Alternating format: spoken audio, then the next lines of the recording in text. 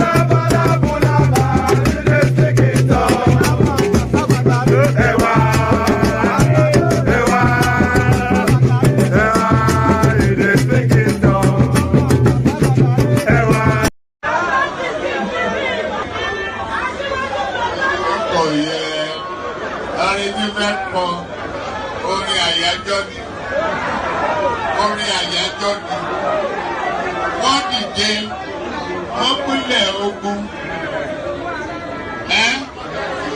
Oyin tí mo rí ká bá mi wá yẹn dà. Ká ní kó bá mi wá.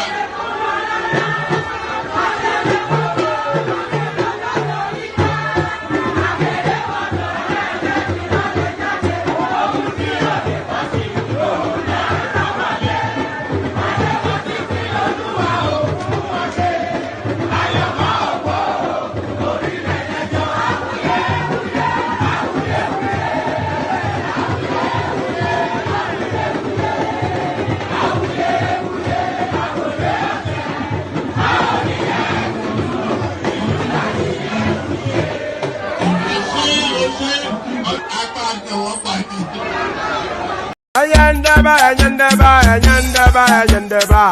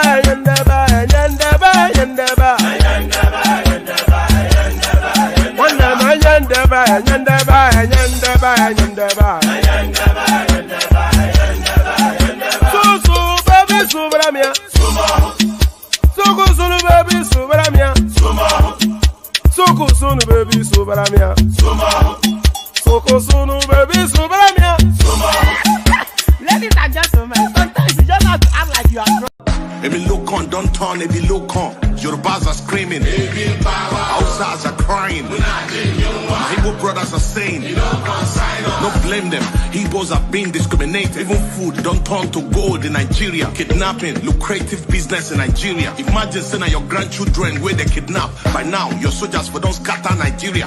How come a man won't get money for ransom when they kidnap him, his wife and his children? After everything, now kill, they go kill them.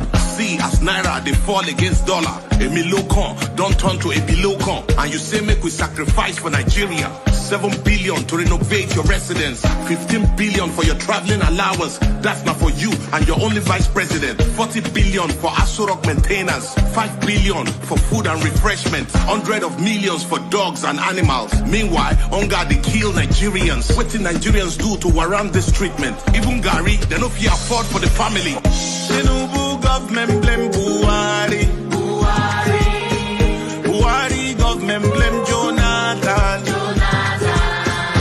Hunger day, people they die. This one don't pass jaga jaga. Oh. Emilokon, OTD Emilokon, Baba Emilokon, Edaku Edi power. Emilokon, OTD Emilokon, Baba Emilokon, Edaku Ojetiwo. Tinubu was APC party leader during Mr. Buhari Jaga Jaga government. Why didn't you help Buhari to solve the problem? Debt under Buhari, 77 trillion. No proof of any positive transformation. Unborn children, I ain't go pay for this evil. You know, say Buhari was incompetent, but you still bring him to destroy Nigeria. Paddy government, now you are the president. Since Buhari don't destroy Nigeria, I hope say you go bring him to judgment. Emefiele printed 23 trillion within 8 years under Buhari government. $6 million for election observers. They say somebody forged Buhari's signature. Now lie, Buhari signed that document, period. Where our refineries, where we promise to fix. I've been at Dangote Refineries, would they depend on how much?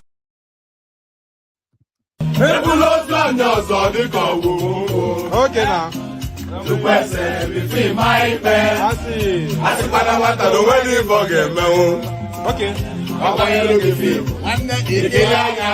Mama musina nwa betogo kwa agana nwa mujelumba owe butike aganilu ne butilo wanne mo ata wanke ya dika baya toma ẹ̀jẹ̀ mi ni ẹ kí n gbọ́ àkọ́bí ewé ayò ewé tún èyẹ ìtún ló ní ọtún ẹ ṣe ìfà ló ní kan fà ẹ mọ́ra àìbínú gbogbo àtàrẹ ogún méjì ọkà bàbà ogún mẹ́ta ọkà wáṣẹ́ orí ló túmọ̀ ẹnu gbogbo ọ̀nà ní túmọ̀ ẹsẹ̀ akọni ìmọ̀ tú ìmọ̀ ọjọ́ ìmọ̀ èmi ni wọn kì í dálẹ̀ bọ́bá lọ mẹ́lẹ́mọ́ wá fi jóye ẹlẹ́mọ́ akọni bọ́bá lọ gbé fèrè wá fi jóye ẹrùkù bọ́wọ́ wọn bá tẹ̀lé wá fi jóye aláre àwọn mẹ́tẹ̀ẹ̀ta parapọ̀ wọ́n wá jọ ń pẹ́ mọ́ ẹ̀ẹ́mọ́ olóko jẹ wọ́n ń pa Akíntọ́lá ọmọ Ògún wọ́n ń pàdé ìyọ̀dà ọmọ àtàràbọ̀bà àkọ́bí wọ́n ń pàdé ṣàtàdàdẹ ọmọ ọba Ìjẹ̀bú Mèrè aṣíwájú odò gbólùkẹrẹ ajagun lólòdì ọ̀run tó bá ṣe pé tìyẹ tó bá ṣe pé tìyẹ lọ bá ń darí jọ wí àgbèrò mi kún gbọ́wọ́ ọ̀bọ tí ṣìgìdì bá gbé àgétì ló máa ń gbé àyàn tí ìlàyàn ewúrẹ́ ọlọ́run dákun má padà lẹ́yìn ẹ kó má gbàgbé ọ̀rọ̀ tẹ́ aṣíwájú ọlọ́run dákun má padà lẹ́yìn ẹ àkọ́bí ọlọ́run dákun má padà lẹ́yìn ẹ ọkọ̀ olúrẹ̀mí ọlọ́run. And there it is right there. So there it is right there. Bonjour, Madame Monsieur. Do you understand? Bonjour, Madame Monsieur. So good day, ladies and gentlemen, multilingual. I used to know that in Spanish. If I recall it, then I'll recite it as well. But good day to you. Good to be in your company, and how are you? So good day to you, good to be in your company, and how are you? Another day, another session. We do as we always do. I did say it's never going to stop. It's a relentless grind. It's never going to stop. But so good day to you, good to be in your company, how are you? The first protocols, click on the like button just as soon as you come in. So let's say the like numbers going up. So click on the like button immediately and right now. So click on the like button, and if you're not already subscribed, correct that as well. We seem to be flatlining somewhat, and you never want to flatline, do you? So click on like, click on subscribe, and then if you want to come and be part of the conversation, the hyperlink that says StreamYard, that's your ticket to ride. So if you want to board the Juggernaut train, that is the one man went to more experience, click on that hyperlink that says StreamYard. Up, it pops you into a studio space. As soon as I finish delivering the body of the talking points, let you onto the screen, invite your thoughts. Nothing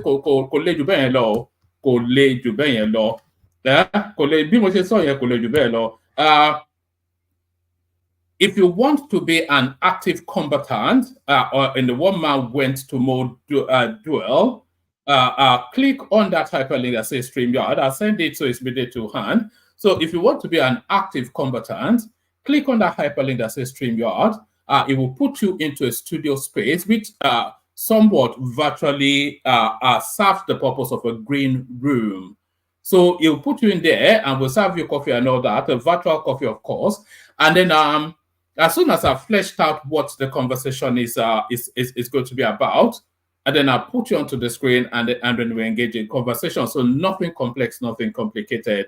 So click on the hyperlink that says StreamYard. And of course, the $ at the bottom of the stream. The anticipation 5 super chats or more in the course of every session. Ayo sets us on our way. One Nigeria is in step with him. So 3 more or along those lines. Yes, different names though, not the same names doing it 5 times. Even though but no, different names. So just so that you know, so Ayo doesn't feel alone in that super chat space. So yes, click on like, click on subscribe, click on the hyperlink that says StreamYard, click on the $ super chat to the stream. So do all those nice, cozy, warm stuff. It's a bit like a hot cup of chocolate on a cold winter night. So That's the experience, the one man words to more experience. Hot. You know, I know some of you must wonder how I come up with some of these ridiculous things I do say. Maybe because I'm a ridiculous man, but there it is. There's not much. There's not been much in the news cycle over the last few months. So because of course the government has settled into governance, the opposition are playing their role as expected. So nothing really spikes up. There's no real big ticket incident. So it's just really talking around what's available. And then of course the festive season as well. Everybody away, salary and all that. But still we've been able to put things together. And we'll kick it off with this one. So we kick it off with this one. Dangote Refinery achieves double Nigeria's 11-year power output. So there it is right there.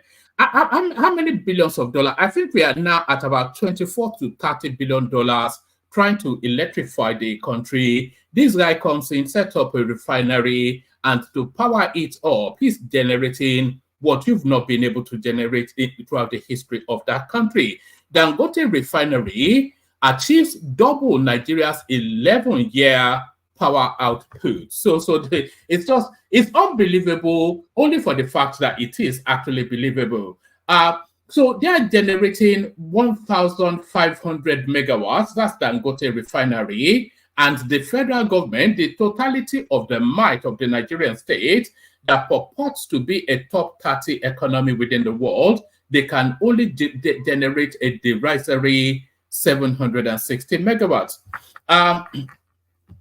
Nigeria took 11 years to add just 760 megawatts of power to the national grid, while the Dangote Refinery doubled that output, generating 1,500 megawatts in a short time.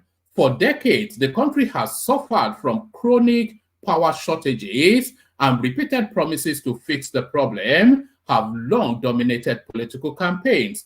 Data received from the Nigeria Electricity System Operators showed that, let's do that entirely all over again.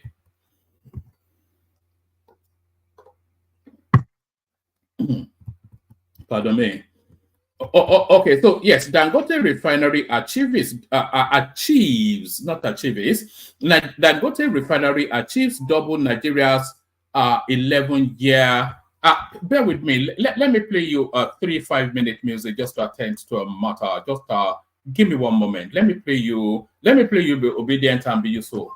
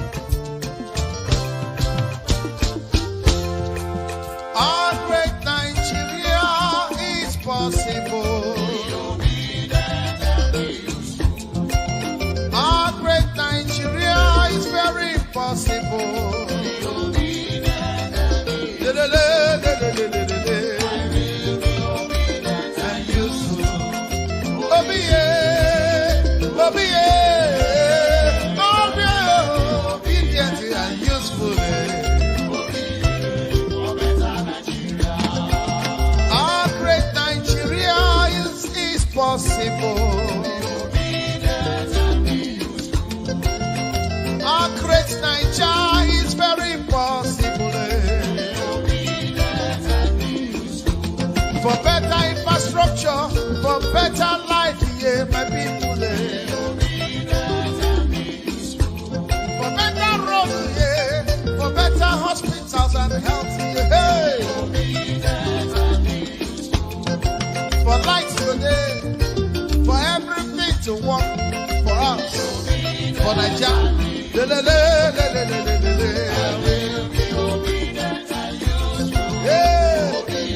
No more hunger.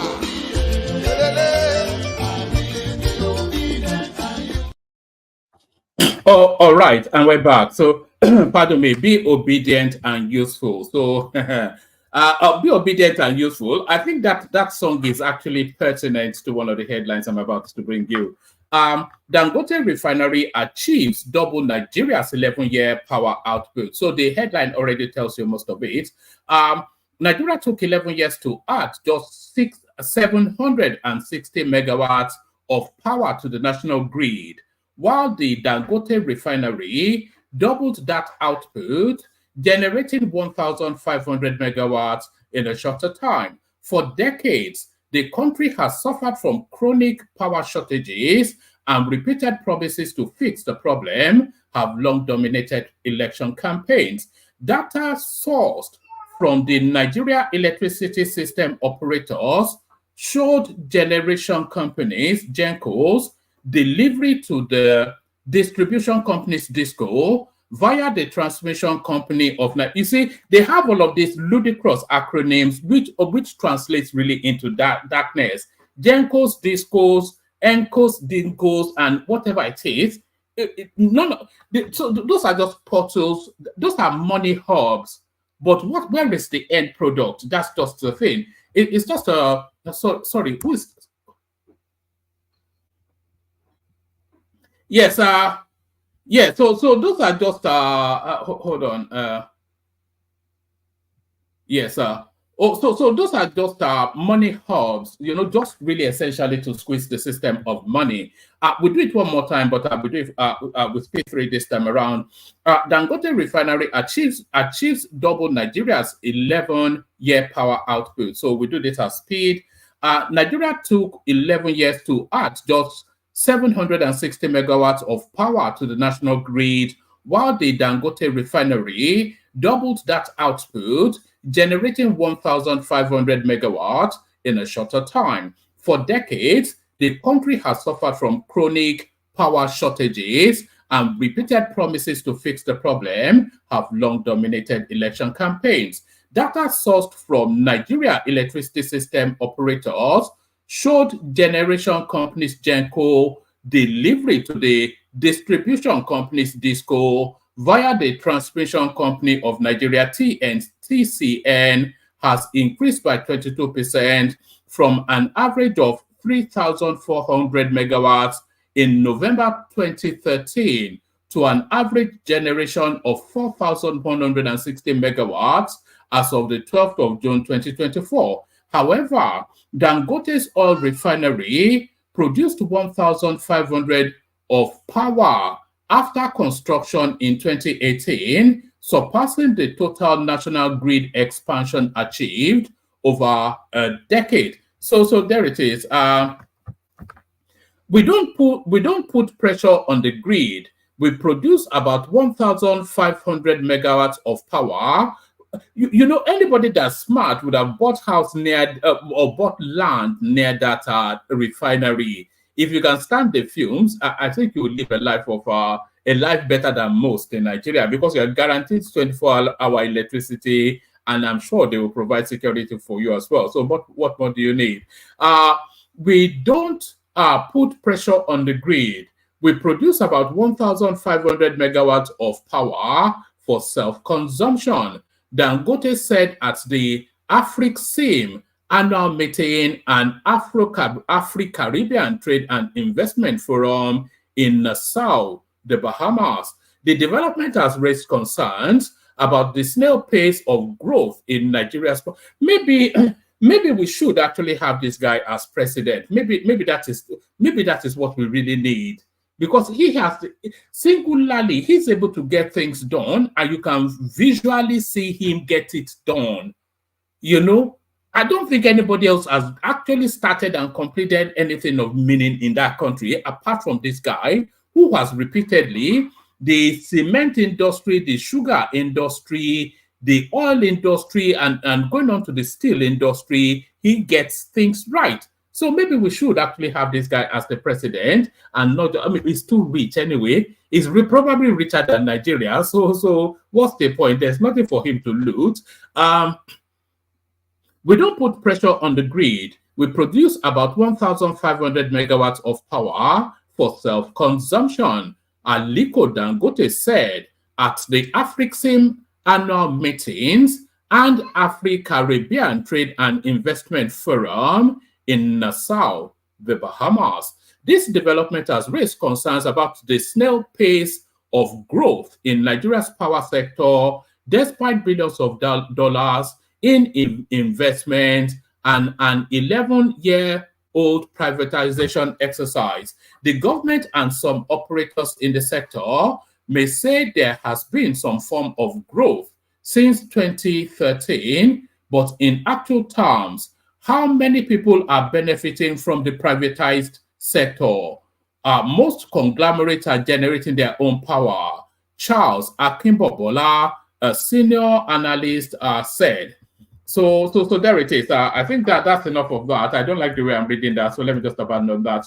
But there it is. That the nub of it, Dangote generating twice as much electricity as the national grid. So it's shocking but not surprising. Probably the verdict there is shocking, but not surprising. So that's just the narrative of Nigeria right there. So that's the narrative of Nigeria right there. Let me send the hyperlink to the room in case somebody wants to hop on. We do need the room populated. So if anybody wants to hop on, hop on.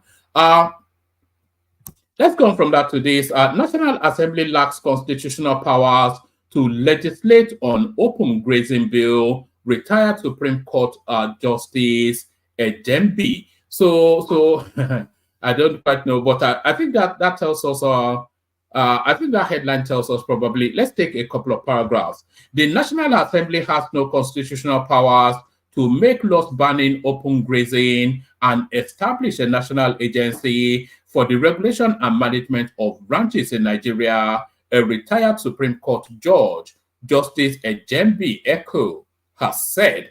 The retired judge disclosed this in a chat with Law and Society magazine on the current bill at the National Assembly seeking to ban open grazing across the country. According to him, the bill falls outside of the purview of the National Assembly. Correspondence report, let's go. So I'm just skimming through because they're explaining about the bill. So let's skim through to what the judge actually said. However, the retired Supreme Court judge explained that the subject matter in question was outside the legislative jurisdiction of the National Assembly, as it is neither on the exclusive legislative list nor on the concurrent list. So I'm not quite sure that the National Assembly is restricted to what is on the. I'm not quite sure that there's a no-go area for the National Assembly. I'm not aware of that. It's the judge, of course, but I'm not aware that there's a no-go area for the National Assembly. According to him, the bill falls outside the purview of the National Assembly. Okay, so wait, it says, yes, however, the Supreme Court judge explained that the subject matter in question was outside the legislative jurisdiction of the National Assembly, as it is neither on the exclusive legislative list nor on the concurrent legislative list. He said, you can find neither agriculture nor animal husbandry or ranching in either the exclusive legislative list or the concurrent legislative list. Item 29 of the ELL is only about fishing and fisheries in littoral waters, international coastal waters, other than inland waters, rivers, etc., etc. So it goes on to then read a whole raft of items of legislation, which I'm not going to. So I'll skim through to this paragraph. Neither animal husbandry nor ranking of animals is a substantive or within either the. So essentially, it's telling us I'm not going to get lost in the fog of the legalese. So I'm not going to get lost in the fog or lose you in the fog of the legalese. But what it's saying essentially is that the banning open grazing falls outside of the purview of the parliament, which I would dare say him being a judge may not be. It sounds like a nonsense. So yes, Minimum wage, Senate speaks on Tinubu's new offer, tells TLC, TUC what to do. So yes, I'm not sure that there will be further movement from that 62,000. So take it or leave it, so take it or lump it, whatever. The Nigerian Senate has sent, anyway, let me just leave it at that head. I think this might well prove to be the Nigerian Senate has sent a message to the organized labor as President Bola Tinubu is advocating for a minimum wage of 62,000 despite facing resistance from the labor sector. So there it is. That's all we can offer, essentially what they're telling them there. So now, this is the topic of the moment, of course. Remember, just a couple of sessions ago, we brought you images of Obasanjo wearing the Tinubu cap, and a lot of people huffed and puffed and said that was not. And by the way, there's no one in the studio. If people want the session, then you have to click on the hyperlink. We may just read out what's it at, and then we knock it on the head. So it is a participatory sport, as I said. All right, it's all right. Let me just go on with it. So this is actually this should actually have been the headline. It is a military strategy. Reno Omokri reacts as Obasanjo visits Oluremi Tinubu. Maybe they will tell us this is a deep fake too, and whatever it is. Remember how they were trying to say that the image of Obasanjo wearing the Tinubu hat was somewhat of a deep fake. Former presidential aide Reno Omokri. Let me leave it there. I'll read it from a different space. I can't get my tongue together today. Let me try from this space. It says Salah, First Lady Oluremi Tinubu host former President Olusegun Obasanjo. So yes, former President Olusegun Obasanjo paid a visit to the First Lady Oluremi Tinubu June 17 to celebrate the Salah holiday. The special assistant to the First Lady on media and publicity. So who actually pays for that? Because of course, there is no official office for the First Lady. The special assistant to the First Lady on media and publicity, Bosola Kukoyi, shared the photo on social media with the caption, former President of the Federal Republic of Nigeria, Chief Olusegun Obasanjo, and the First Lady of the Federal Republic of Nigeria, Senator Oluremi Tinubu, after receiving the former president who came felicitate. You know this word felicitate? I've only ever seen it used by Nigerians. I've never, I live in England. I don't see people use this word outside of Nigeria, felicitate. I don't know, man. There are certain words peculiar to Nigerians. When I remember now, I'll keep telling you that that's a Nigerian word. Former President of the Federal Republic of Nigeria, Chief Olusegun Obasanjo, and the First Lady of the Federal Republic of Nigeria, Senator Oluremi Tinubu, after receiving the former president who came felicitating on Salah celebration on Monday the 17th. So there it is right there. So the cycle completes. It was captured better in some space. If I can see, let me see. I actually sent it to someone. So it was captured better in some space. Let me see. It was captured better on some Twitter handle that if we still have to explain what happened in 2020, if we still have to explain what happened in 2023 to you, then you should not be in politics. So somebody said that on, but let's move on. Let's move on. Actually, let's not move on. Let's take this particular story from Reno angle. It's always a different inflection, isn't it, when Reno Omokri puts his own particular yarn on a news cycle. It is a military strategy. Reno Omokri reacts as Obasanjo visits Oluremi. So you don't even have to be a master strategian or a master strategist, to to know that there was a lot of orchestration. Even Pa Adebanjo is a suspect. It might well have been. You know, there was a three-dimensional chess election, that February 2023 election. It was a three-dimensional chess election, and Peter Obi was no more than a pawn in a game that is bigger than him. That's just it.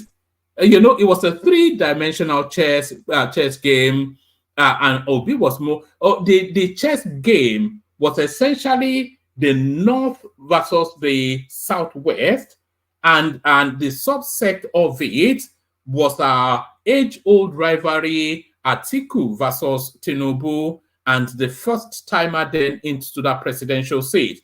Because it always going to be either of them, and they've been rival. Atiku has been contesting this thing pretty much since 1999, and Tinubu has been ambitioning towards this thing since 1999. And they both knew that they were in some mental game of attrition to try and outwit each other so where their politics align, they ally, but they have always been rivals in politics. So that 2023 was essentially the final duke it out. I don't know if you used to watch those old Western movies. There's always a final shootout at the OK Corral. So it was that final shootout, the first to the draw sort of a thing. And Tinubu, of course, outwitted him. It was a three-dimensional chess game election. And Obi was no more than a pawn in a game that was bigger than him. Obi no more than a pawn in a game that was bigger than him. It is a military strategy. Reno Omokri reacts as Obasanjo visits Oluremi. Before we get into, there was a time in the build-up to that election, even though Obasanjo had declared and was fervently pushing the Obi agenda, there was a crucial closed-door meeting between Obasanjo and Tinubu at the Otta farm. So Tinubu arrived with his team, and Obasanjo, of course, was already ready to host him with his acolytes. So they did all of the political. I think Fayemi was there. I'm not sure. I think Fashola was there. All the big heavyweight. I'm not sure. Yes, big heavyweight names. I know that Ganduje was there. So big heavyweight names. They all went to Otta. And of course, there's always been, it's always been an atrocious sort of a relationship between Tinubu and Obasanjo all the way through, because Tinubu doesn't especially rate Obasanjo, and Obasanjo just sees him as just a petty thief. So there's always been that that frisson between the two of them. But about 3-5 weeks to the elections, Tinubu arrives at the Otta farm with his team, with the retinue as I described, and they gathered in the visitors, whatever it is, and did all the pleasantries. And then in the course of just, talking political mundane language without saying anything, Obasanjo suddenly got up, took Tinubu by the arm, and took him into his room. And they were in that room for an hour solid, and then they came out, and then the usual political ding dong ding, Baba, we've come for your support, but what happened in that meeting is essentially what we are seeing playing out now. It is a military strategy. Reno Omokri reacts as Obasanjo visits Oluremi Tinubu. Former presidential aide Reno Omokri said it is obvious that Labour Party presidential candidate Peter Obi was used during the 2023 general election. So Obi was used because because there was so much that they could have used just to finish his narrative of giving his antecedents as a governor and all of the hustling that he was hustling, Abacha through Abacha, the good of Jonathan. There's just so much filth in his backdrop that they could have destroyed him. But they would not destroy him, because if they destroyed him, they lose the election. So that's just it. It's a game bigger than him, of course. Yes, as I said, former presidential aide Reno Omokri said it is obvious that Labour Party presidential candidate Peter Obi was used during the 2023 general election. Omokri stated after former President Olusegun Obasanjo paid a visit to the First Lady Senator Oluremi Tinubu on Salah celebration. He said Obasanjo announced his support for President Bola Tinubu first by wearing a cap with Tinubu's logo. He stated this via his Instagram handle. So this is what he has to say. Omokri said Obasanjo supporting Obi was a strategy to divide the votes of the People's Democratic Party PDP because he did not like Atiku Abubakar. President Obasanjo does not like our candidate, but he is a strategist. He knew that if he came out openly against our candidate in the People's Democratic Party, it would win him sympathy votes during both the primaries and the general election. So what did they do? He supported Peter Obi, knowing Obi stood no chance. His only purpose was to divide the PDP votes and ensure that the person he was against did not win. So I think he actually said this yesterday. So I'm not quite sure that I think we've had a flavor of this. It is a military strategy called divide and conquer. If not for Peter Obi, Waziri Atiku Abubakar would have won. I think we all know that. So there it is right there. If the penny still has not dropped for people who the penny should drop for, then that penny will never drop. So if the penny still has not dropped for people who the penny should drop for, then that penny will never drop. So I'm talking slowly because I want to show you something, and I'm waiting for it to load up. Yes, hold on. Yes, it's still the same storyline, but I thought it was captured succinctly in one particular space. I'm not quite sure. Yeah, no, let's leave that. Let's leave that. So let's go on from there. So that's Tinubu, that's Obasanjo then showing his hand that it wasn't so much Yoruba parapol, but really anti-Atiku. That it was more an anti-Atiku move than anything else. So yes, a lot of let's see, what else do we have? Oh, all right, let me bring you this one. Let me bring you this one. Hold on. Oh, so this is Edo politics. So this is the goings on in Edo State. All right. So this is the goings on in Edo State. Video: Philip Shaibu donates campaign vehicles to APC governorship candidates in Edo State, popularly known as the Homeboy. It's almost beyond question that APC is going to take that Edo State. In fact, it's a certainty that they will, because PDP doesn't really have any solid candidates. The Labour Party candidate Olumide Apata has been publicly disowned by the Oba of Benin, which ends its political journey. And now, even the vice governor, the deputy governor in that state, the deputy governor of sitting, is being impeached now, of course, but then their administration is over anyway. The deputy governor of the incumbent government, he is donating his campaign structures to the lead opposition party. So let's watch this. Let's watch this. And where did they get all the money to have all this? Is the wider question. But no, let's watch this. No. I said you will not do it.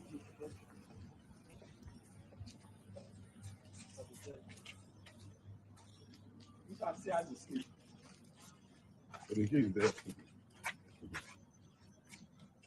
This is massive.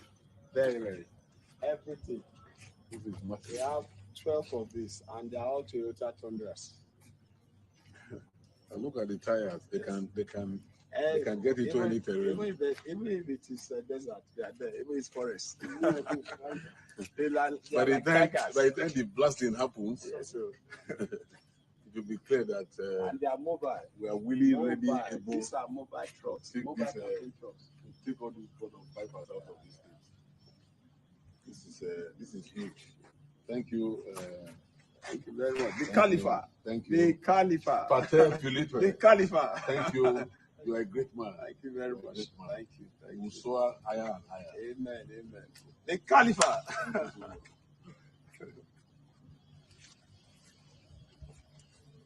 And there it is right there. So that's what politics looks like, Nigerian style. Where did he get the money? Those are brand new. At about, what? Shall we say $60,000 or $70,000 a pop? I count 10. So that's close to $1 million in vehicle that is donating to a rival political party. But where did he get the money from is the question. But then, of course, we all know where he got the money from. So let me flip through a series of video clips and then we kick it off. So let me just flip through some clips that I had lined up and then we kick it off. So this, the first clip then speaks to that storyline of, was it Uju Kennedy that was asking the IJP to stop young girls being married off in whichever state in the north, and they used religion to force her down. So that story carries on with this clip. Reactions have continued to trail the marriage sponsorship of 100 orphans as the Imams Forum and heads of other Islamic organizations in Niger State have given an ultimatum of 7 days to the Minister of Women Affairs, Uju Kennedy, to withdraw statements and threats issued against the Speaker, Niger State House of Assembly, Abdul Malik Sarukindaji, and the entire Muslim community of his legal action. The Secretary of the Imams Forum, Umar Farouk. Actually, I think that story is a bit passé because she's since withdrawn. I think that place has settled down. So whoever sent this in, I think events have superseded this clip. So events superseded this clip, but certainly not this one. People are saying, hey, it's time for us to have, online voting, electronic voting and all that. And then the question will be, are we ready? I mean, looking at the dynamics of electronic voting, are we ready as a people? Because do not forget, the whole concept here is digital democracy. We're heading towards transparency. And the question is, are we ready? Oh, certainly. The problem is that I think the problem goes back to the politicians are not ready for such because they want to rig the election. Otherwise, what does it take? It doesn't take. The money that is being stolen is enough. But politicians do not want one man, one vote. They want a system where if you go to a particular state, 3 or 5 persons will come and vote for others. And there will be rigging, massive rigging. When you get into digital democracy and digital voting system, such is reduced. The diasporans will have opportunity to vote. Every Nigerian, wherever you are, you will now have opportunity to vote. But the problem is, it is still the problem between the masses. You know, sometimes we try to create unnecessary dichotomy between the north and the south, or between the east and the west. It is not. The problem is between those people that are plaguing the system, those people that are stealing from the common masses. This is against the poor. Today, what do you have in the market? What? All right. The never-ending saga that is the narrative of electronic voting, something that will be discussed till eternity, but never come to fruition. So that's what that was all about. So this one. No, I said you will not do it.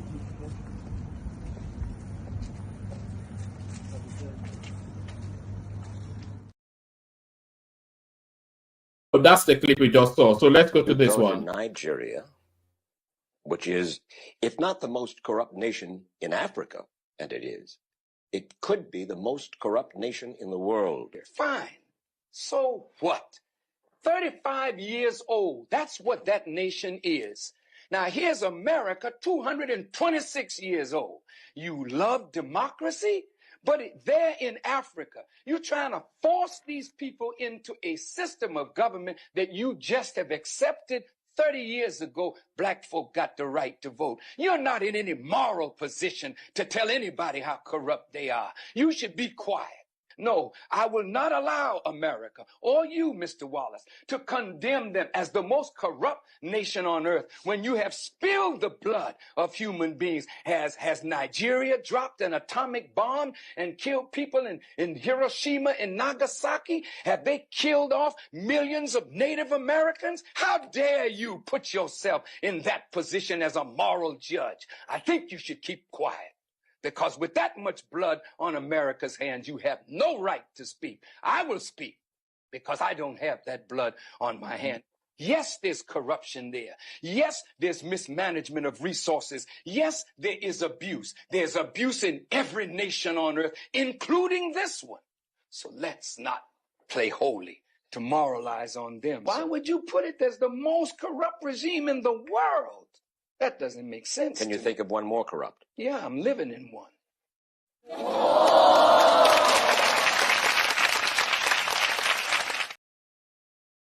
Outside of that Kumbaya response that 20% was weed, but not fully. Statistically, I don't think Nigeria can be the most corrupt country in the world because corruption is pervasive in the United States. They just call it under different names. They call it gratuity, they call it lobbying, they call it all of these fanciful names, but it's still the same thing. A job for the boys, padded contracts, all of those nonsense, every country in the world. The only difference is that these Western economies are large enough to insulate their corruption, but Nigeria's economy is not big enough to insulate its corruption. So we're not the most corrupt, but we're just not the most able to afford the level of corruption that we have, if that makes sense. This last clip, and then we kick it on. Yes, so my people are boss out too. See, I know they like talk too much. During the obedience movement, I was part of the team online that talks good of Peter Obi. Yes, we carry obedient movement put for head. But you see this at those state election, we know they carry obedient movement put for head. You know why? During the time when we fight for obedient movement, all of us they obedient. We they talk online. We they make sure say people see the work. How Peter Obi carry Nigeria to the next level. And those state currently, the candidate of the Labour Party was not in the party. He don't join Labour Party. He comes around July to Labour Party because he knows say he won't run for governorship election. Yes, I can only choose you as a candidate if you follow us fight the fight when we fight. If the time reach, you become our candidate. You cannot just run from one place to another. You just run come because then you won't shade under the umbrella of obedience for us to cover you. Oga, then go beat you.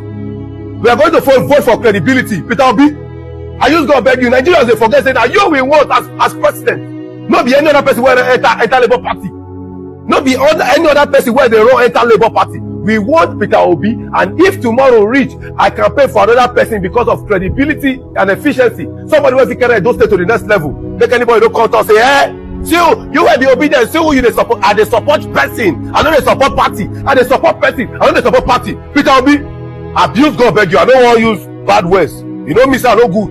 I use God beg you. This guy was not part of the obedient movement, and he can never be part of the obedient movement.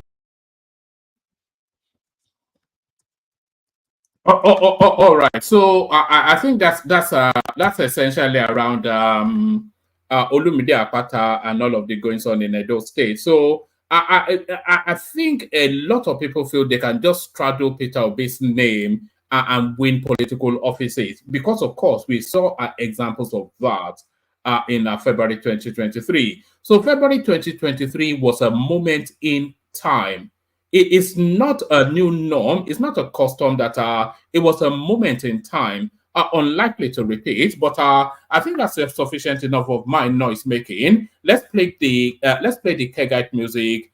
Kick the session on, or kick it off rather, not kick it on. First, the Kegites. Only water, where they see my water. Oh yes, water. Only water, where they see my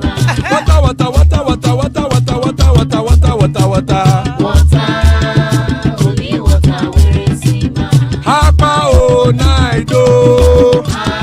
Hapa oh night oh. Hapa you don't come oh.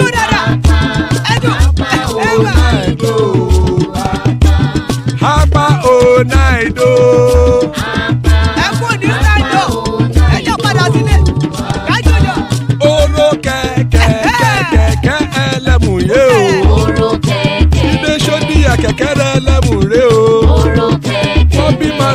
kẹ̀kẹ́rẹ́ lẹ́mùrẹ́ o.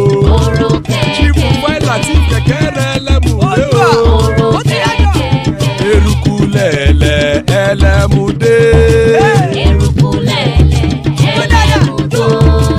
Eruku lẹ̀lẹ̀ ẹgbẹ́ ẹlẹ́mùdóde ojàre o.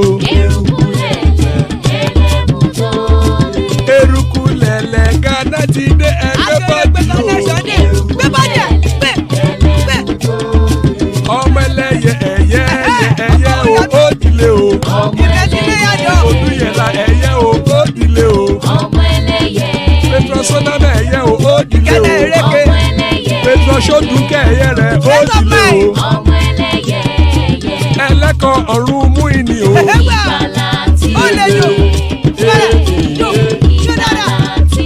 Àkùkọ ọ̀run mẹ́kọ̀.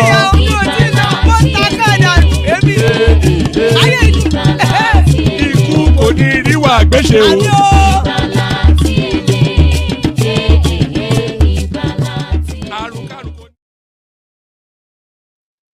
And there it is right there. May death have nothing to do with us. So amen to that on behalf of myself and you, my friends. So joining us, some of our friends, the Scarlet Pimpernel of the obedient narrative. Kulata right there. Good to see you, Kay.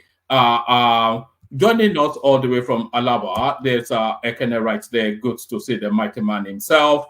Gobble the Gook and Bruhaha, otherwise known as Two Niger. So there's Two Nigeria right there. Good to see you, my guy. Efosa joins us. Good to see you. Efosa Pansat joins us. Always a delight when he's here.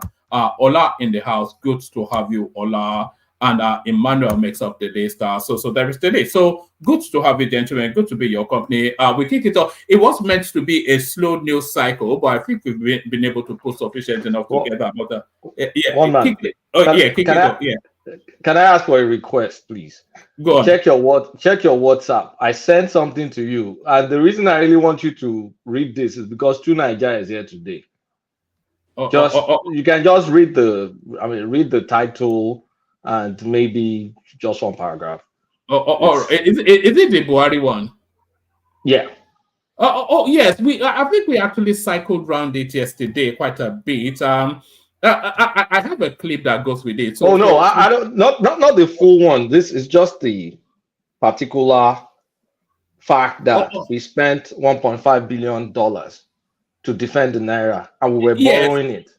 This was in response to an op-ed by the New York Times, who came out yesterday somewhat critical of the Tinubu administration, and I think this was Bayo Ononuga now responding to that space. Let me just just the headline is enough. If everybody sees the headline, or you can read it. I want you to sink in. You want me to respond to that? I don't want you to respond. Hold on. I'll read the headline, but before I read the headline, I want to play a little 10-second clip. So listen to this, and so this will help you make sense of the headline. But you have to listen in Hausa English, because this is coming from the north. But listen to this, and then I'll read the headline. That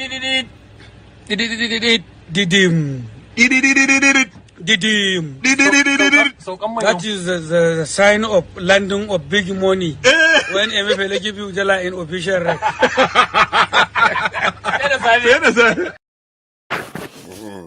So that's the sound of the landing of big money when Emefiele gives you Naira at the official rate. Buhari spent $1.5 billion monthly to defend Naira, borrowed massively to cover costs. This is the president. It's not even anything. That's not even news, isn't it? And it's not even Buhari. It was from Babangida up till the last year. That was the story. Yes, I'm not going to focus on that. We borrowed till we had no more money again. That's why we ended up borrowing. Stop. That we had to borrow up to $70 billion on that. Can you just stop to defend dollar? So let me go to the topic. You don't want to puncture your argument at all. There's no argument, is it? You see the story. Golota, you are not the first person to talk now. Allow one man to point the people that will talk. He just started talking like that. So the one man knows the I can't even have 30 seconds to respond to what he has said. No, because one man, please call the next person. I beg. Kolata should be the last. No, I was actually going to call Kulata first. So I did actually call him already, but give a micro response to the head. I know you are probably going to hold us hostage to that space tonight. No, me, I know. I'm not dealing with this. This is just a fact, and I want to move on to another topic. Of course, it's a fact. Isn't that what I said? Maybe if you were listening to me, you would have understood. Nobody remembers what you said. Hold on.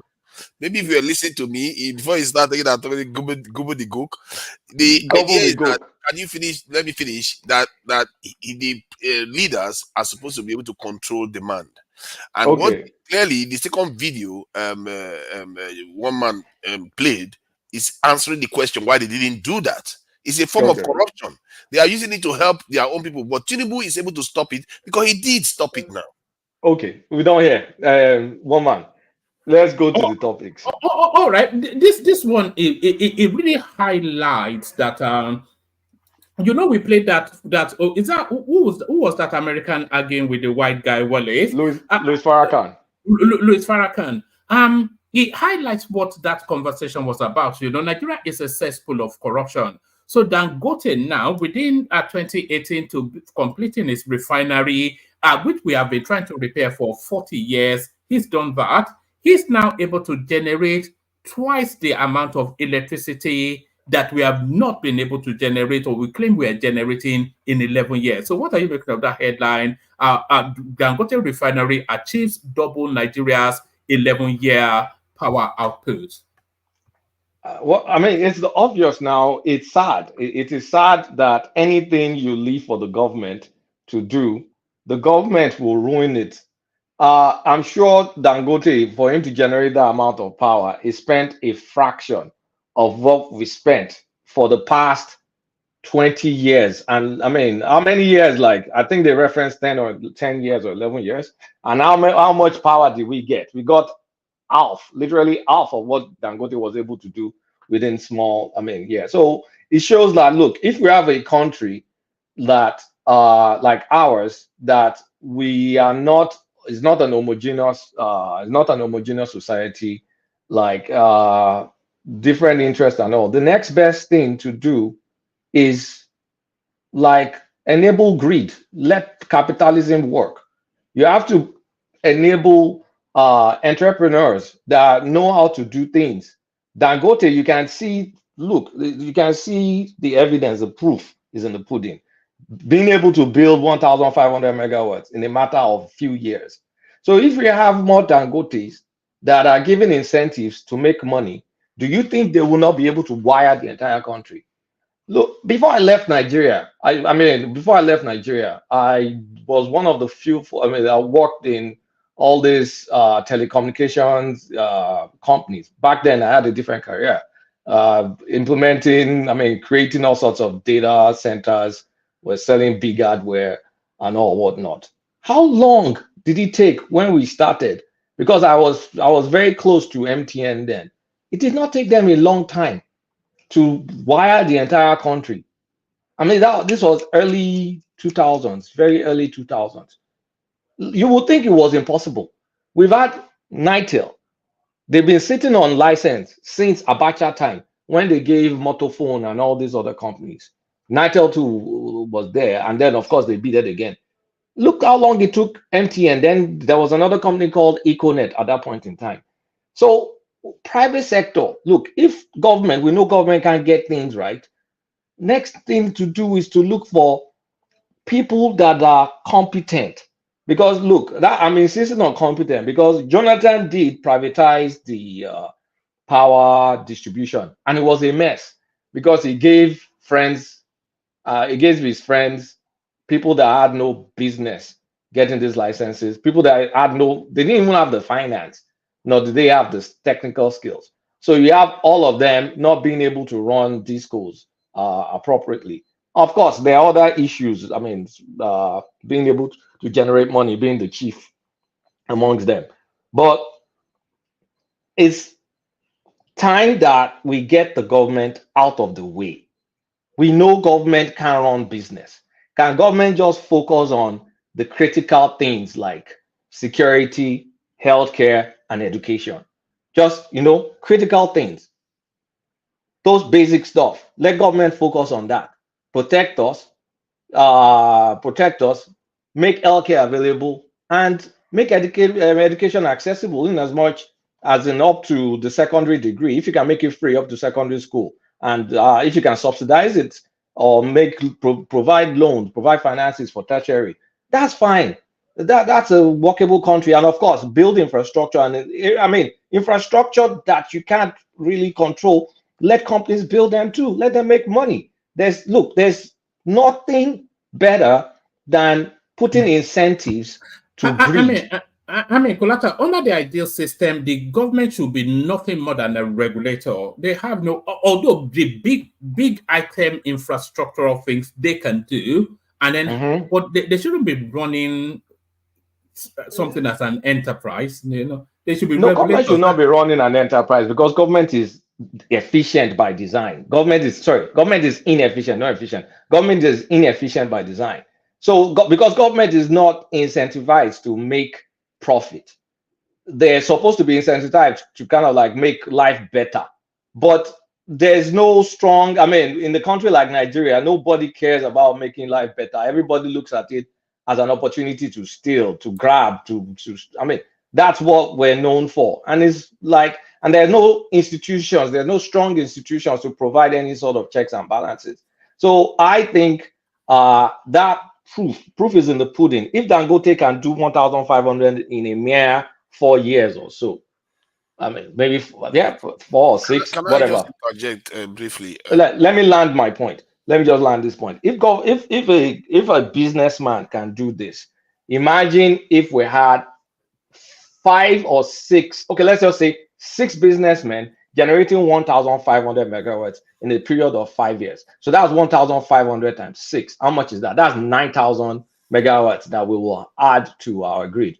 Go ahead, Tunaja. Yeah, the argument you made about private enterprises, you know, doing stuff, incentivizing them based on grid, I think there is merit to it. The gap I see there is that the reason why that is even needed is because the center is already corrupt. Because most democratic systems tend to be weighted that way, where if you leave them to manage anything, they tend to ruin it.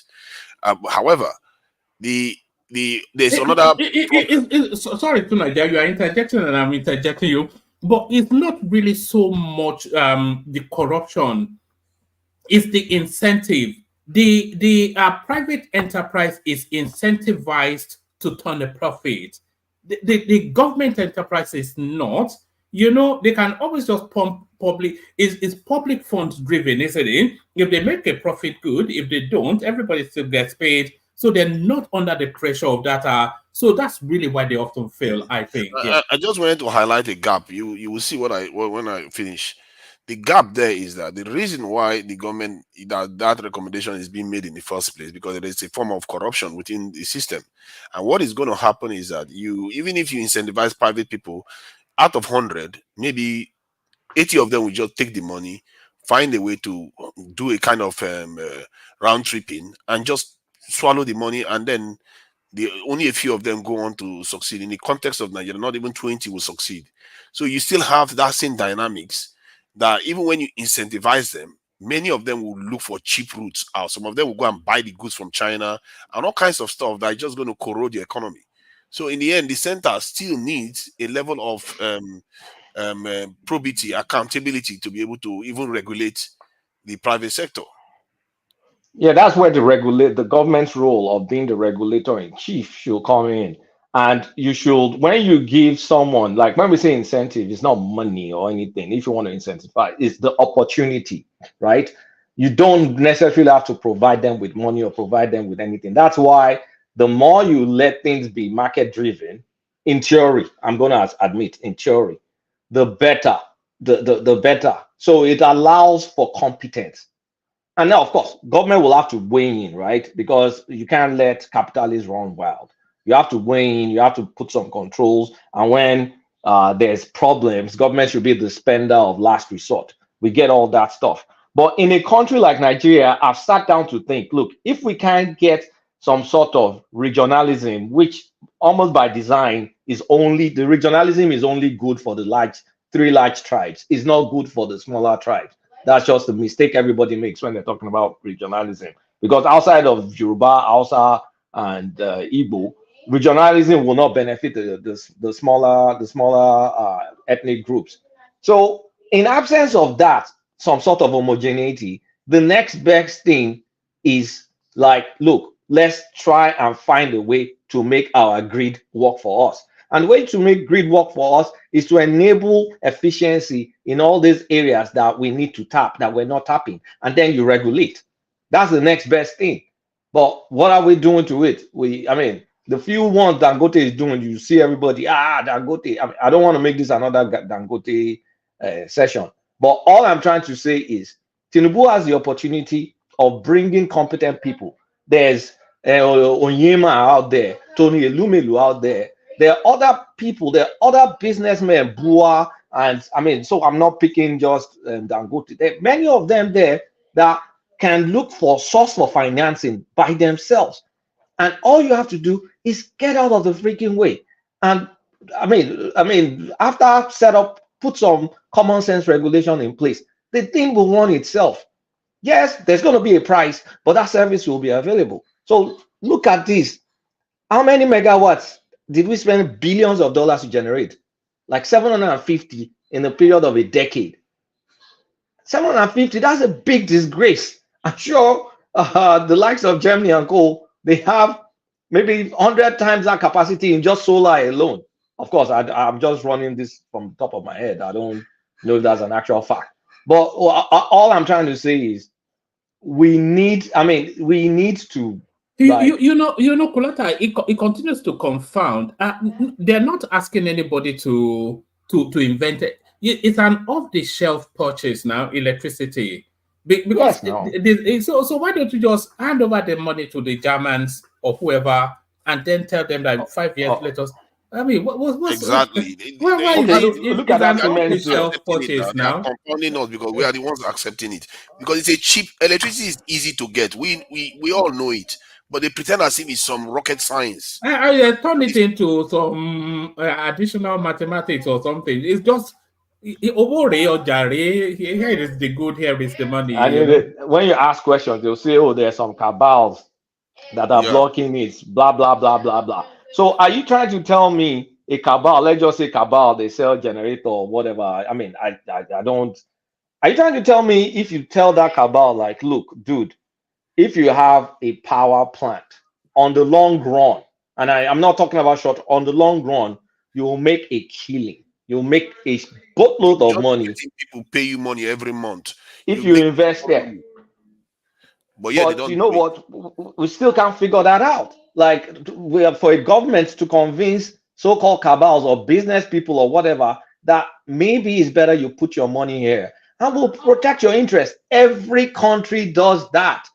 Every country, any company that's of strategic interest, there is sabotage in the system. There is sabotage. It's not just greed that is causing it. There is sabotage there. No, I think it's a short-term thing. Nobody wants the risk. People don't have appetite for risk, so they would rather do like importation of generators or importation of diesel. What's the risk that's there? You make your returns, but it doesn't mean you make more money than someone that established a power plant. But now, for you to establish a power plant, you can go and send villagers to come and be going to your land and be disturbing you. You can go and bring people that are going to vandalize. The risk is there. It's higher risk. Security again. All right. Let me move you on to another topic, Kulata, and then from this next topic, we'll kick off 5 minutes. Good to see you, Prince. Yeah, hello. Yeah, before you move on to the next one, I was gonna say, there's a lot of assumption here that the people with money or influence in Nigeria want the system to work. Nigeria thrives on inefficiency, right? That's the whole model. The more cumbersome, the more inefficient the system is, the better for the people that are going to make the money or line up their pocket. Okay, Kalasa, the Nigerian business people don't think the way Western the Western business people think. They don't think about bringing solutions to the problem of the people. They don't think that way. They don't The think notion that that they way. have money. The notion that they have money. So what? Let me invest my money here because the return is lucrative. No, they don't care about that. They don't care about. They don't have that mentality at all.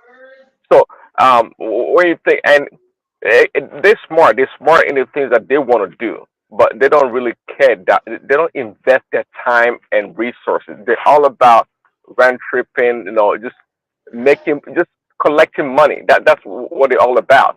So so like Dangote comes about, it's a big plus. At least it's doing something. I don't think we've seen the likes of Dangote in Nigeria before. Having to invest over $20 billion in a refinery, and that's real. But most of these guys, they don't have that way of thinking, nor do they care to do so. They don't.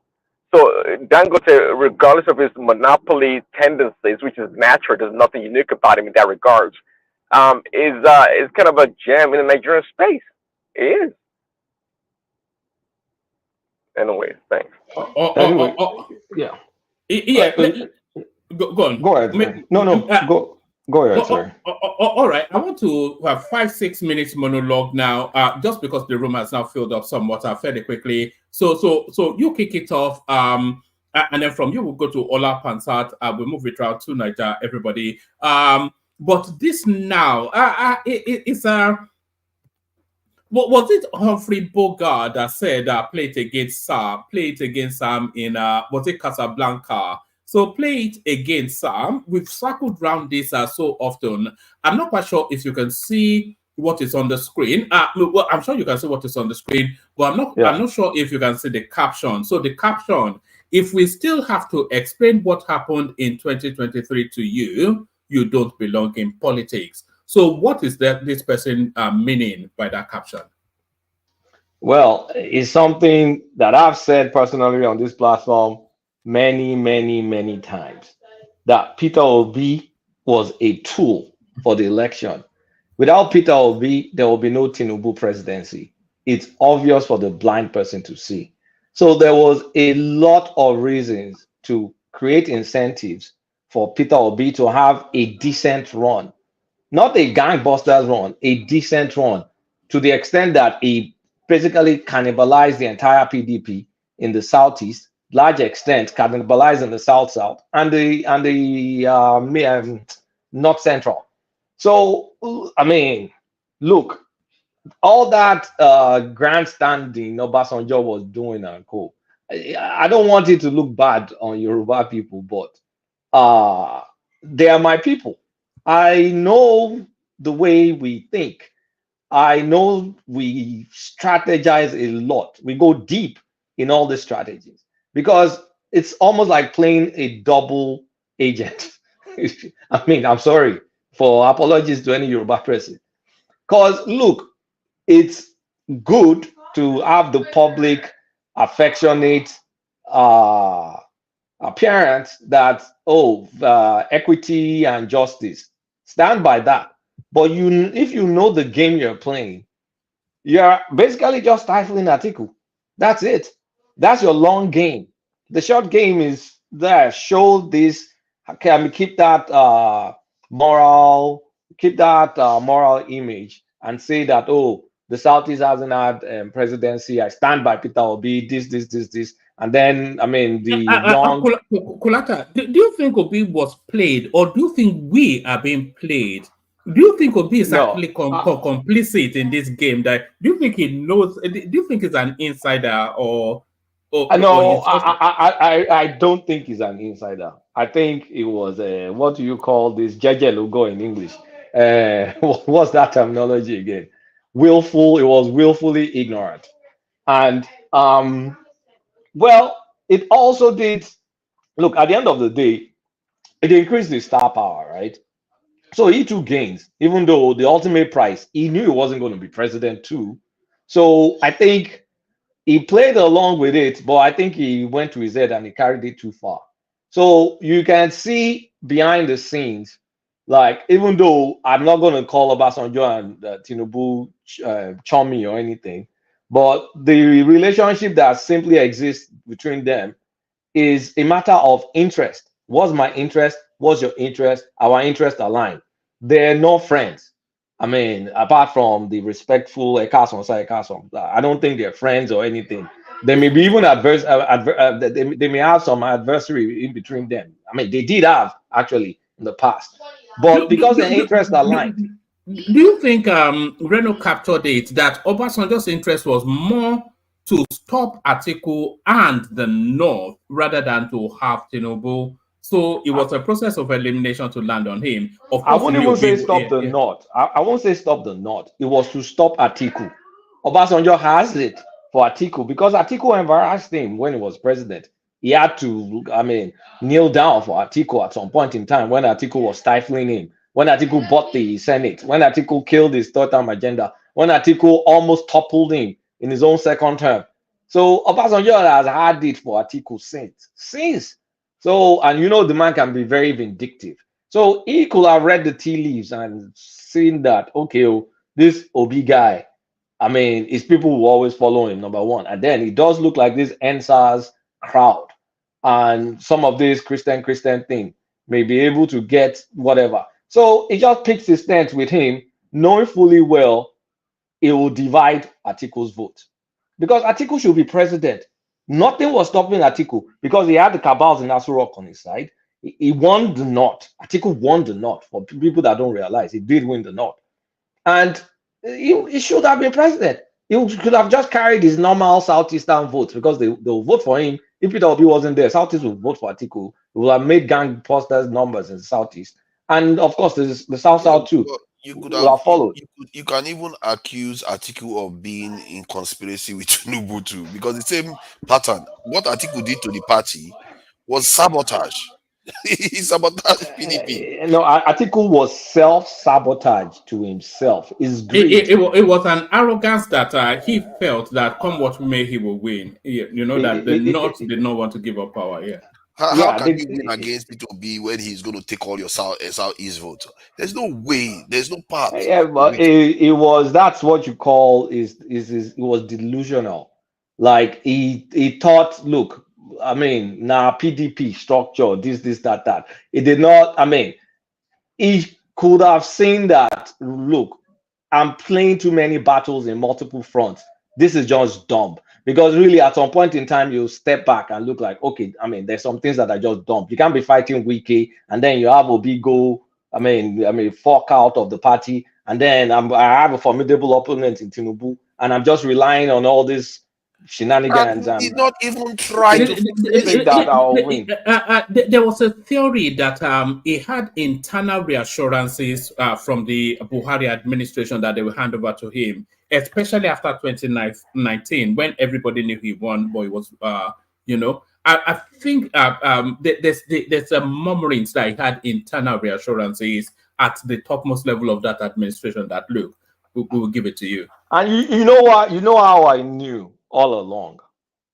Nobody in APC gave Obi any sort of attention. They didn't try to attack him. Did you see anybody go back to his record of working for Abacha, or his record of taking 250 million cash, or his record of basically just taking over everything in Anambra and not going through legislative processes, kind of like being a one-man show with a track record in the court of all those things in there? Did anybody talk about like him taking state money, putting it in his bank, or using state money, using his daughter's name and also his wife on the board of Euro Beer that went to South Africa? Excuse me. But those were not played aggressively. That's exactly what I'm saying. Yes, they were not played aggressively. They didn't use all that. It's us here that were talking about it. They purposely ignored it, so they don't kind of like get his. They don't want to depress his numbers. So that's why they played that game. At first, they were dismissing him. Let's not spin him. They were not dismissing him. To Niger. The whole strategy of the APC in 2023 was for Peter Obi to do well. it was so important that Peter Obi does well in that election, or otherwise they would lose. And the next shoe, in the hand of PDP. PDP is the one that sabotaged themselves. The next shoe that I'm expecting to drop is if I find out that one way or the other there was some financial resources that was unleashed to help Obi, knowingly or unknowingly, most likely unknowingly, to be in a pole position in the southeast and most part of the south. I will not, if that comes out, honestly speaking, I will not be shocked. Because you can't be shocked now because as rich as Obi is, he couldn't fund that election. He had no sugar daddy that we know of, and I don't think the $5 GoFundMe from I don't think that amounts. So somebody paid for him now. Somebody paid for. I mean, all that Abacha money and ketchup money and Abraham money doesn't really amount to Nigerian election money. We all know that. I mean, even international report shows that you have to spend how many $1 billion to run an effective Nigerian election? $2 billion. $2 billion. That was the Financial Times, yeah. Yeah, from the Financial Times, you need like $2 billion. I mean, he doesn't have $2 billion to spend on an election. I doubt his entire net worth is even $2 billion. Your whole analysis rests on the terms that PDP was mismanaged. If PDP meant to win, if they really wanted to win, they would have kept P2B under the tent, kept Wiki, all of them. But instead, they just sabotaged the entire party. That had nothing to do with APC. No, that you're talking about the folly of a man, the folly of Atiku, right? Atiku was PDP, PDP was Atiku. He basically hijacked it, and the people that were not in line with him were people fighting against him. And he thought, even with that, in spite of all that stuff, he was still going to prevail. So Atiku was dumb.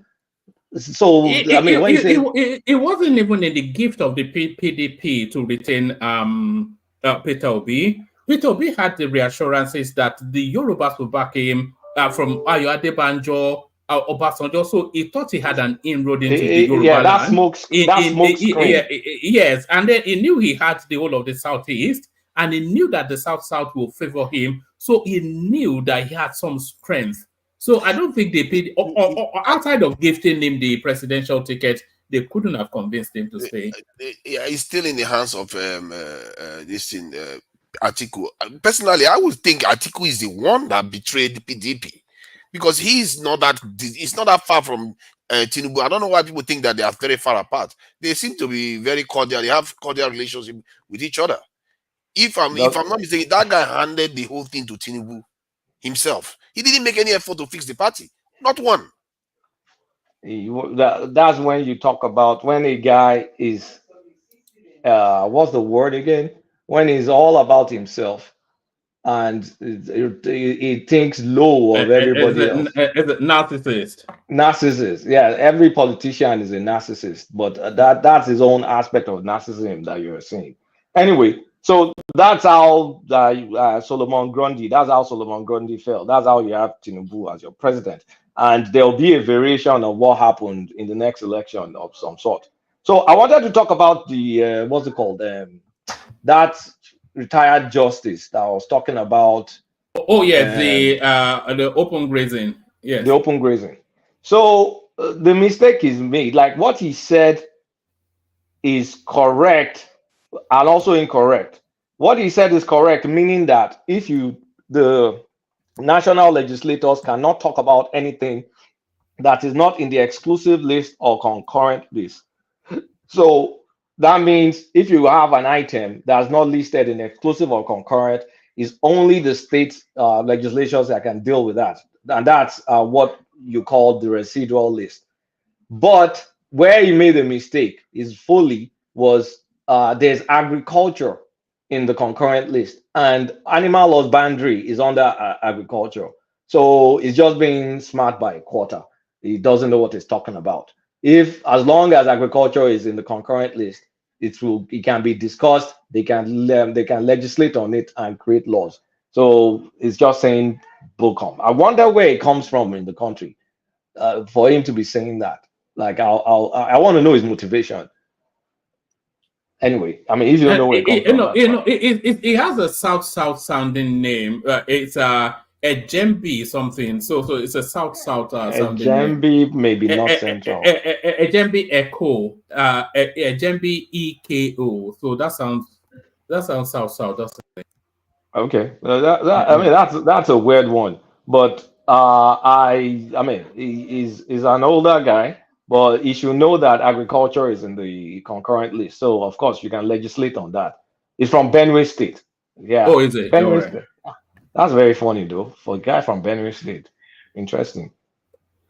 That's quite interesting. Yeah. All right, brilliant. So that's the excellent part. Not Passato, but you say this is it. But we are intimidated when Passat turns up. We're in apprehension of his. But thank you, Kolata. Ola, you're up next. Free flow to the conversation. You know the talking points. Ola, good to have you. All right, we don't seem to have Ola for the moment. So Pansat, as I said, that must have been a Freudian sleep. So Pansat, you ready? I was born ready. No, Tunaja, the floor is yours. Yeah, thank you. I am ready. Oh, all right, there it is. So good to have you, Pansat. So where do you want to come in at it? Dangote generating twice as much Nigeria in electricity. Open grazing, they're saying the law will prevent it from passing through. Obasanjo just three-dimensional politics with the Nigerian presidential space. So take your pick. Yeah, thank you very much. I'll be remiss if I don't say hello to those on the comment section who come out here daily to cheer us on and give their critique of our presentation here and in all platforms. Let me say that we should try to make this a very good session. We have a lot of good panelists, big hitters. At the same time, we should avoid puerile, juvenile, jejune, adolescent presentations here, right? We were here and we saw what happened in that election too.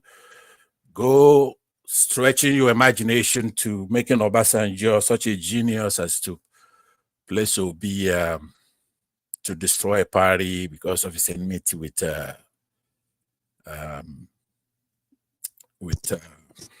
what's his name now? The guy that's Atiku.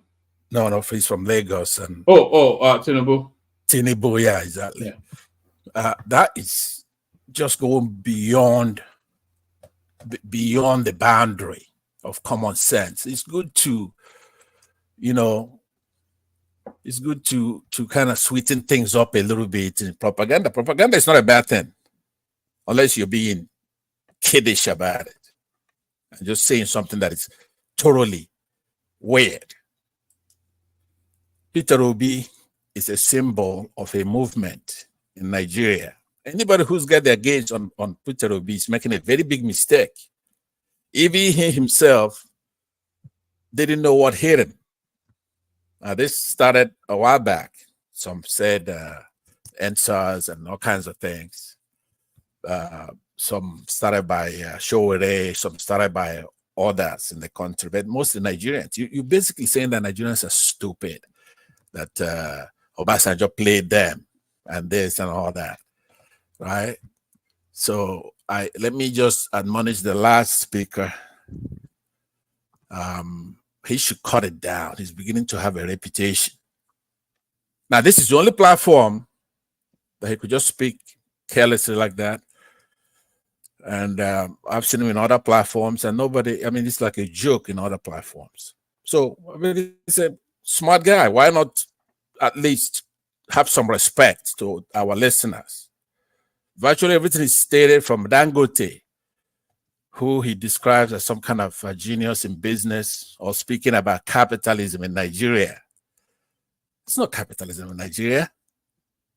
It's a command economy by the government. And crooks, not just those who are there now, those who've left. They left their vestiges and their levers to push the button. So we have to tell all our then to fit the reality. But most of all, we have to take our country back and then do the right thing. Peter Obi is probably at the fulcrum, but he's not the whole thing. It's the Nigerian people from north to south, to east to west. Anybody who has any common sense. And the P2B is playing a strategic game, not a tactical game. P2B is from the southeast. They don't believe in hubris before the humiliation, like others do out there. So use your head. You gain some tactical advantage. You wear. By the way, one man, let me remind you of your doctrine. There's been some yin, therefore there's going to be some yang from me. The last speaker has yang Dobi. So I'm going to have to yang some. It's a doctrine, and I believe it's balanced. So before I then go into the topics of the day, let me caution those who are jubilant, because, you know, we have Can you not see that? Anyway, no, go ahead. I want to hear that. Go ahead. No, any decent reading of the 2023 election would suggest heavily that Obi was played. I'm not talking about his latter popularity that he happened upon as a consequence of whatever, but the strategy of that election was to play him essentially as a pawn in a bigger game. I think that's how most people will read it. First of all, say most people read it that way is such a shameful lie, right? You could say that some people read it like that. So sorry, I meant most thinking people. Yes, not most people, but most thinking people. Even that, it's a fantasy, right? You have yearning for that, right? You're daydreaming, virtually like the last speaker. And of course, you set them up to do it, because I happen to interact with you a little bit. I think you know better than what you're doing here, right? But we should come here with light heart. See, I've been misunderstanding. When I come here fully loaded and all that. I should come here to have fun, right? You've got a guy basically fantasizing, right? What he would rather have rather than reality. Peter Obi is playing the long game, and he's strategically positioned. He's the president right now. Get it through your skull. There's nobody in Asa Rock. Our inflation is 30-something%. Do you talk about it when you come here? No. The price of Gary, you're blessed with a particular participant on this platform. I don't know if he's here today, because I have this huge graphic covering. He may be here. Who's back home and daily, he's a trader, he's the market, he knows what's happening, and he's giving us the feedback daily of what's happening back home.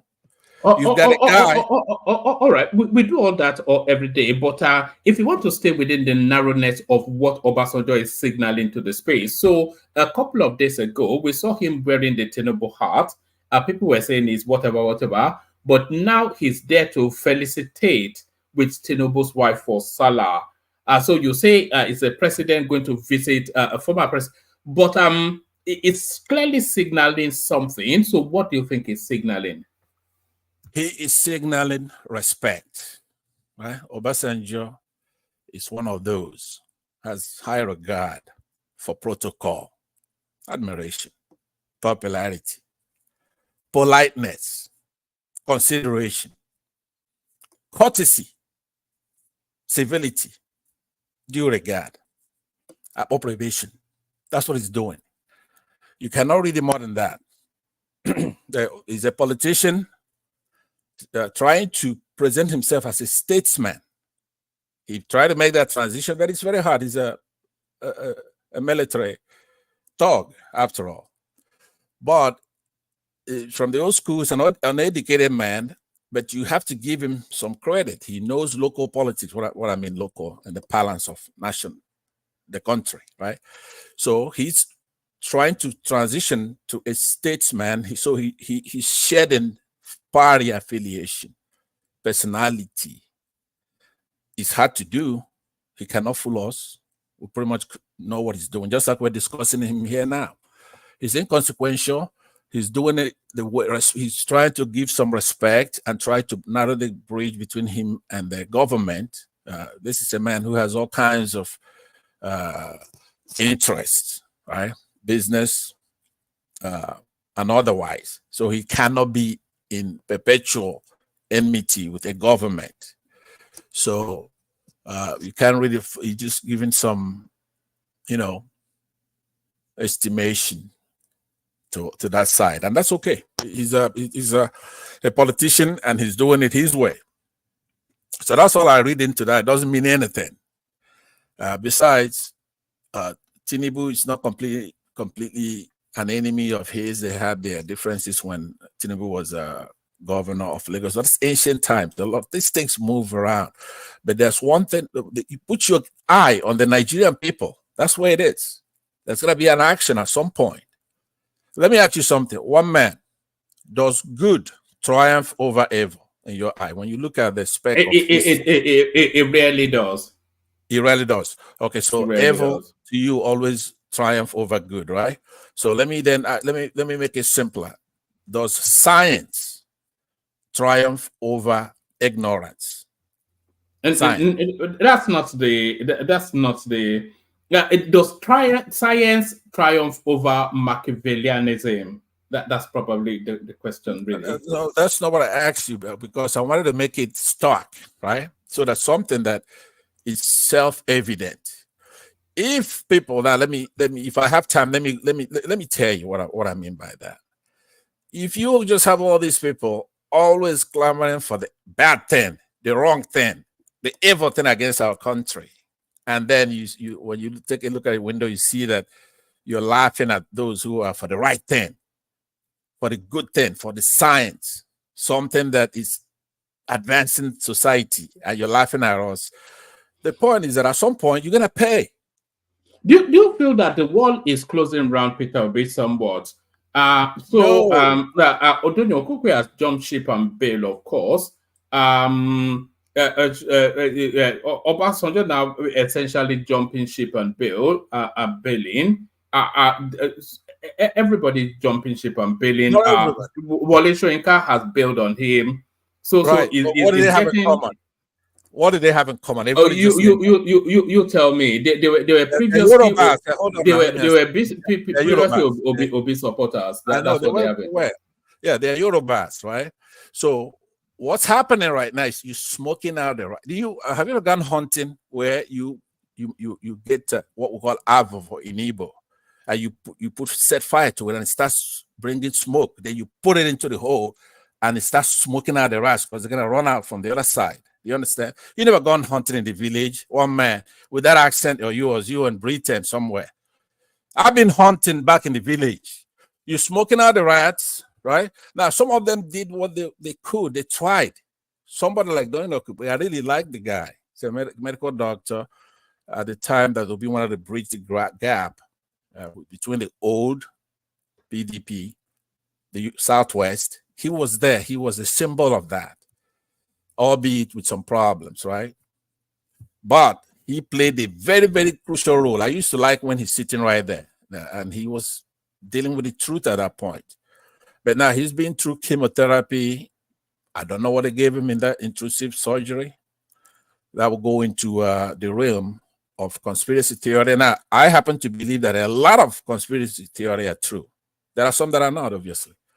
But I don't know. Same thing with Showore. There's something they probably have that make people lose judgment. People who were decent, and then all of a sudden they lose judgment. This man comes under one of those. But the staunch Yorubas who are like Dele Farah to me, what a guy. Every African should be proud of a man like that. Tells you the way it is. If Obi does anything tomorrow that is anathema to justice, true, all that stuff, and he's gonna hit him really hard with the truth. So those are the products from the Southwest that we're proud of. But almost all of the rest, right? And of course, we have Pat Adebanjo there. It's hard to beat, right? Now, the rest of them, they're playing politics, they're hungry, they have cases with the federal government, and they're myopic.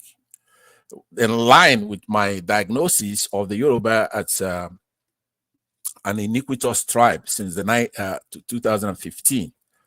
So they went and they brought Buhari against Jonathan. It has nothing to do with Peter Obi. So just set Peter Obi aside and look at the activities, right? When I brought Jonathan, and they accused Jonathan of all kinds of things, that he's corrupt, that he's basically marginalizing the Southwest. All were lies, all of it. But who do they support, though, to bring in Buhari? So now they're doing the same thing here.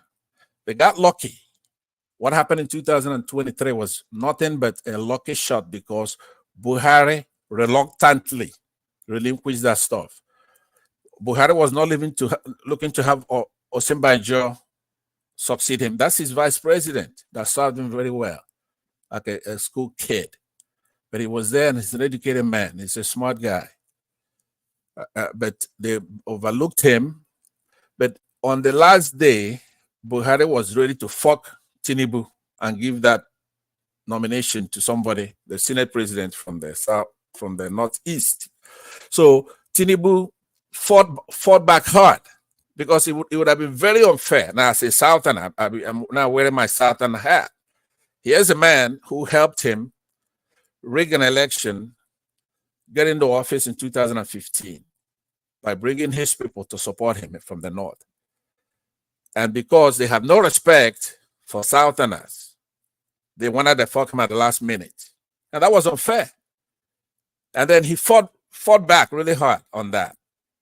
And then 5 northern governors saw that there is no way you're going to piss off somebody like that from such an important ethnic group, tribe, which means then they're going to go doing the right thing, which is to go to the southeast and work together to bring our country forward.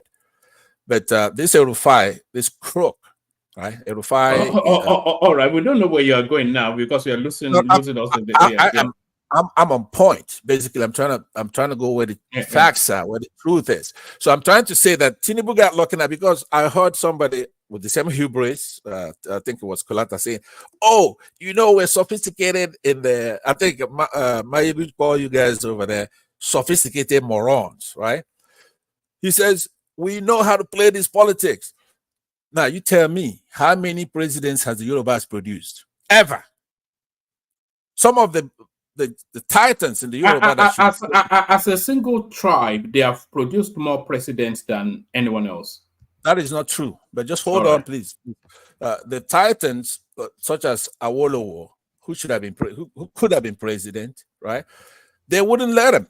The same people that are preventing the Southeasterners to present somebody. Which tribe has produced more presidents in Nigeria? Let me answer it this way. The Yorubas have only produced 1.5, right? One of them being this one now. I think it's accidental. It's crooked. He didn't win. He lost. He didn't even win that many states, if any, right? But I don't want to deviate from that. But what I'm saying, you produce 1.5. One of them is this. The other half is Obasanjo, because Obasanjo. And Eshonekon was not a head of state. No. Well, you could count it. Okay, then make it 2, right? Obasanjo is half Igbo, half Yoruba. As a single tribe, I think the Yorubas would, at the end of. I think Fulanis are produced just about the same or more. Okay, we have Yadua. Shagari was not a Fulani, was he? So we've had Yadua. We have Shagari is Fulani. This is not the counting. The way I count it, don't listen to all these minorities. Fulani is Buhari and Shagari. Yadua is Murtala is Fulani. No. Murtala is not Fulani. He was born to Fulani. I think Murtala is from the same stock as Babangida. No, it says from Fulani, Genawa. It's supposed to be Fulani, but they said it's from Northern Edo State. So I don't know if that's a conspiracy theory or not. I'm what I'm saying is that Niger, hold your horses. What I'm saying is that one man, I don't count it that way. These minorities making up. We have, if you believe in one Nigeria, there's something we call Wazobia. That's it. Can you withdraw your statement that Obasanjo is half Yoruba, half Igbo? Where did that come from? No, why? Can you One man, can you one just man is withdraw? my witness. Where is Hold on. the name? How does the name Obasanjo, Olusegun Aremu Obasanjo, how does it sound like Igbo? How does it sound the It's Igbo not, name? hold on. Wait for your turn. You But just don't make such please, statement one again. man, can That's you a respond ridiculous now, statement. or Stop it. forever hold your peace on this Don't topic? claim Because what does not belong I to hear you. a man saying that Obasanjo. Don't claim what does not belong to you. Never I don't claim want. that I don't want him. Listen to Obasanjo me. is an Igbo man. One man, mute this guy. You can't mute me. I'm trying to correct your No, you cannot correct me. You don't know anything ridiculous. to correct. You cannot correct From me, making. right? Stop making ridiculous One man, statements. Don't claim when are what the does not moderators belong to here? you. Let's have No, order. I'm actually looking for the clip to back up what you Okay, said, please. but I don't have Obasanjo is I not don't an have it. Igbo man. I don't have it anymore. I don't have it That anymore. is the nonsensical and stupidity that some people have been carrying out against this man, and you, an Igbo man that know he has no relationship whatsoever, I beg one man find bloodline, that or by make a rest anything for with this you. man. You are This guy trying to claim it. wouldn't Stop be it. taught. All right, but anyway, so on a serious note, Obasanjo is a Nigerian. You have a lot of those. One of them is Peter Obi. Obasanjo is one of those. Atiku is another one of those. They believe in one Nigeria. They don't have any tribal stuff, jingoism, or all that. You know, too bad for them, because they're going to be left in the heap of history, right? Unless there's massive education in the North to get them to think and reason, and massive education in the South to let them know that this finite resource called oil is going to be gone here pretty soon, right? Mercedes-Benz just announced they're not making any fossil fuel automobile in the next 3 or 4 or 5 years. All right, brilliant. Pansat, I want to move it around fairly quickly, but give us a flavor on Dangote producing more electricity than the Nigerian state, and then from there we go on to Niger. Okay, I think I have one more thing to talk about, but let me deal with this Dangote once and for all, because this is now the Yoruba's boogeyman to try to compete with the Igbos. Dangote makes claim. I could ask you a blunt question.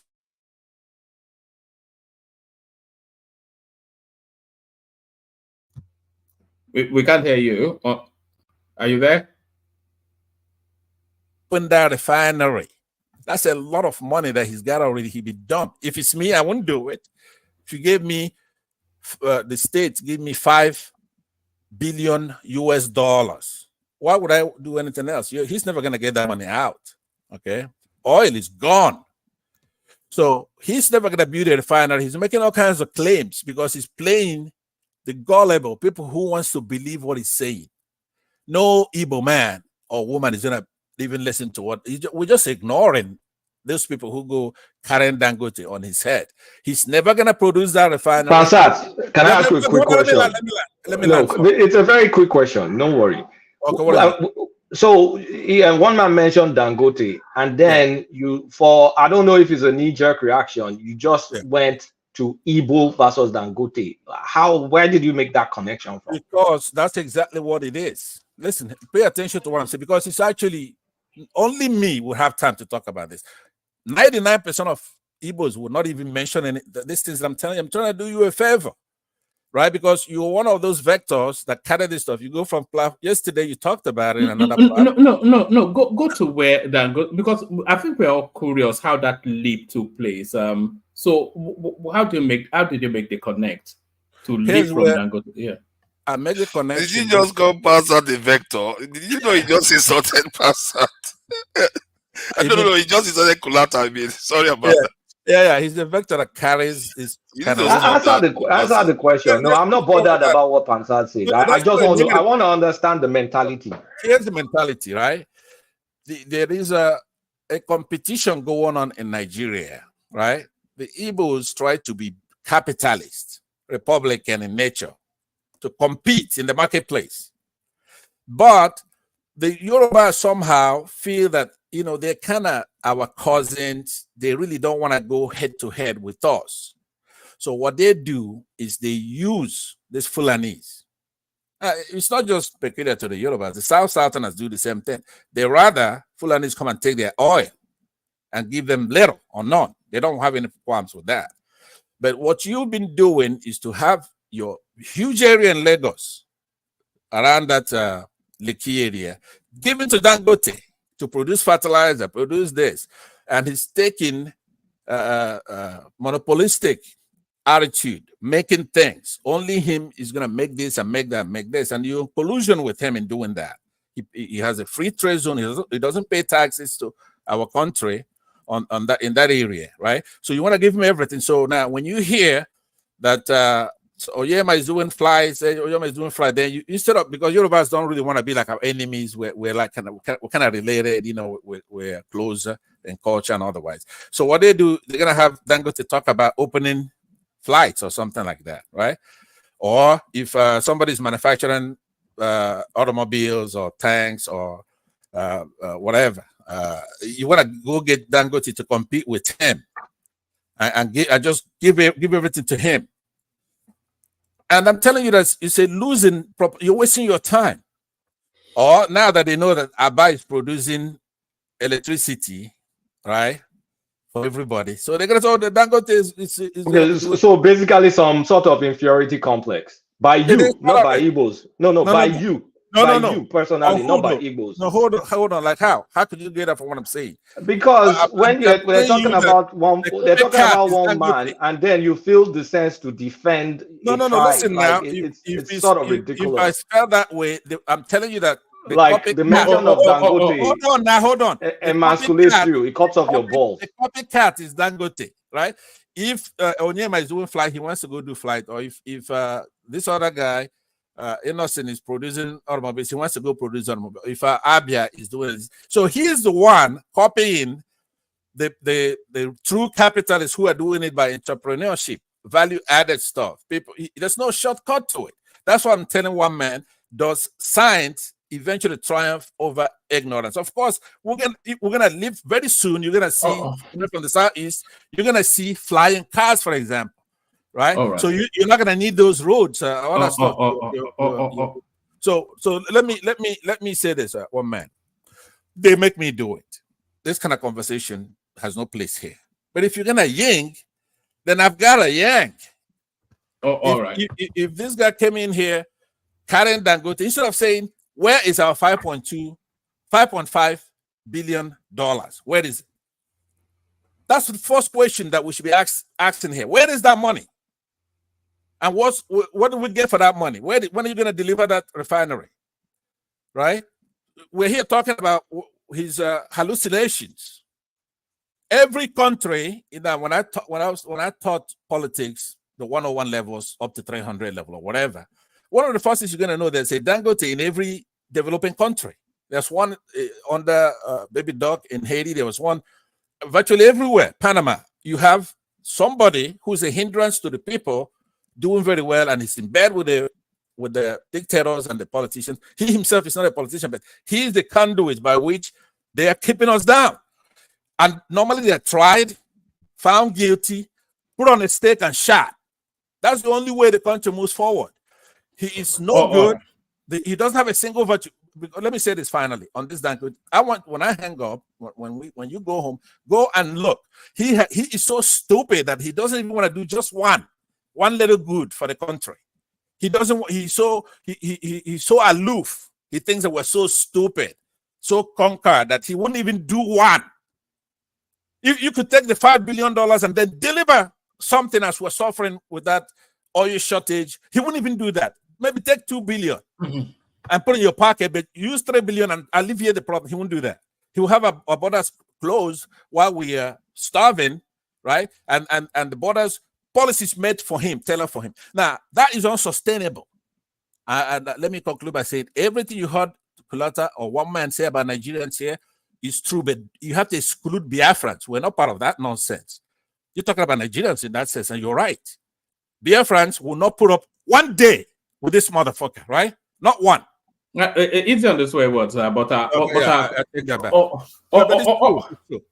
All right, thank you, Pansa. So someone, but they would take a cross-dressing escapee that ran to Ivory Coast with his balls in his hands. Like, anyway, continue. All right. So that was 15 minutes of your life that you never get back. So you can invoice me for a refund. So that was Pansat. To Niger, you're up next. Very good. Yes. Yeah, thank you. Yeah, I guess Konata is a vector now. Master, you just come up with things to insult people every time you come online. I don't know what's wrong with you. So yeah, Dangote with generating 1.5 gigawatts of power. This is not a mystery to us. Yeah, no, it's generating 1,500 megawatts as opposed to Nigeria's 760 megawatts. That they added over 11 years. Yes. Yeah, that is a nation that is being sabotaged. You didn't ask for proof. Where's the proof? Show me proof now. Right Because now. Show me proof. Hold on, that is what he is using to run the refinery. He's not drawing it from the national grid. And it makes sense. It's not on. Refinery is not on. That's why he's saying that. Because they're going to say, okay, look, somebody like me will say, if your refinery is on, how come you're not tapping from the grid? Right? We don't see any. It's not a big deal. It's not turned on. It is a big deal. He's a liar. He has our $5.5 billion. He doesn't have a refinery running. He says that he's off grid and then that he's producing double what we're producing. Show proof. We have all kinds of journalists there. You have Hosseini there. Bring him in to come and see it. What is your problem? That he's done it or that he succeeded? I don't know. No, my problem. No, don't answer it. Just let Tunaja just go on, man. Please just drink it.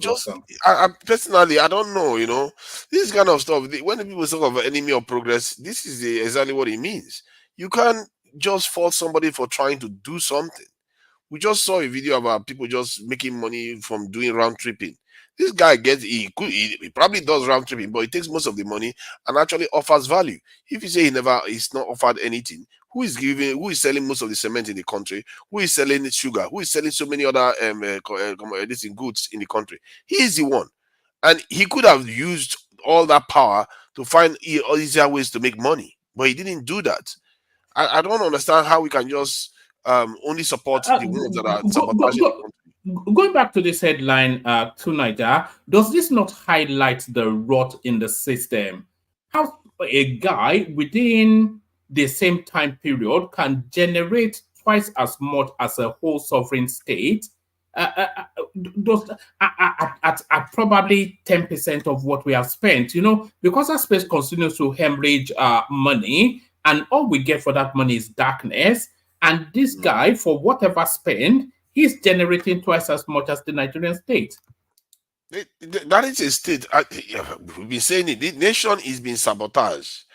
And I think somebody made a point earlier on regarding if rich people are for greed, you can see solid argument that can be made that if the Nigerian state gets more power supply, they will become richer. It's like a farmer with a ranch that wants to starve all this livestock. That is not how it works. And yet our leaders choose the latter. They want to starve the livestock. And it doesn't make sense. That is what, for me, that's what leads me to think that the Nigerian state is being sabotaged one way or the other. This is why what Dangote did right now is not surprising to me. The fact that he's able to do it now is interesting because this didn't happen 20 years ago. It didn't happen 25 years ago. It happened now. What that is telling you that the weather is favoring us right now. We just have a little bit of breathing space to be able to do all these things. These are strategic things that Dangote is doing here. And it shows you that other Nigerians have space now. If you want to go and invent this or open this industry or do that, you have the space to do that. Go and do it instead of poking, nagging the guy that, how he did generate that electricity and all the rest. It's not a big deal. Mobile power plants can generate easily. You can see one that generate almost 200 megawatts. You have 5 of them. You have about 7 of them. You have similar to what he's got right now. So, and he has the fuel right there with him. What does he need? He doesn't have to travel far to buy fuel. The fuel is right there on the where he's processing the crude oil. So he can easily fuel the plants and get power, carry on going. So that is a very, very common sense approach to do stuff. And Nigerian government, this is revealing to us how sabotaged these people are, how useless. Our own people, not just, you know, when we mention government, it looks like it's some figures that just show up at the top. No, it's our own people that are doing these things. They are just our Can I people ask you a question? people around. Can I ask you a question? You ask people questions all the time. Yeah, go ahead. Okay. Do you know how many drops that Dangote has received from Nigerian state for the refinery? Not just the 5.5 billion now. He's been delivered some crude, right? Do you know that? Yes.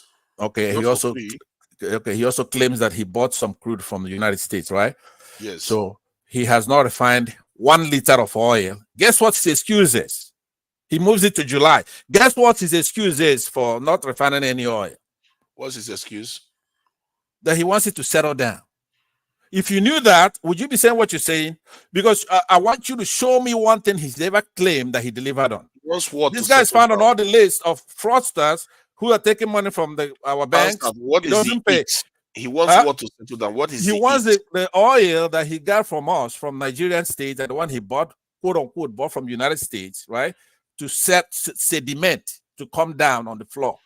This is supposed to be a top of the line refinery. That is the process that they need to carry out. Okay, so do you believe that? What do you mean? Do I believe that? Am I an expert in that field? Do you know what it means? For the first time, you admit you're not an expert. You're not an expert on anything. You shouldn't be talking then. But you have to give them benefit. Do you know what it means? Do you know what it means? Yes, I do.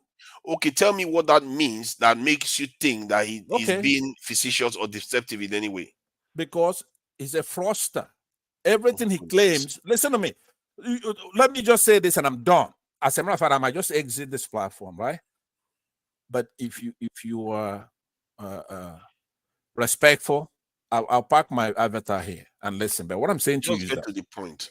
No, what I'm saying is that anything you're gonna claim with Dangote, please just show me proof of it. There are many ways, by observation, by reasoning. Let's reason it out, okay? Yeah, if you go and you open a high-scale refinery, billions of dollars refinery, and you're gonna say, I'm open, and then the date comes, you move it another month and say you wanted to sediment. You're supposed to bring it Rufai Hosseini or whatever his name is. Bring in a journalist. Sediment settling down means. Do you know understand? Because sediment seems to me implied to me is got some impurities in there. No, but when you did chemistry, right? There are many ways. All right. No. This is it's getting a bit unbearable, Pansat. It's getting unbearable. He's not getting to the point. I think it does. I just like to. I don't know what. Just leave it, Pansat. Leave it. See, all I can tell you. Tunaja, before you, Dangote has started exporting naphtha, fuel oil, and gas oil since February. Yes. Not to talk about what I mean. The fertilizer has been producing now for over a year. So let's put some facts into what we're talking about, please. The guy is doing a lot. Personally, in Nigeria right now, we have scarcity of heroes. If for want of a better word, he's one of them. Oyema is another one. I don't know. Maybe you can call the people that own the banks, Zenith and all the other. Those are the only. Those are the ones. And Nollywood. Those are the ones flying the Nigerian flag. Who else? Is it Pansat or me? Come on, man. Let's face it. We are not doing that much for Nigeria right now. They are the ones actually taking the risk. You could say the banking industry is flying the Nigerian flag too. True. Because they are more or lless colonizing the area with their Exactly. You have to credit them for that. They are doing what our government refused to do themselves when they had the power. They have the power to do it. As a matter of fact, our government is limiting their ability to function. And the fact that they are spread all over Africa now is even enabling them to be more resilient, because our government is looking for a way to sabotage all of them. Look at what they did to Dangote company and that of MTN. Many of them lost money because of the policies that the government have put in place. So my point is that what Dangote is doing is not exceptional. India produced 20 gigawatts in 3 years from solar power, not from any other, just solar power alone. 20 gigawatts. That's how useless our people have been. And I don't see, I'm tired of just calling the government. Our people are responsible for this problem. There is something wrong with our mindset. Something is seriously wrong with us. When we get the tiniest thing, we say, oh yeah, quite very good. It's so great. We are quite primitive. Let's face it, the way we behave, we act primitive. Because some of all these things, it's not a big deal for other people to do. But somehow, somebody will bring 2 gigawatts. Even the OT one is 0.15 this gigawatts. And the whole world, everybody like, what is wrong with us? It's us. It's not only the government. It's like maybe the government contributed to us having low expectations. But now we have completely imbibed it within our psyche to the point whereby we can't seem to imagine ourselves outside that. And that's why what Dangote is doing now seems so remarkable. How can this man be able to accomplish this? How is he 1.5 gigawatts? No, he has an oil refinery there. All he needs is power plants to be bought and put in there. And he starts generating it. That's the easiest thing to do. It's so easy for him to do when you think about it. Turaja, please, I know one man is going to get mad, but I'm saying, did you hear that Dangote is importing crude oil from United States? Just tell me, have you heard yes, of that? Because the Nigerian government sold their crude oil into the future. That's why Nigerian government couldn't supply him. It's not because he chose. Nigerian government couldn't supply him. Okay, so here we're coming out of our ears with oil, crude oil. This man is important. Don't you then know that he's importing even the cement he's selling? He imports it and then sell it like he bags them there. So I'm telling you, you could wait till that kingdom comes. The first day I came on this platform, I had a fight with one man on Dangote. Sorry, just made a claim. Let's just stop that. If he ever opens that refinery, that is true. I will donate $5,000 to this platform. If he ever opens that refinery and people like Rufai go in there and he's running a refinery, one man on that day, I will donate $5,000 to the platform. Period. See, the Dangote import cement. Does anyone know whether Dangote imports cement instead of your question should be, how do you jump logic from importing crude to importing cement? You should question that jump in logic. That's a fallacy. I know, because if somebody makes a claim that I'm just ignore that kind of useless fallacies. You should know better. Stop doing that now. Come on, any Nigerian that will import crude oil, right? What is this? Is this some kind of you shut up? Just shut up. Is this some kind of any Nigerian that imports crude oil? Hold on, Tunaja. Pansat, what's the objective of this exercise? No, what I'm saying is that one man, on a serious note, here we are with crude oil coming off our ears, right? We have one of our titans of industry importing crude oil from the United States and then being given ships and shiploads of crude oil, and then we're suffering, we're dying.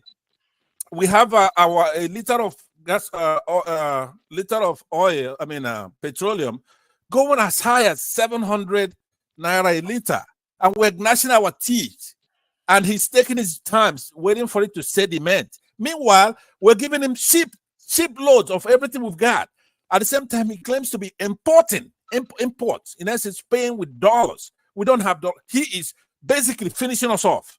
So, and then we have people here singing praises. When we talk, it's like we're jealous of what? Do you know who I am? Why would I be jealous of Dangote? What I'm saying to you is that if we're here, and I challenge whoever is praising him, fine. Give me one thing that I could chew on. What is one thing? How can a Nigerian businessman be importing crude oil from the United States with our dollars, at the same time taking shiploads of our oil, crude oil, or putting, he is therefore exchanging or selling the crude oil, some kind of an arbitrage. He's basically taking our oil and selling it. One man, sorry, permit me to say something real quick. While Pansat is entertaining it, like, I don't think we should be entertaining brain dead analysis like this. It's just getting out of because a country like the United States of America that makes 13 million barrels a day, the biggest producer of crude oil, they import crude oil. In 2022, Saudi Arabia imported $650 million worth of crude oil from Nigeria. I mean, you know markets, you know futures market. There's so many things. Like, let's not stop talking like we're in kindergarten. Let's not stop talking like we're in kindergarten. All right. I don't want to be removing you, Pansat, or anything like that. So, Tunaja, continue with your thoughts. Pansat, see, this type of thinking is not going to get us anywhere. If when Oyema was achieving what he achieved, and everybody, I was praising him anyway. A lot of people was praising him. You don't see Pansat saying, "Why are you praising him? Is this? Is that?" It's like, why do we do this? Somebody that is doing the right thing by the nation, and you just like knocking him down. I just don't understand how some people are wired. We really have issues. We envy so much, and this envy doesn't get you anywhere. It's just poisonous thinking. You need to be seeing the good side of what he's doing. Can I respond? No, there's no need to respond. You've just finished talking. Please let me finish. No, but you we really need to stop this. It's not getting us anywhere. Pansat, stop now. I'm tired of you. You're not saying anything. Hold on. You're not saying anything. You're not educated. Let me change. Yeah, God. No, Pansat, please hold on. Yeah, give people a headache, man. Can you hear me? One man. Yeah. So what I see here is this. Pansat is not envying Dangote. We should change that. Pansat is just expressing an opinion that is different from every other person's opinion. And I partly stay with what Pansat is saying, partly because in a way, Dangote is ripping off Nigeria. Is he importing cement? No. I know guys who work in Dangote cement. I know people who are involved in the limestone business with him and everything. From what I know, he's not importing cement. If his capacity is not matching his market, if he's importing excess to meet up his demand, maybe, which is possible, maybe he has a limited capacity and he has demand because he's supplying Togo, Ghana, all those West African countries. I know that. I used to see Dangote truck in Togo, in Benin, and stuff like that. But Pansat is not envious of Dangote. Pansat is just holding a different opinion, and that's the beauty of this platform.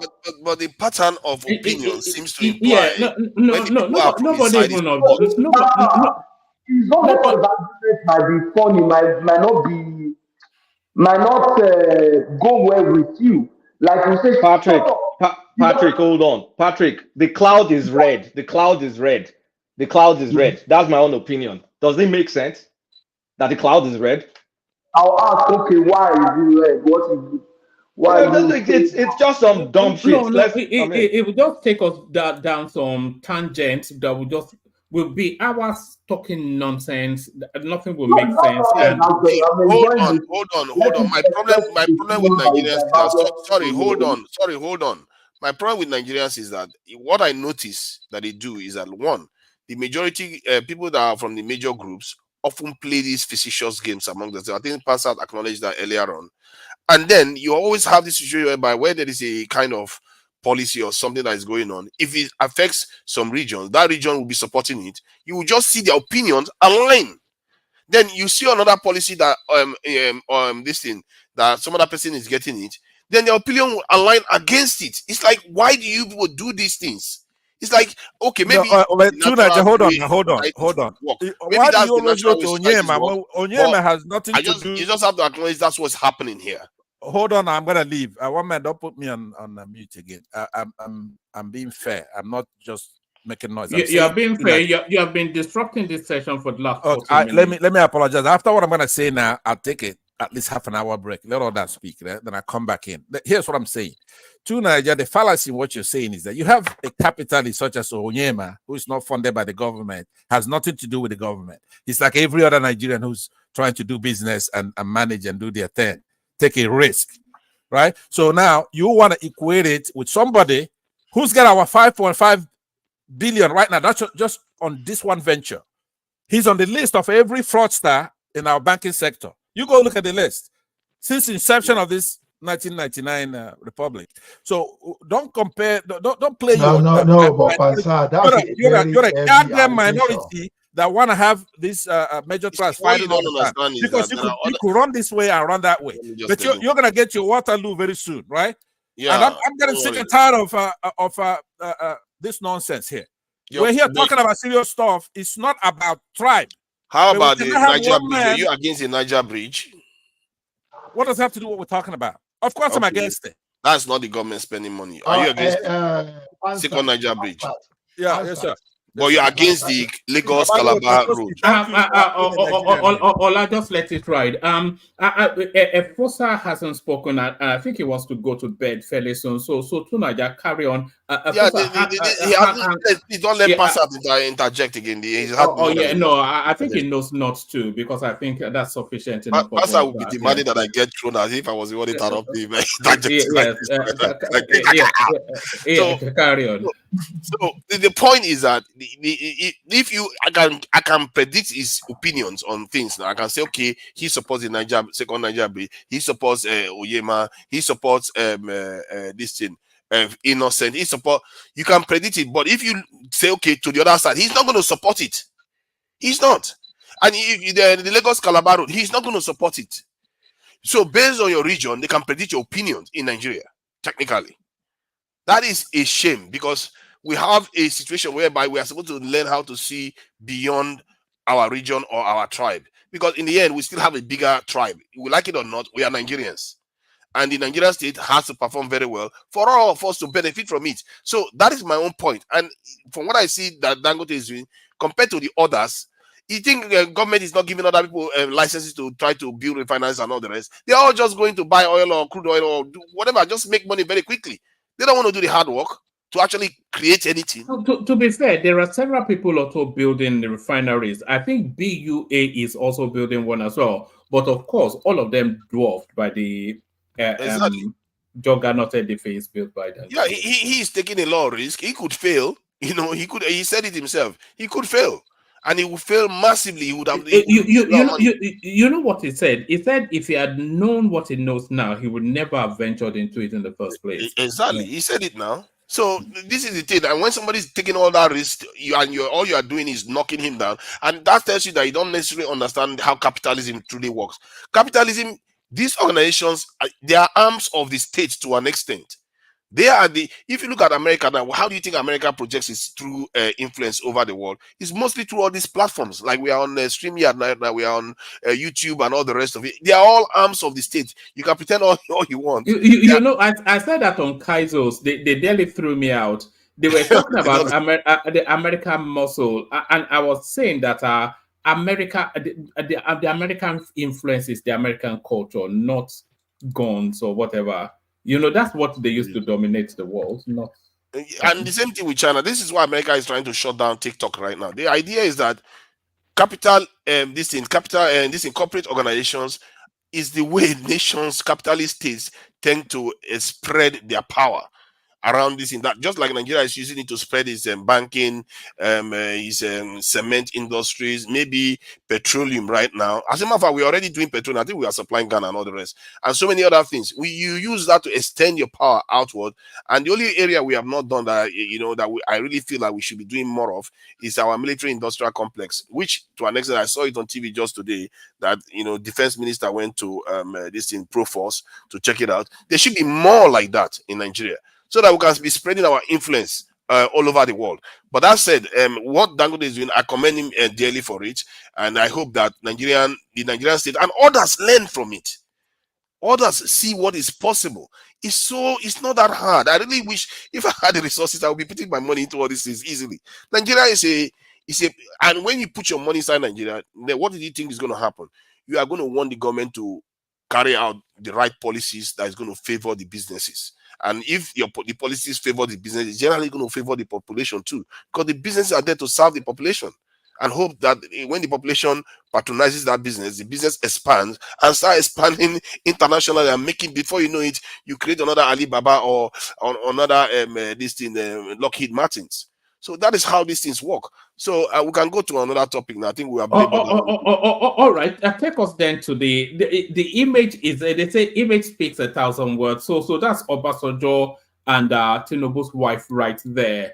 And a lot of people then are extrapolating and concluding then that this essentially concludes that Obasanjo played to be in that 2023 election. So what are you then making of these new now best buddies, the Obasanjos? I think Renomokri, you see, these are people, they are wicked. They are really wicked. They try to confound Nigerians with everything. That's what they call spinning, isn't it? No matter what happens, you spin it in favor of your the person you are supporting. It's often the case to make the other side desperate and downbeat. That is the purpose. And Lita was spinning. I'm not sure it's a good thing. You don't necessarily see that in the West much. This level of malevolent, conspiratorial spinning that people, put up, and in a way, there's a tinge of tribal animal. You've been learning some big words these days, so tonight I've been Oh, noticing. I told them this is where I try to use them. I try to. I know big words. I just try to tamp it down so that people can understand. Pansa taught him. Pansa taught him.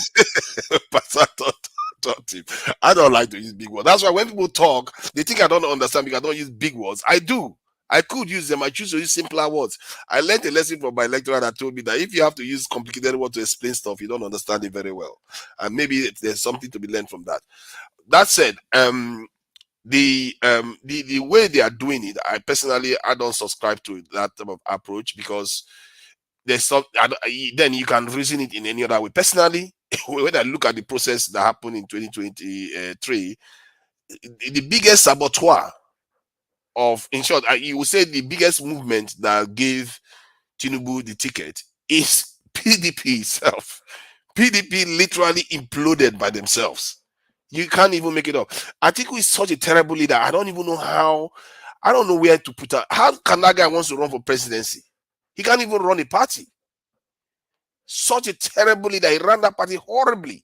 Like he forced P2B out by trying to go for the ticket instead of him to support P2B so that P2B would have won the ticket against Wiki, but instead he knocked Wiki out and knocked P2B out and did zero. It made zero effort to try to fix the fissure in the party. He went on to even exacerbate it by making sure Wiki doesn't get a vice presidential position or even bother to even negotiate with them at all.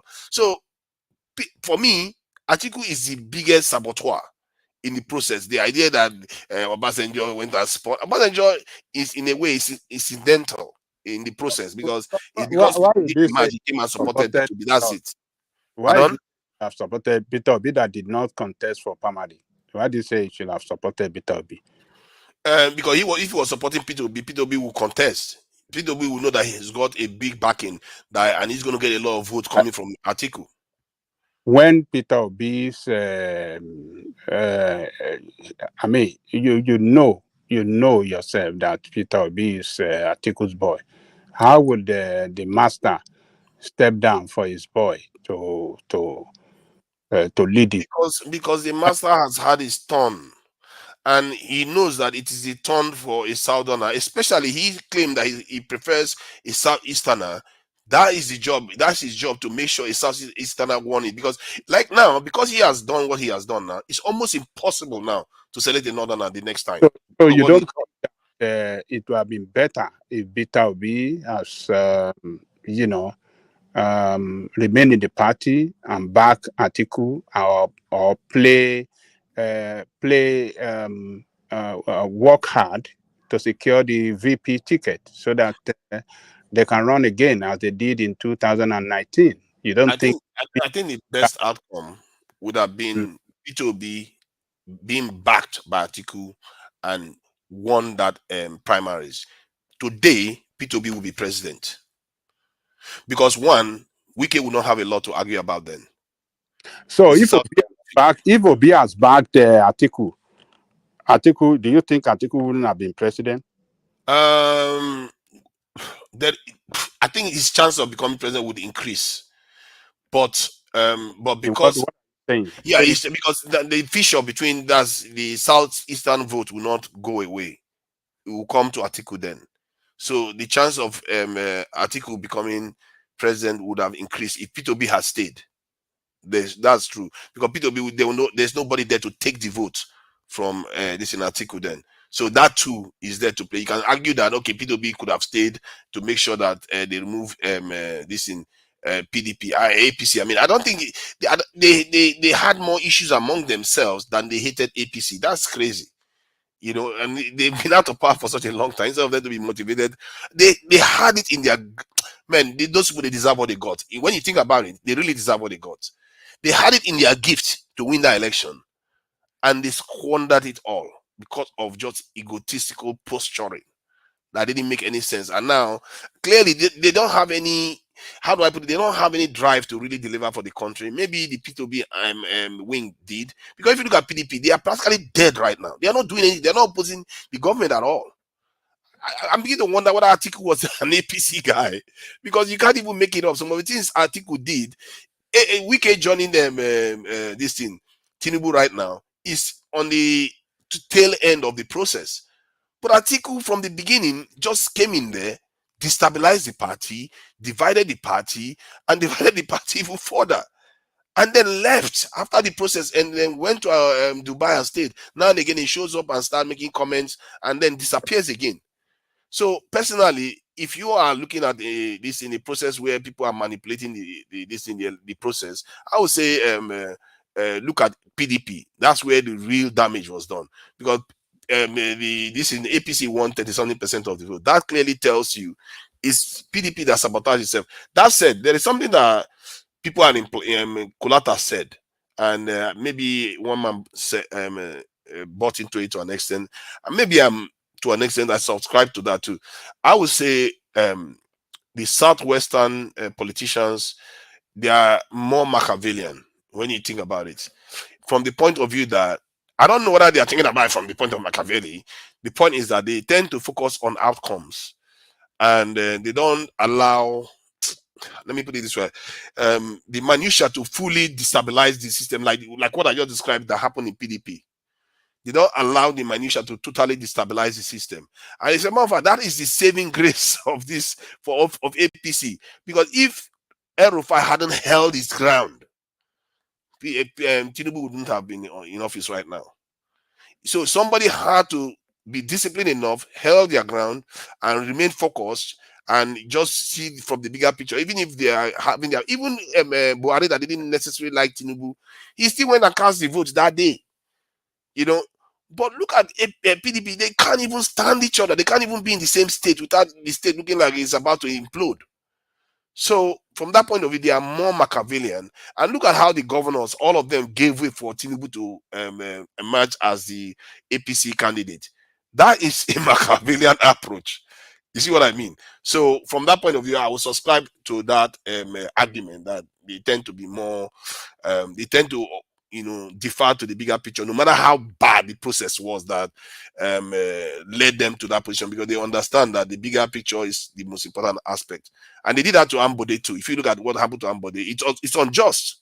What happened to Ambode individually is unjust. He was a popular governor. They just removed him from office. Maybe because somebody believed that the bigger picture, he's not good for the state. Maybe they are right. I don't know. Because they said he was against the blue rail and some policies that Lagos wanted to carry out that is important for the state. So if you look at what Sanwo-Olu has done now, he's claiming that he's done quite well. That claim of GDP growth, that's completely nonsense. That's not true. But Lagos is doing quite well compared to most states in Nigeria. The security level is better. The GDP per capita is higher. So from that point of view, yeah, the bigger picture seems to win out in the Southwest, by and large. And the Southeast, they are very, very divided on so many issues. Thanks to people like Pastor anyway, that always like to badmouth everything. They don't see anything. No, don't reference him, so it doesn't give us another volley from thank you to Nigeria.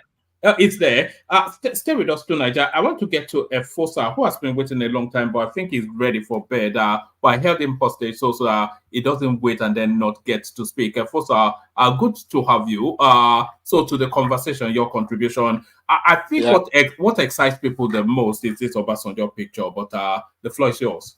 Oh, thank you, Mr. One Man. Good morning, because here now is 2:40 now in Germany, 2:40 a.m.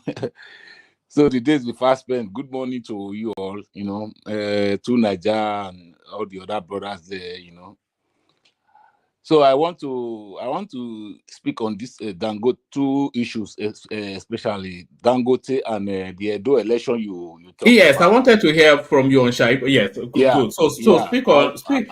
I'll play you. Hold on. I want to talk on those two issues, Dangote and Edo elections, because I have adequate information about those topics that I'll be able to speak on them. But the other ones, I'm not adequately informed enough to be able to. I don't speculate. I just say what I know. So that's just.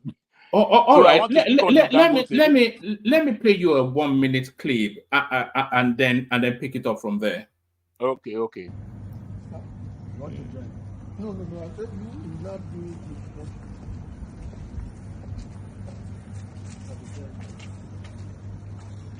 You can see as you speak.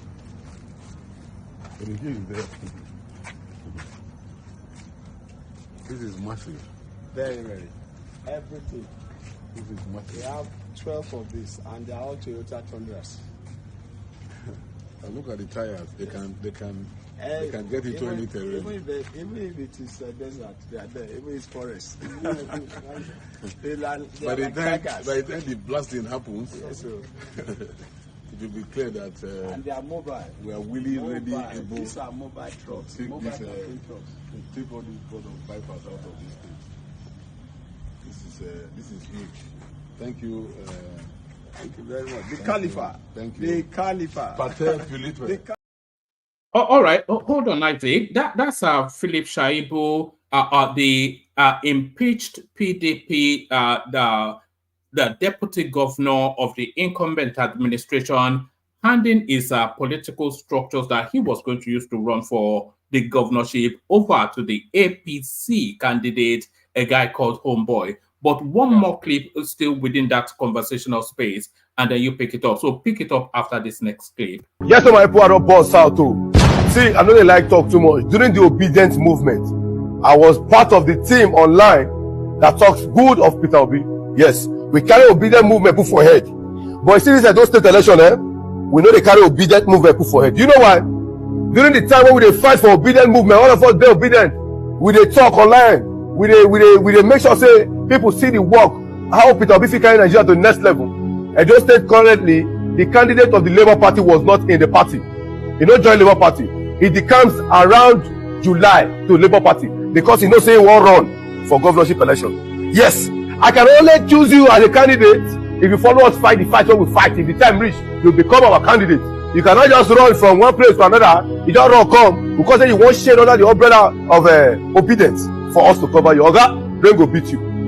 We are going to vote for credibility. Peter Obi, I just go beg you. Nigerians they forget saying that you will want as president. Not be any other person where they enter Labour Party. Not be any other person where they run enter Labour Party. We want Peter Obi, and if tomorrow reach, I campaign for another person because of credibility and efficiency. Somebody will carry those state to the next level. Make anybody don't come and say, hey, see you were the obedient, see who you support. I the support person. I know they support party. I the support person. I know they support party. Peter Obi, abuse God beg you. I don't want to use bad words. You know me, sir, no good. I use God beg you. This guy was not part of the obedient movement, and he can never be part of the obedient movement. All right, Edo politics. The floor is yours, Isaac. Yeah, thank you very much. So like I said, Edo, I have adequate knowledge about Edo State politics. So I would like to, if you allow me, I would like to build a background so that you understand the peculiarity of Edo State politics from the average Nigerian politics. Because Edo State, I would like to liken it to two states in the United States, the state of Maine and the state of Vermont. These are independent states. They are very comfortable voting independent. They don't. To them, it's just like a tradition. That is how Edo State is. Now, the reason why Edo State is peculiar like that is because they don't vote with the party at the center. Never. Edo State has never voted with the party at the center, right from the inception, even from the time of Midwest. It has never voted for the time of for the party at the center. So they always, or the state is always in opposition. What do you mean that never voted for the party at the center? The time when they vote for PDP during the time of Obasanjo, not be party where they center be that. No, listen to me now, Oga. Listen to what I'm trying to say. Listen to what Okay. I said. They vote for personality. I said they don't vote because of the party at the center. I said they vote for personality. The personality, the candidate that is featured in the state election is what they concentrate on. They don't concentrate on the center. That's what I'm trying to say. I don't know if you understand me now. I can't believe that. That's not true. When No, it's true. Obasanjo, no, that's not true. When Obasanjo was president in 1999, Odio State voted overwhelmingly for PDP, Senate, Rep, State, Federal, and the same thing. Throughout his 8 years in power, you are voting PDP. Yeah, What do you mean? Those elections, let me tell you now, let me explain something to you. I understand what you are saying, Papa. I understand you very well. But let me clear something that you are not understanding for what I'm saying. Those elections, it's just like those contentious elections. It's just like when Atiku won for what is this man? This man that is the Senate, former Oshomole won. They took the election from him. You understand? Just to understand what I'm talking about, they took the fact that Obasanjo won in PDP doesn't mean that the election was cleanly won. You understand? Let me explain something to you, because Obasanjo wasn't really good in that area at all. You understand? That's why Yaradua apologized when he became president. That the process that brought him into office. You are shifting the goalposts now. No, let me say please when now. that Okay, people no I don't like. voted. Let me explain So something to you, sir. Obasanjo rigged the election. Let me explain something to He you, rigged sir. the Let me election explain for something to you, state. sir. It's okay. I understand you, sir. I apologize. Let me explain something to you. You know why? Let me just go back to the those state election that is coming up, so that we don't digress too much. The reason why Shuaibu, the former deputy governor, is a paperweight in those state politics. He cannot deliver a word. You understand? So he's just making that is just to gather support. Maybe if they zone it to Edo North the next time, so that he can stand a chance. He would have made up for the disappointment or for the pain he caused Oshomole and the rest. That's just what he's just doing. PDP and APC stand a chance of winning in Edo State election, with PDP having a slight edge. PDP is having a slight edge because the people of the state, they prefer the smartness of Aswe Igodado. You understand? They prefer him to Okpewolo. They are both from the same Edo Central. So for the Asian speaking side, but at the end of the day, this Akpata is not even in the race, because at the end of the day, he may not even gather as much as 30,000 votes across the state. But APC and PDP, they are one of them is going to win it, and I see PDP having an edge. You understand, over APC. You understand? So that's what this video, you keep it when the results will be announced. I know Mr. Wanma will dig it out, so can replay it again. This particular prediction I'm making. Why? Because personally, people prefer Aso Ighodalo. He's able to express himself. That was the same charm Oshomole used for the people. He's charismatic. John Odige Oyegun was charismatic. That was how he wants Edo State for SDP. That was the time Edo State would have enjoyed it. But they did not give the SDP ticket. They did not give the presidency to Abiola at the center. That was June 12, 1993. Edo State massively voted for him. Across the country, people loved Abiola, So what I'm trying to say is that Aso Ighodalo is more charismatic, and the people of the state prefer him better. And also the structure that the current governor has put in place, because the only governor since I was born, the only governor that has done better than this current governor is Ambrose Ali, who was governor of Edo State between 1973 and 1979 and 1983, when Shagari was the president. He's the one that really developed the then better state. But the palace does not like Obaseki. The palace doesn't like him. Yeah, but the people like him. I understand that. Me, I'm a monarchist. I'm a strong supporter of the Oba Benin. Come rain or sunshine. Yeah, but the issue is that I think they politicize it, because there's no way the Oba doesn't go to vote. That's why the man was the king was clarified the other day that I'm not supporting Akpasa, but many people got it wrong. The same people that were misquoting him, if you are not clear that day, TVC and the rest will not say the monarch has preferred one candidate to the other. It's a very complex state.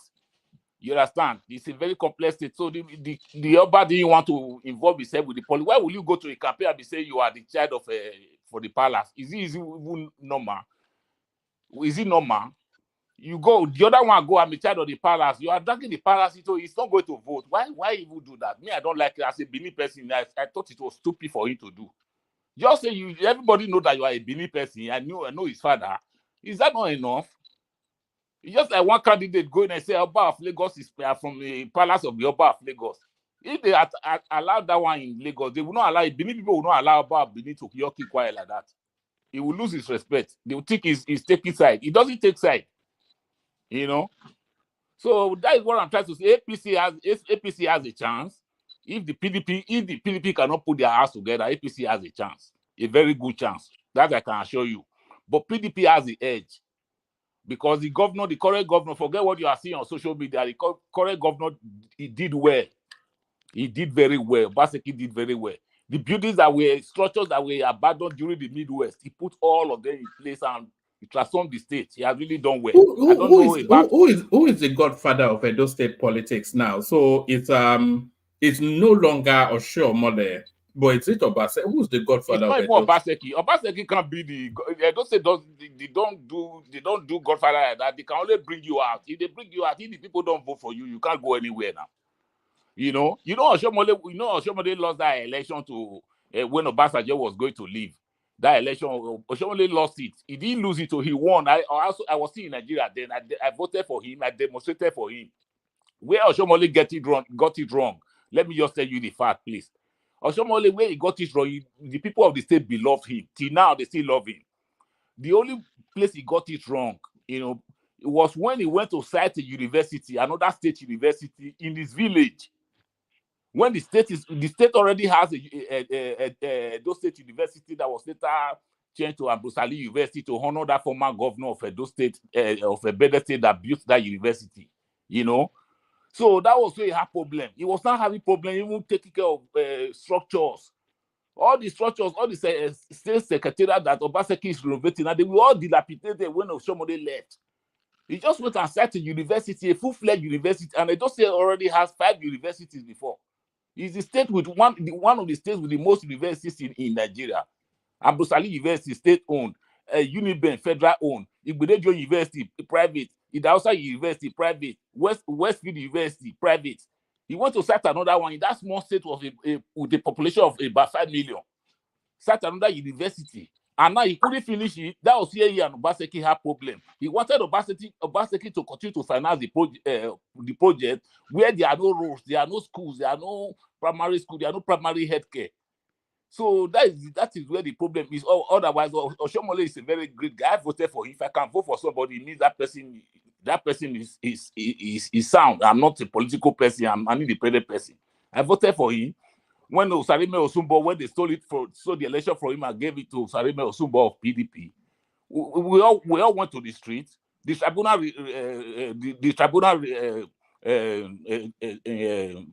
later reinstated him as the governor of Edo State. That's why they are having the election at this time, and that's where they later swore him in.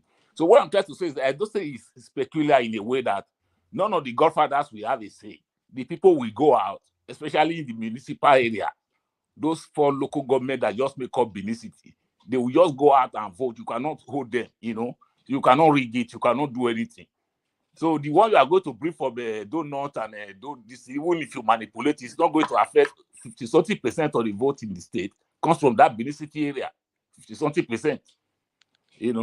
So that is why I said Okpebholo it's not sharp. It's not sharp. They will not. They may not give him. I'm not going to say they will not give. They may not vote massively for him. But at the end of the day, who knows? You can just He can just emerge winner. It's possible. Though that's just my contribution as far as those state election is concerned. Then when it comes to Dangote, I'm excited that Dangote is doing well. I'm very excited as a Nigerian who is living in an industrialized country. You know, I'm very excited. If there's a referendum tomorrow amongst Nigerians for to vote yes or no if Dangote should take over Jakarta Steel Complex, if there's possibility for me to vote twice, I will vote twice. Because I'm not emotional about the development in my country. I'm not emotional about it. I'm not even tribal. I don't even care. You know, as somebody that that lives in Lagos, live with Ghana people, live with Igbo people, live with Yoruba people in a place like Amukoko, Ajegule in Lagos. You cannot have that kind of life. When I was growing up and still be tribal, there's something wrong with you. It's the fact we all ate together. We Obina and Ikena and Idowu and Alaba. We all ate together at the same plate. You know, so that is the way I'm wired. So I'm happy.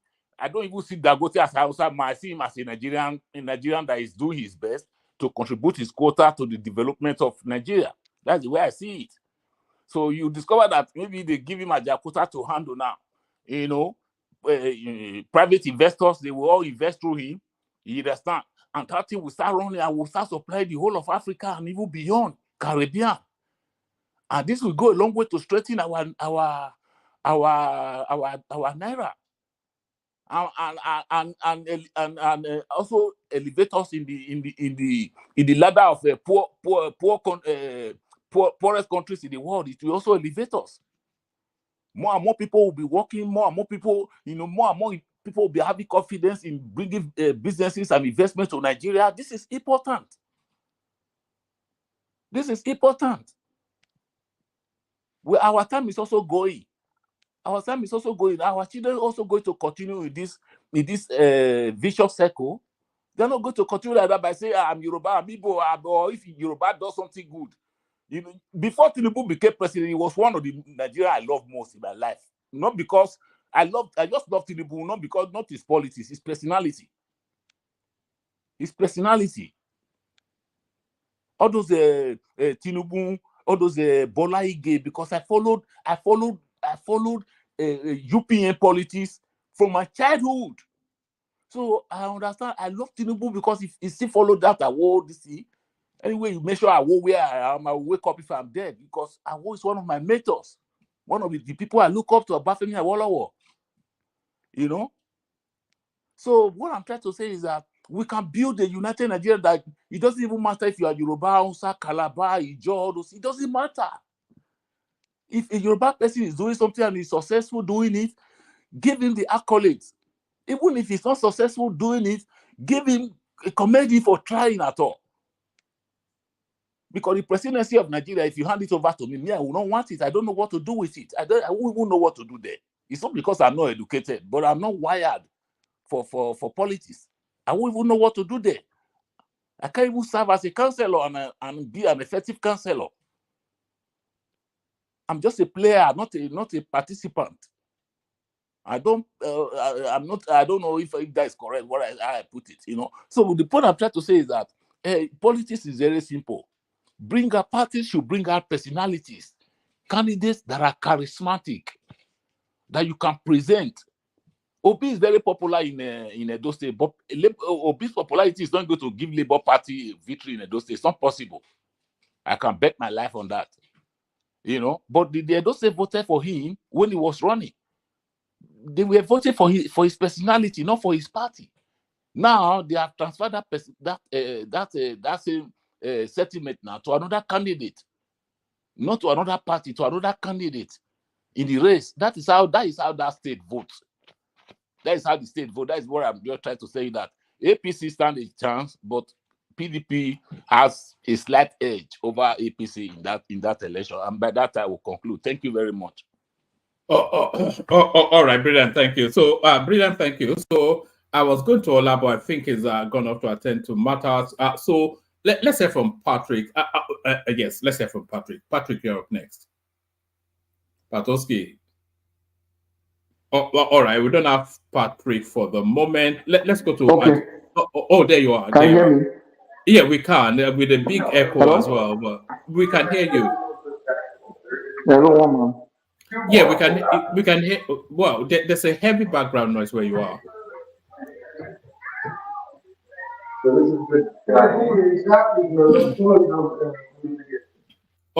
Patrick. There it is. Ajale Koko, you're up next.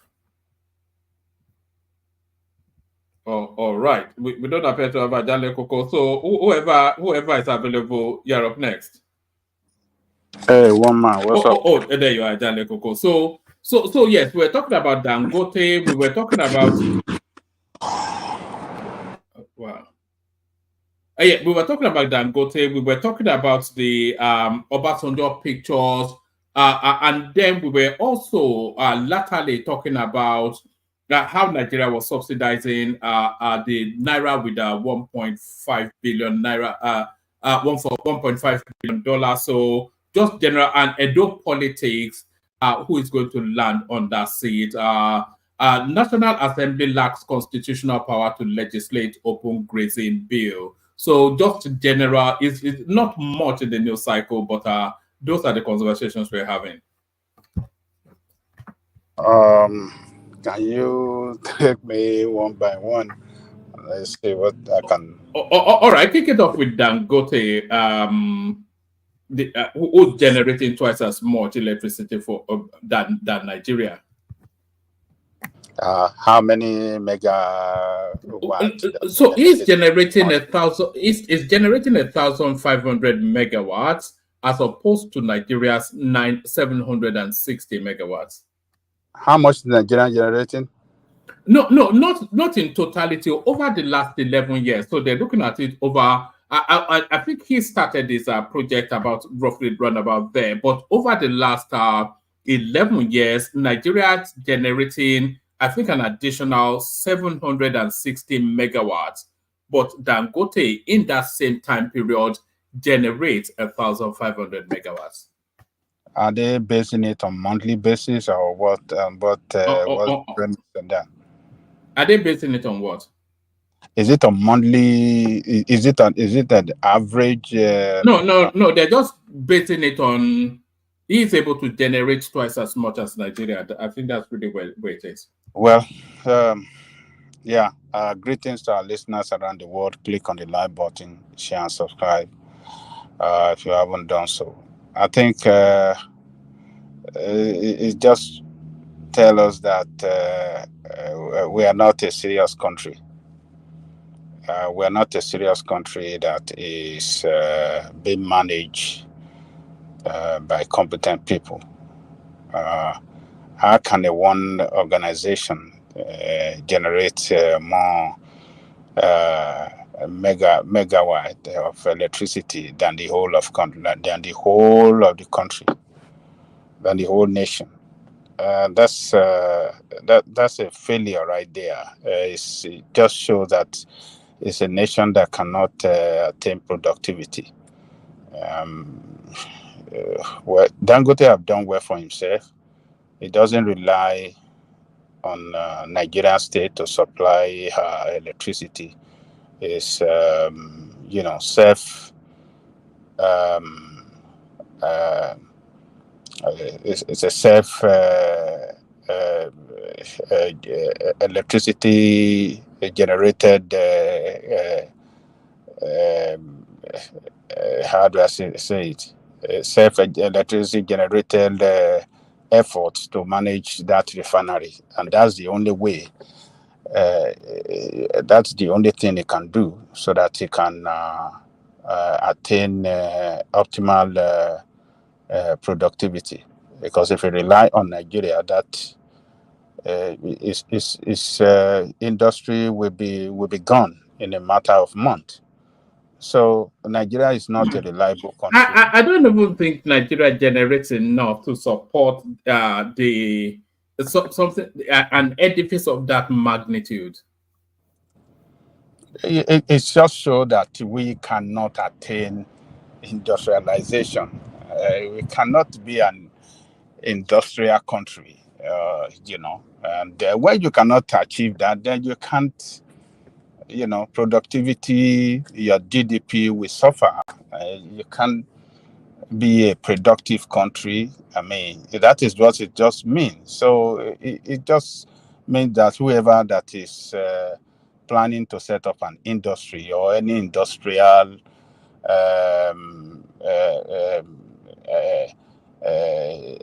productivity establishment must be ready to generate its activity. I mean, its electricity for its use by itself, and not depend on the useless national grid that is not reliable. So Dangote, I think he has planned everything well. He is ready. He has planned it well, and we just pray that he succeed, because when he succeed, the economy of the country will benefit from it, because the industry that the sector that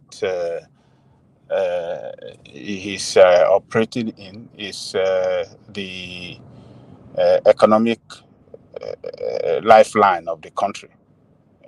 Where you're talking of oil, productivity, oil, and gas. That is the economic lifeline of the country. So he must not fail. If he fail, we're gonna go back to serious problem that, we're gonna go back to importation of all these oil product, and that will suck the hard-earned foreign exchange. So it's Dangote cannot fail. It must succeed, so that the country will benefit hugely from it. The country invested 20%, have a 20% stake in that refinery. So it just tell us that we are not a serious country if one organization, one ordinary refinery can generate more than the whole of the country. We are not serious. We are not ready to be an industrial country or be we are not moving towards that at all, to be an industrial country. So that is the way I see it, one man. Dangote just showed to us that, look, we are not a serious country. We are not ready to be a productive state. And when we are not productive, the country, the economy will suffer, and the people of the country will suffer in entirety. Poverty will be the order of the day, and it won't be a futuristic country. So let me leave it there. That's what I see there. All right. Take us to the Obasanjo picture with Remi Tinubu, which seems to be generating a lot of interesting comments. People suggesting then that Obasanjo had always wanted Tinubu all the way through. When did they take that picture? It was it's a salad greeting. So over the last couple of days, or between yesterday and today. What do you mean salad greeting? Were they together, or when did that picture? When did they take that picture? Over the last 2 days. Were they together on the salad day? Were they together on the salad day? Hold on. I'll tell you exactly when he took it. It was today or yesterday. It was today or yesterday. Where were they? Where did they meet? Tinubu's place. It doesn't matter. Oh no, don't interject, because you've already just rubbished out half of the first half of the. It was today or yesterday. That's what he did. That's when it took place. That's what I'm saying. I'm asking a question. Where did they meet? At which occasion and what? What does it matter? The picture is out there. No, it matters. No, it's the picture. You can't just post the picture. The picture was hold on. The picture was put out by by Remi Tinubu's special assistant on media and publicity, who said this is the picture of when Obasanjo came to felicitate with her for Salah. So Salah is roughly within the period we're in. So, well, that's fine. If the picture was taken on Salah Day, it's I don't see anything wrong in that. I mean, Remi Tinubu is the first lady meeting the former president, and I believe they have met several times before. I don't think they are enemy. So you should politics aside, but you know, um, friendship is one thing, politics is another. We could be friends and not be in the same political party. So it's not everything that we say against each other when we are running our political ideology that we will connote that we are enemy to each other. So to me, I think it's good. This is what we need. We need them to be good friend and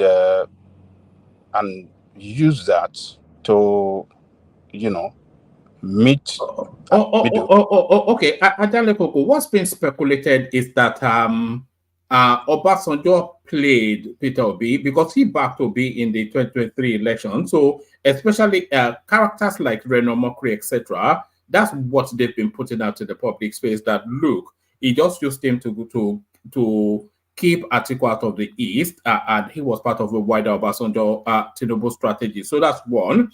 But the other half, which I think is where you're going, is that Obasanjo, he's just, it's been realistic with the circumstances that whether he backs Obi or not, this guy is the president, so let's move on. But what do you make of the conspiracy theory? those that are saying that you use Obi and dump it, and they're using this picture to make their point.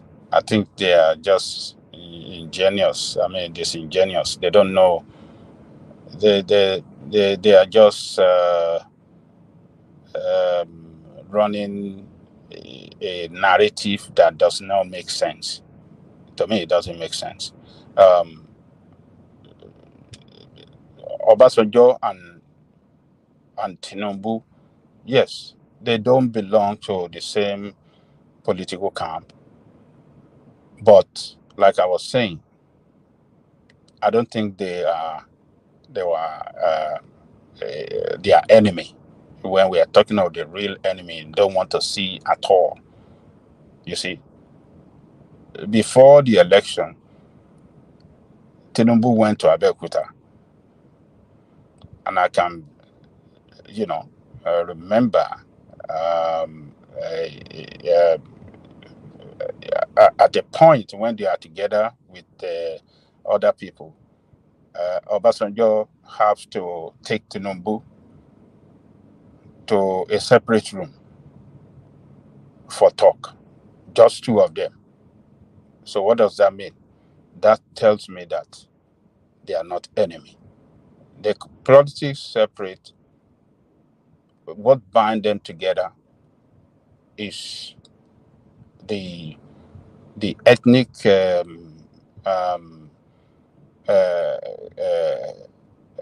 being I mean, both of them, the Yorubaness that bind them together. At one point they will have to agree. So it's that Yorubaness that took Tinubu to go and see him and ask for his support. And if, like yesterday, he was with Tinubu's wife, they met and they took pictures together. I mean, what is wrong with that? This should not be interpreted as politically that, oh, look, he has abandoned this thing. What do you expect him to do? So if the president's wife walked up to him, greeted him, as Baba, Ekason, and he greeted him. And are you saying because of Obi, you should just shun her away? No, it's not done. So this picture doesn't mean that he abandoned Obi. Those people that are just saying that, they are just playing dirty politics. So I don't see it. I just see it as, you know, when people like that, find themselves in one occasion together, they have to take picture. They have to greet. I mean, we are all Nigerians. No matter what the politics we play, when we see face to face, we should be able to shake hand, hug each other, and put politics by the side. This is a Salah day. So on the Salah day, you want them to play politics on Salah day? I mean, what are those goddamn people talking about? On Salah day, the day to celebrate and, thank God. So they should just continue playing politics. No, I don't see it. I just see it as one of those things when people meet at an occasion, they greet, they take picture, and they, talk nice with each other. I don't see any. I'm not reading any political interpretation to this. So that's my take, woman. All right, brilliant. I think Pansat wanted to come in there, but I think I stopped him somewhat. Did you want to insert something there? Yeah. Just a lot of things. I wanted to commend John Lekoko for the way he handled this particular issue. He questioned. He wanted. He searched for evidence, proof, and we should encourage this. That's the way to do that. If somebody claims that but then he should extend it to actually things that really matter, right? Now he handled this beautifully. We shouldn't even address that anymore. We shouldn't ask other panelists to redundantly talk about this because John Lekoko masterfully dealt with it, of course, with the demeanor only he could muster. I don't talk that way, but let me say that he should then do that. For example, if somebody claims that they have 1,500 megawatts, right? That's a lot.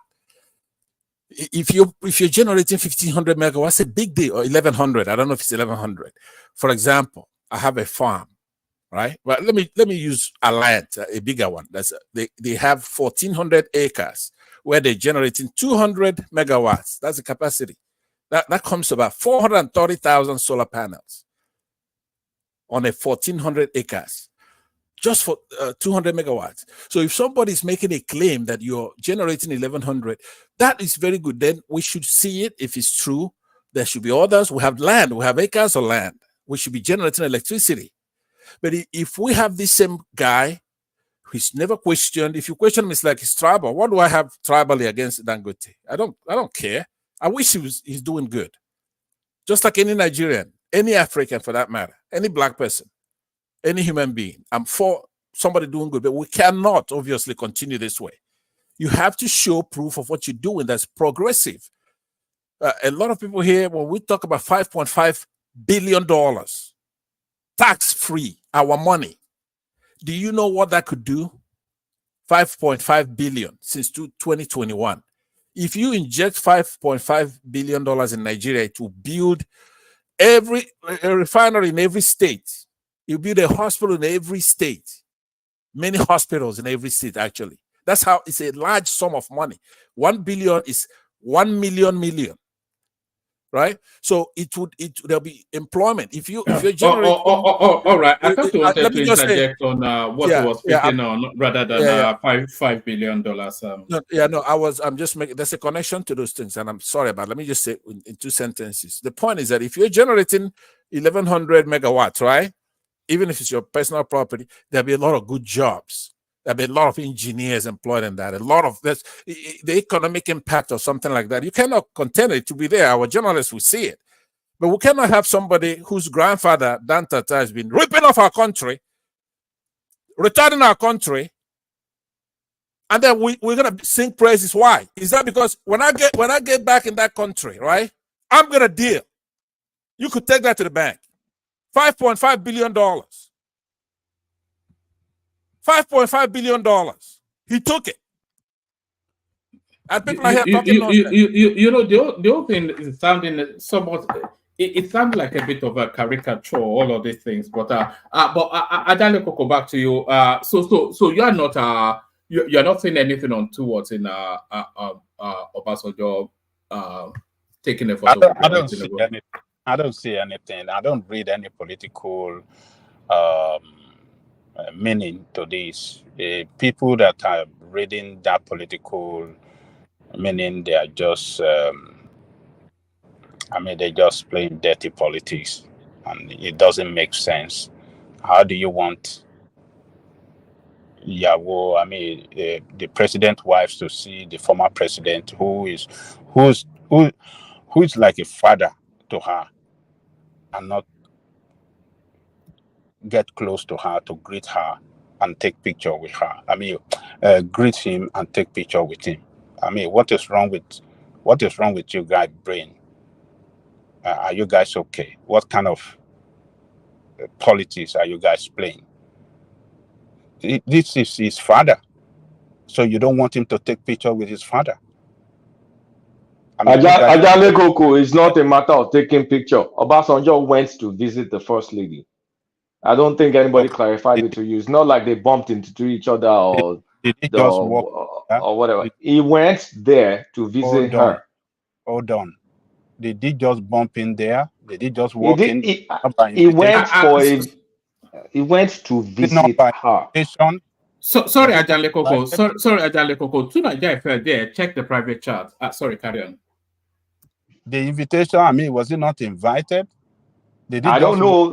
Nobody said whether I was invited or not invited. But he went to visit her. But the way you were kind of like spinning your narrative is like, they met and then they took picture. I'm not spinning it because that is why I was asking the detail from the beginning, and nobody was able to tell me. They say, it doesn't matter. They met. No, I'm not going to run my comment like that. I wanted to know the real fact behind that picture, and the little information I got. They said, they met at a Salah or something. Now you are saying, he went to the Aso Rock. Fine, I believe he must have been invited. It was in Lagos, not even Aso Rock. He went to visit her in Lagos. Maybe he was invited, and he went.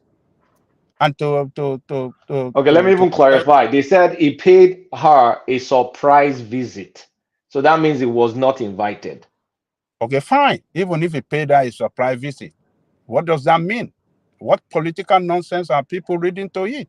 It's not. What do you mean? A surprise visit is not innocuous. It's not like some innocent stuff like when an elderly man, 80, I don't know, is it 85 or 86 or 87, leaves his own house to go and visit the first lady. What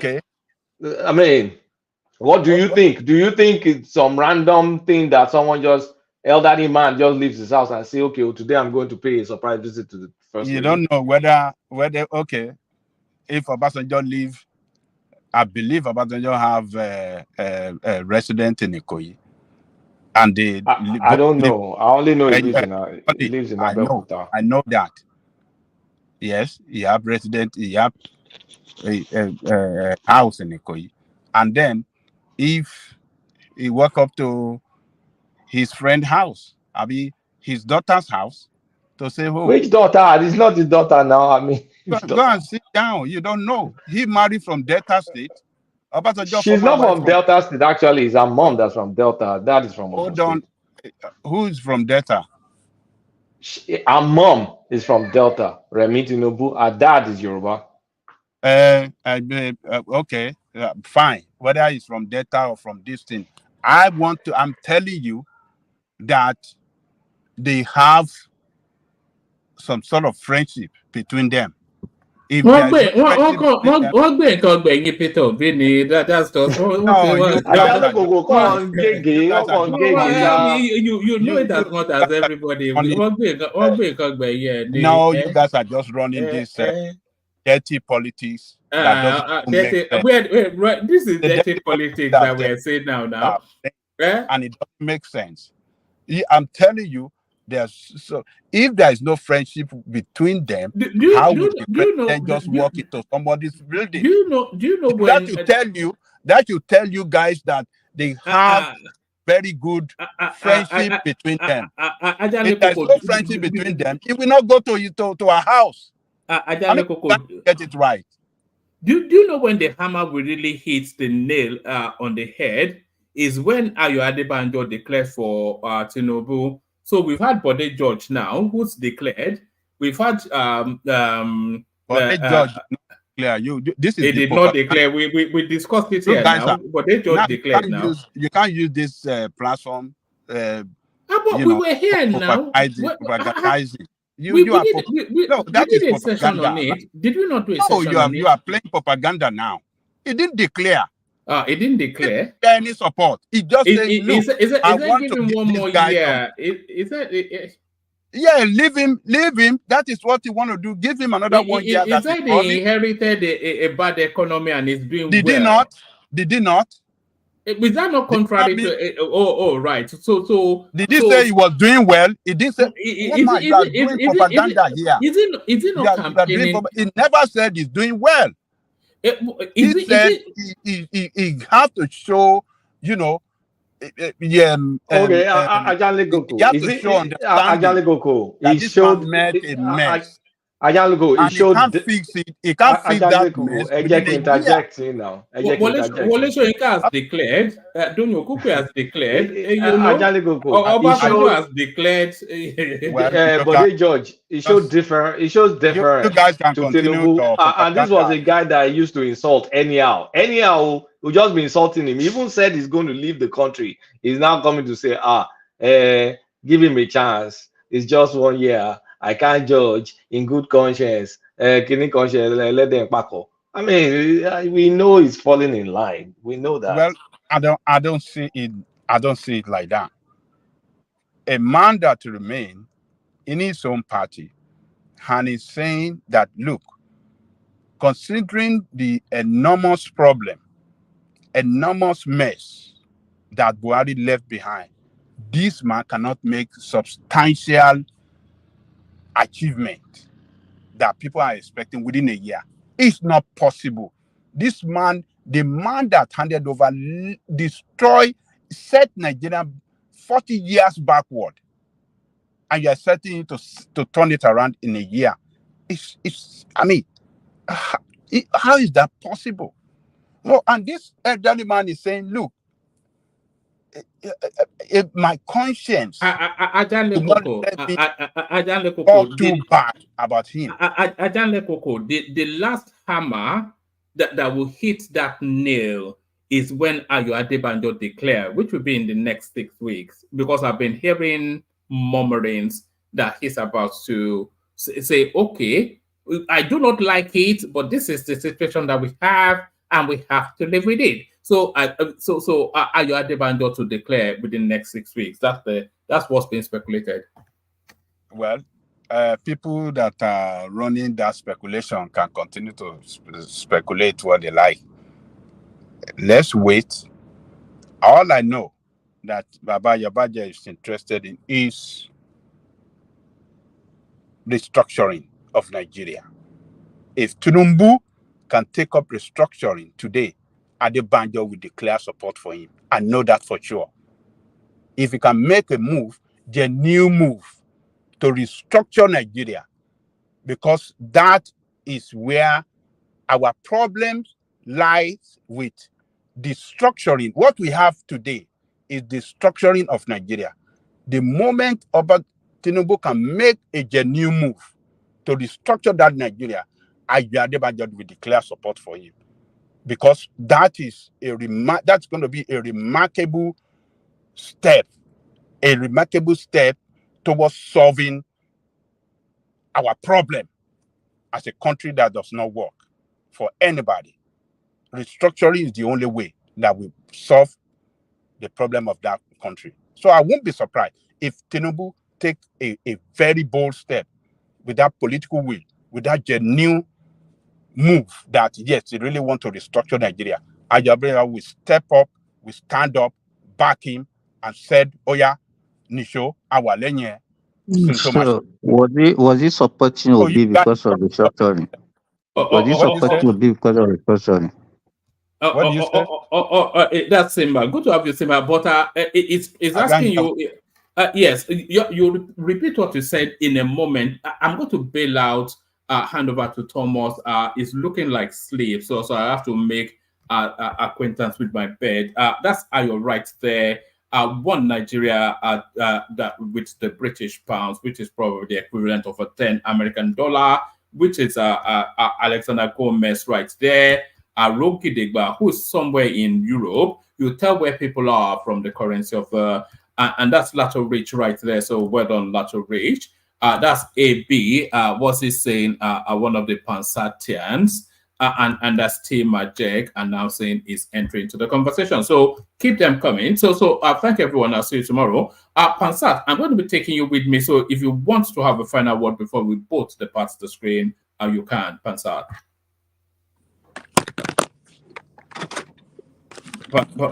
All right. So all right. Thank you, everyone. Pansat and I will see you tomorrow. Thomas, over to you. Thank you. Yeah. Simba, ask that question. Ajali could respond. Then we'll move on. You are talking emphatically that Baba Adebanjo was after restructuring.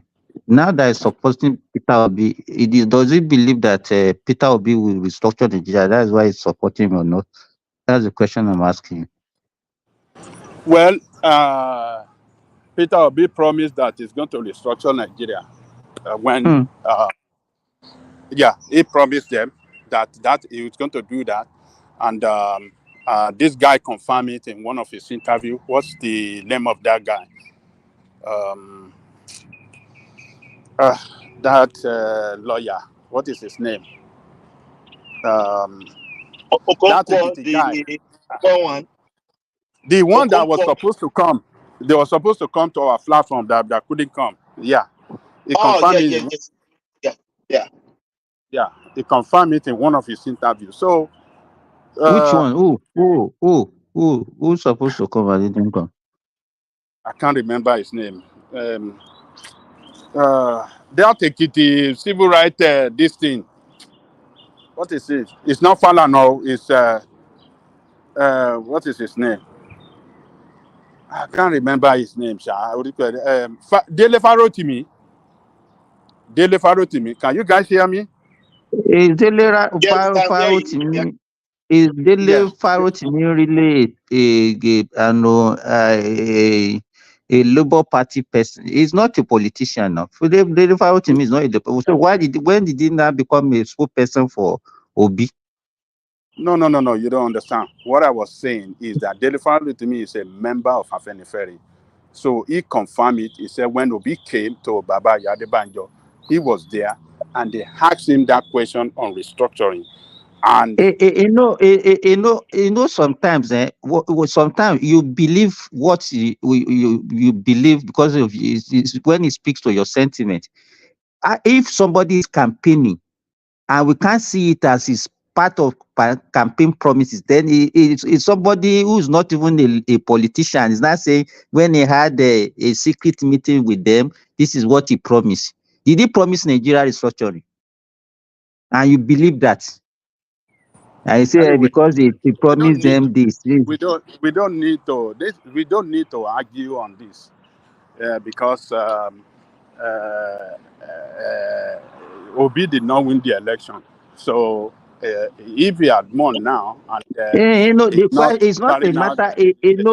What you said is what you said because Baba Adebanjo believe in restructuring.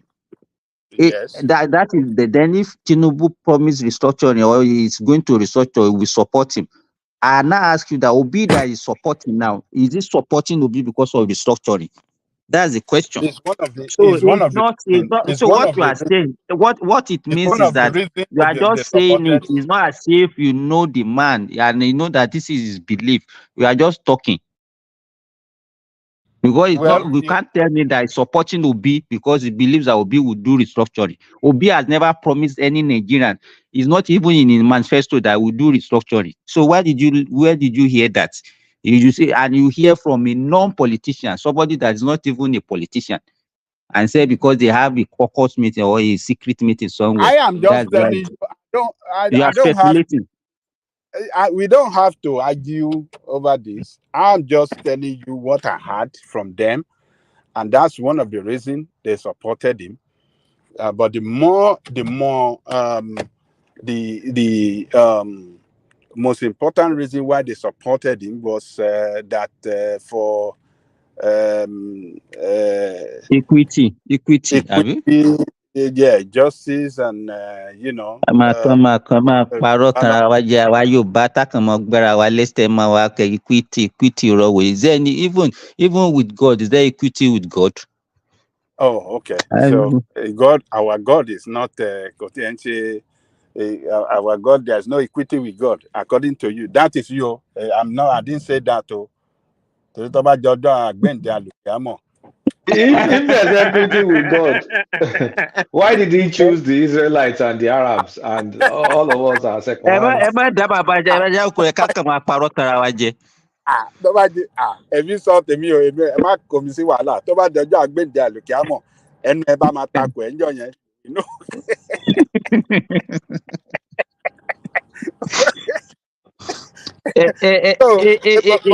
Baba, if we don't even need to get into that, because I know a lot of people that actually, God forbid, though, that don't believe in God because of why should some people be suffering and some people be living in affluence if you say it's a God of equity. So don't let us get into that argument. There is a lot of things going on there.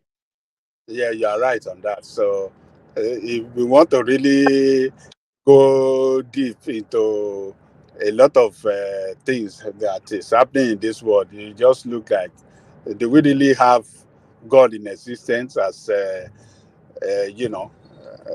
but let us just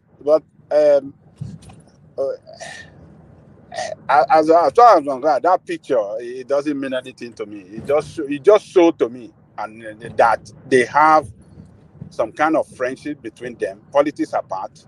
Because if they are Ajale Koko, we are just wasting our own time.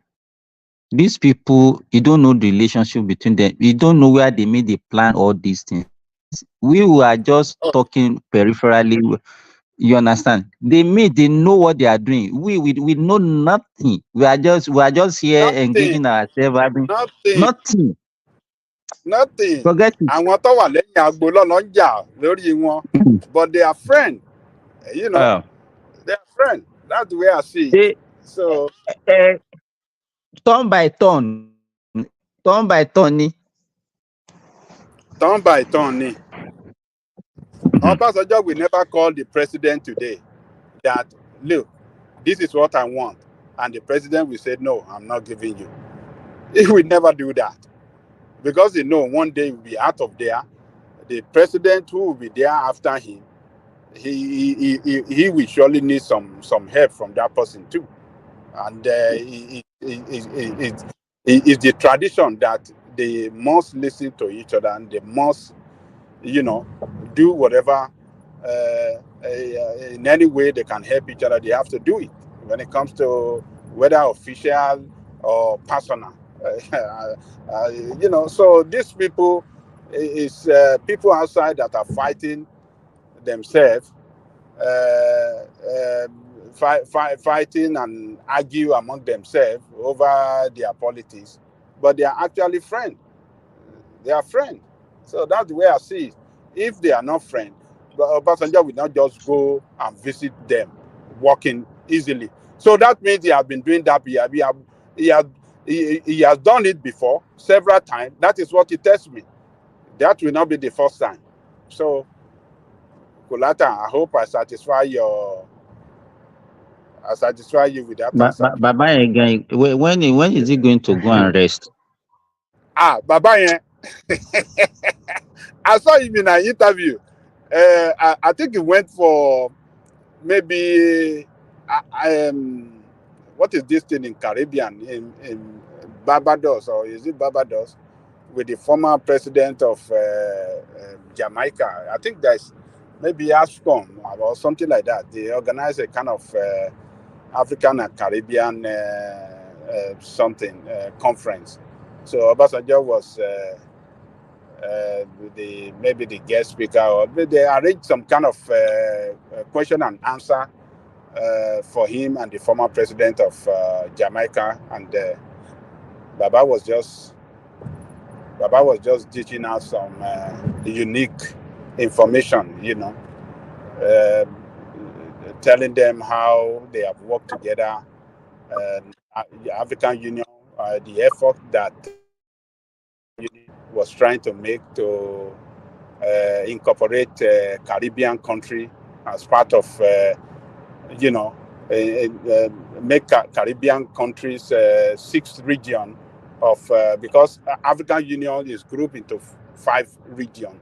So the effort they were making to make Caribbean the sixth region, and which will have opened up, Caribbean to be part of African Union, and African Union to be part of Caribbean this thing, because they are all black people, and they took them as slave to the Caribbean.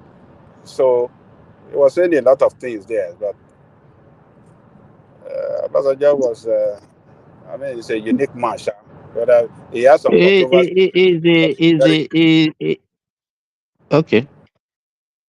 I said he has some controversy around him, but he's a highly respected man in this world. As far as I'm concerned, he's a very lucky chap. That's all. Very, He's just very been lucky. Very, very lucky, and yes, he was lucky. And everything about him, he didn't fight for anything. Everything that he achieved, he didn't struggle for it. Yes, As far as you're I'm right. concerned. Very, very lucky. When he became the military head of state, he used the opportunity well.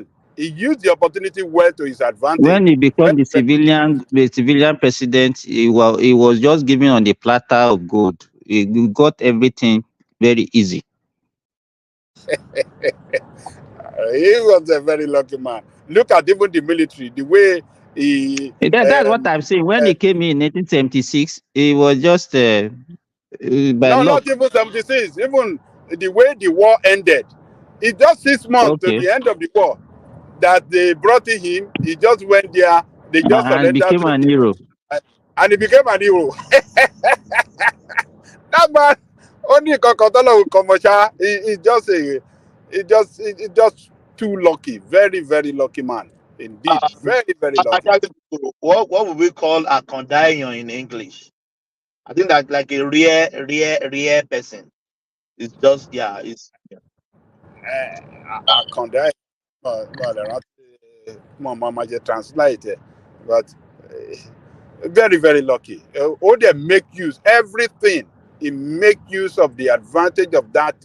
Every opportunity that came his way, he used the advantage to propel himself up, to push himself up, and the country, he's so lucky. He's so lucky. Gone. The country made him, and he used that to really position himself well. Those are the people that those are the people that are supposed to. Those are the people that really benefited from the Nigerian nation, and they should be the one that should carry the something. But the way they are handling it, they are not still being sincere to the nation. I'm very sorry to say this.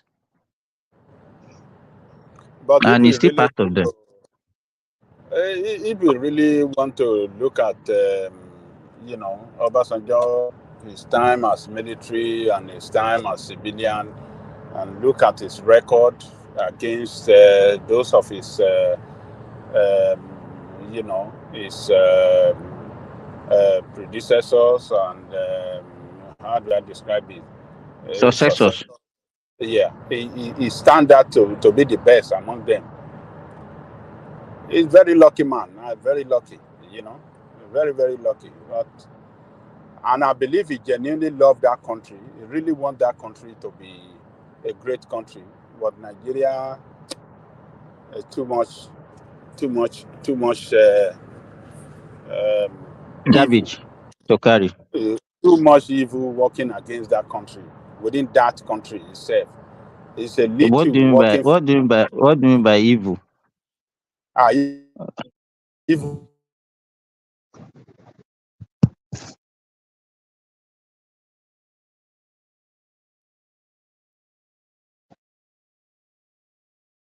To play some he did something that are wrong too. But if we want to look at what he did right, I think he overwhelmed what he did wrong. He did something wrong that I would not totally agree with him in everything he did, but at least he genuinely loved that country, and he genuinely wanted that country to be one of the greatest countries in the world. Well, And policy he took when he was military, when he was civilian in the state too, he did a lot of things that make life better for common people, even though that we don't like it. It was during this time that we had a lot of, poor people who are buying vehicles, workers, civil servants, and things like that. The economy was booming. A lot of us that were doing business with Nigeria then, we were doing very good, but now we can't try it. It's just it's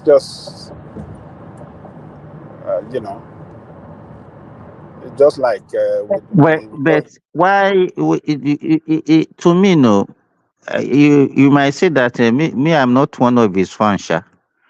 Because if he was there for 8 years, if you really lay down a solid foundation, then that foundation, how long did it last? If you are claiming that economy was strong, how long after his administration did that economy collapse? and the Did it people take? that took over after him. It didn't take them 1 year. It didn't take 1 year to collapse that economy. In fact, it was even Yaradua was able to even stabilize it, to maintain it for his own period. But when that, and it's like, if whatever he built, he uses his own hand to scatter it also, because it was his own political calculation that brought in Yaradua that died few months, because you can't tell me that I didn't know that that guy was sick and he wouldn't last. Then the Jonathan that he brought also, what did they do? So it's story, I don't know. Ó fọwọ́ kan ṣe nǹkan, ó fọwọ́ òsì bá ó fi dàrú náà ni. So But I don't know why you are praising the man. no, you see, I don't blame him for handing over to Yaradua, and after Let me tell you, I don't blame to me, Paul for a that. good leader, excuse me, Ajay Koko, a good leader should be selfless. You understand? That is what the hallmark of a good leader should be: selfless. Obasanjo is not selfless. He's not a selfless person. He is a very selfish person. So I don't know why you are calling me a good leader. Because if he's not selfish, he will not be looking at himself and be putting people that he feels. Putting Yaradua there was just like a compensation. Because he also got there by compensation. I agree So with you that. Yeah. so anyhow you look at it, I don't know. I don't know how Nigerians just view things, and we can't see things deep He before we gave start. hold on. He gave reason why he chose Yar'Adua as the successor. Reason that Yar'Adua, among all the governors back then, is the least corrupt or not corrupt according to him. He said the guy is not a corrupt guy. That is number one. And he wanted somebody that can be in the lead of, of that nation, continue to carry out that anti-corruption and showing by his own character and everything that he's not corrupt. So that is number one. And number two, he said he's the only governor that balanced the budget for throughout 8 years when he was governor. He wants somebody that can prudently manage the resources of the country well. So, and like you said, the compensation. Him and Yaradua family, they be long time friend now, and it's Yaradua organization that gave him power, that presidency too. So how would he compensate them when actually Atiku would have benefited that, because Atiku was the leader of the Yaradua organization when he DPM, what they call their benefited party that time? PFN, or what did they call it? So he was People's the Front, People's People's Front, PF. People's Front of Nigeria. So Atiku would have benefited, but Atiku greed and impatient. The impatient to hardly become the president of Nigeria. The drama he played against Obasanjo, how he wanted to torpedo Obasanjo. You can even see how Obasanjo actually even allow him to have he was looting just Yes, because everything, just gave him everything. just because he wanted him to support him, and that's why I say it's not a selfless. I could remember even during the campaign that time, Obasanjo was lying to Nigerians. I remember that time Yaradua was in Saudi Arabia on the sick bed. He was pretending that he was making one useless phone call. What was it? Okay, you're laughing, eh? They You said say you he are was dead. They he said said you he are was dead. phone call to who? Making phone call with Yaradua now on his sick bed. On How would he know that it's not Yaradua? Someone surrounding him, but fake here. You say Yaradua was the one talking. But that was what he was doing. Musa, they said you are dead. Can you imagine? And he's a dramatic person. How would he know when the cabal, Obasanjo's a con Yaradua artist cabal? now. How would he know? How would he know when he's in Nigeria talking to somebody in Saudi Arabia and they are saying, "Oh, Believe me, they show him live that time. What The I'm guy, telling you, that how would Obasanjo know? How would he know? Obasanjo lied to Nigerians. He carried phone that day on the campaign ground. Musa, they said you are dead. They said you are dead. I beg you, I don't.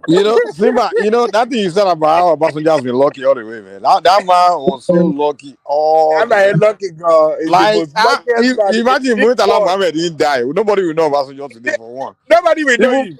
even that one about the war. Nobody will. Benjamin Adekunle hate the guy till he die, and this guy Alabi Samara fought people that were controlling the third Marine Commando. They fought the war from the beginning until the end. Obasanjo just came in towards the end of the war. And claim the glory. 6 months, maybe 6 months or 3 months. Maybe 6 or 3 months. He just came The in end of the war, and he then came and claimed overshadowed the them. glory. Oh, we won the war. And they handed over to me. They And handed it was over. I mean, Adekunle, they surrender. They Alabi surrender Samara. to They me. were the one that fought the whole battle from the beginning. I've won the war. They surrender to me. Oh, look at their letter. Oh, they signed it. He just be lucky. The same thing. When Muritala died, he didn't want to even take the position. Some people were begging him, no, guy, you are the one that has to take it. He said, no, he doesn't want it. No, guy, you are the one. No, yeah, you have to take it. And he took it. The same thing happened when Abubakar wanted to go. They all went to beg him, all the military generals, begging him, no, you are the only one we can trust. So Nigeria is in a dire trade now. Nigeria is in a serious. You are the only one that can bring back sanity and stability. And then he took it. How can somebody be so lucky in life like that?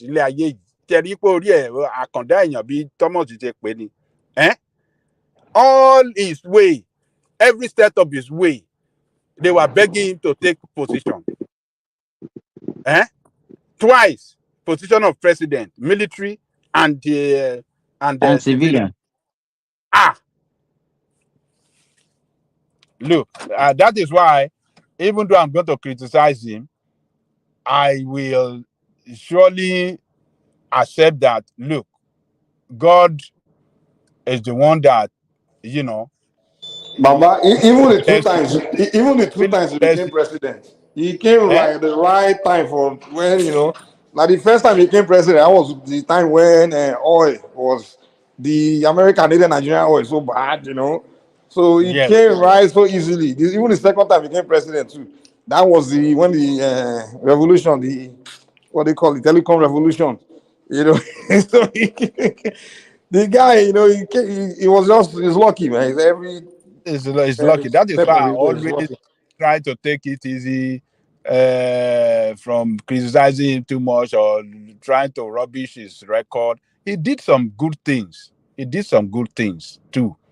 But I'm not going to say that he achieved but among all his predecessor and successor, I mean, the record is there that is the best. Even up to today in this democracy, look at all the economic indices. He is still the best till today. He came in at the right time, now. When No, the telecom revolution came to the world, all those times when the technological revolution came, that was the time he yeah. became president. He was lucky. Even the first time, it was when the Gulf, the Arab countries, they want to sell oil to America. They had to come to Nigeria. So the guy, he was lucky. His time, if the guy would have become president during the time when everything is hard, like right now, he won't be saying the same thing now. But He just don't happened let to us come at the deceive. right time. No, And don't people let give us him the deceive credit for it. ourselves. No, well, Mike, don't let us deceive ourselves. It was very But difficult. Ajale Koko, It Ajale Koko, let was me tell very you this. difficult when it comes. The oil was under $10 per barrel. I could remember vividly It was during very bad when shortly towards the end of Abacha regime, oil was mm, around $7 to $9 per barrel. yes. You It was understand? And $8 when Abacha came in. $8 per barrel. but when he came in, even let me tell you this, his first tenure was not that rosy. Yes, I agree with you.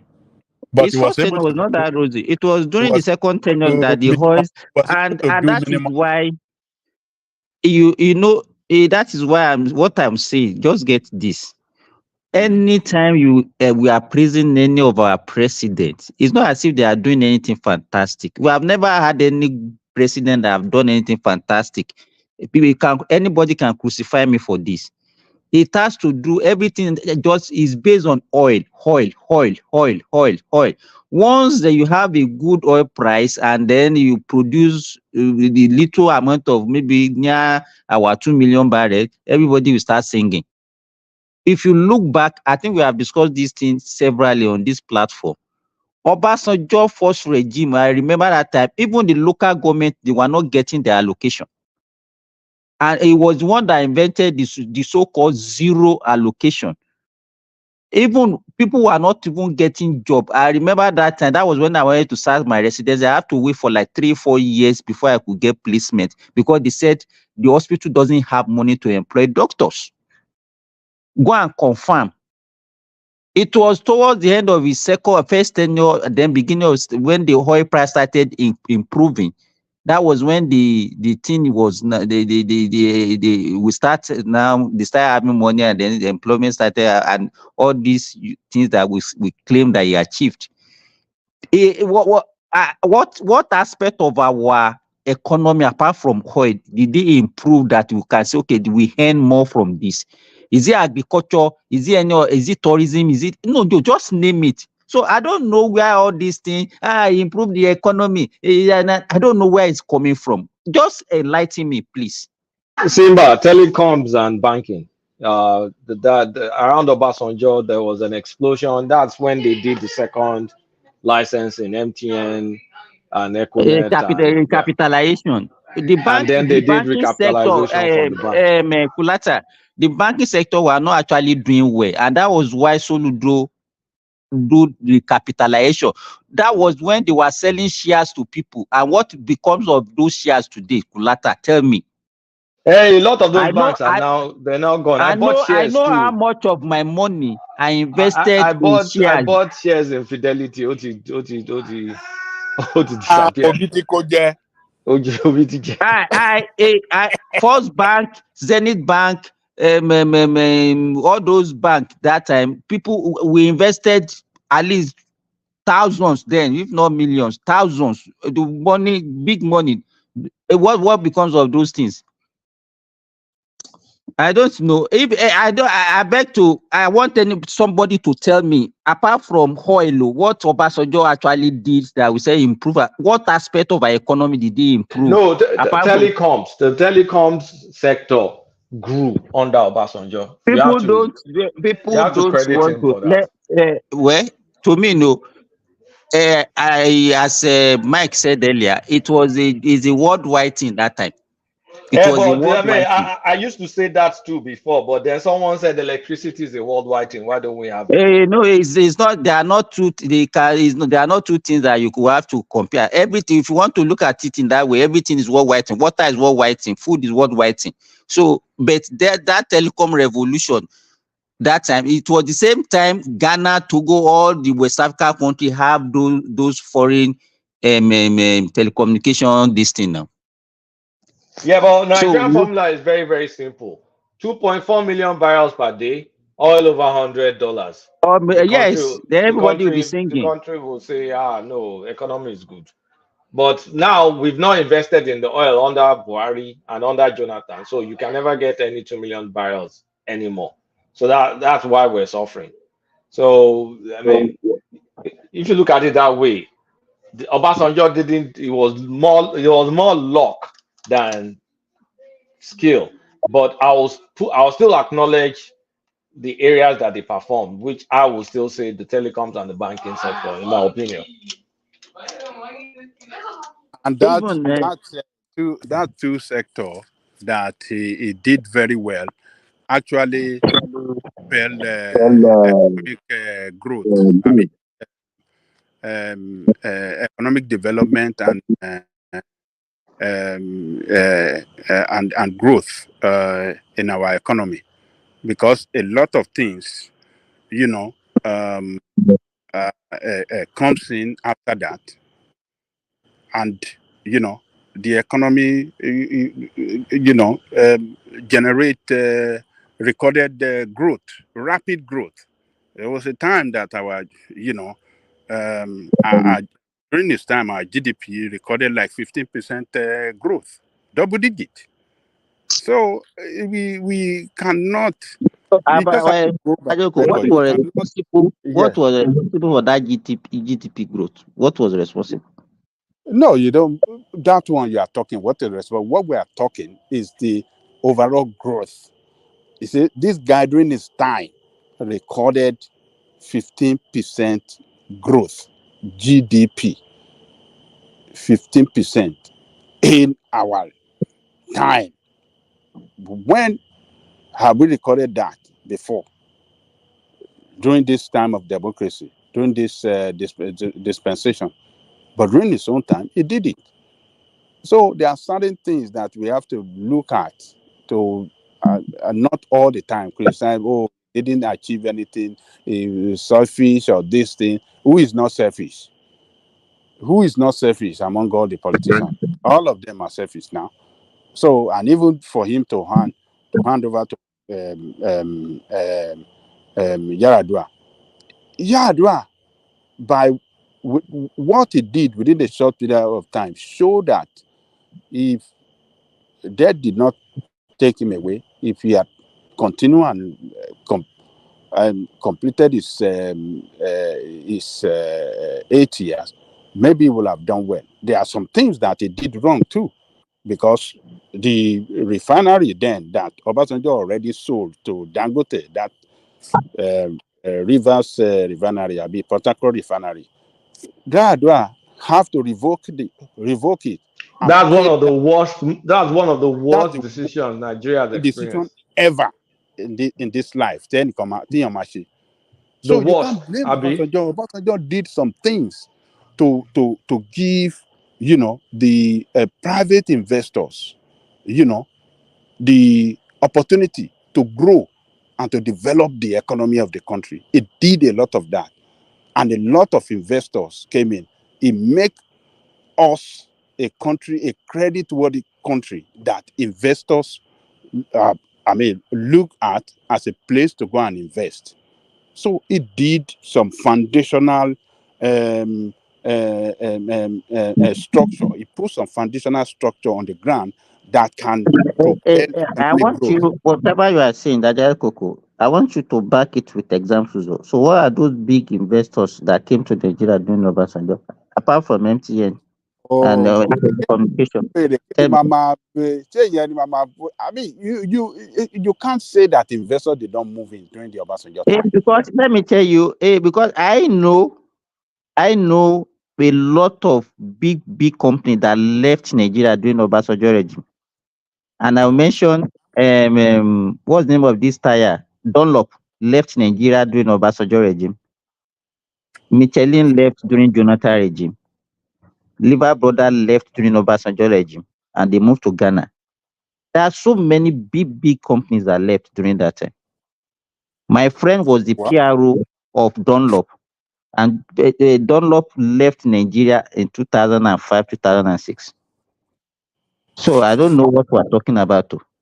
No, there are many FDIs that came under Obasanjo. Actually, between the PDP eras, we experienced a boom in FDI. Like back then, Microsoft came in, Dell, Compaq. I mean, that used to be my sector. A lot of those kind of companies came in. Cisco. I mean, Those are Huawei. those are telecom related sectors. Yeah, I mean, that was my sector before now. So within my sector, I can tell you a lot of companies came in, a lot. So, like I was saying, those are the foundational structure he put on the ground that attracted, so many investors to come in. And the result, we saw the result. Our GDP result, outcome shows that, yes, we are progressing economically. That we recorded like 15%. That's a remarkable achievement. It's not everything we have to condemn Obasanjo. He did some things good. I mean, for the overall well-being of the country. Don't let us talk about his power or some things that he did, but for overall well-being of the country, for people to look at, particularly investors, to look at the country to say, this is a country moving towards the right direction. This is a country that can achieve economic power in the future. Let me go and be part of that. Let me go and take my money there and want to be part of that growth. That is what Obasanjo did for that country. Is it the same today?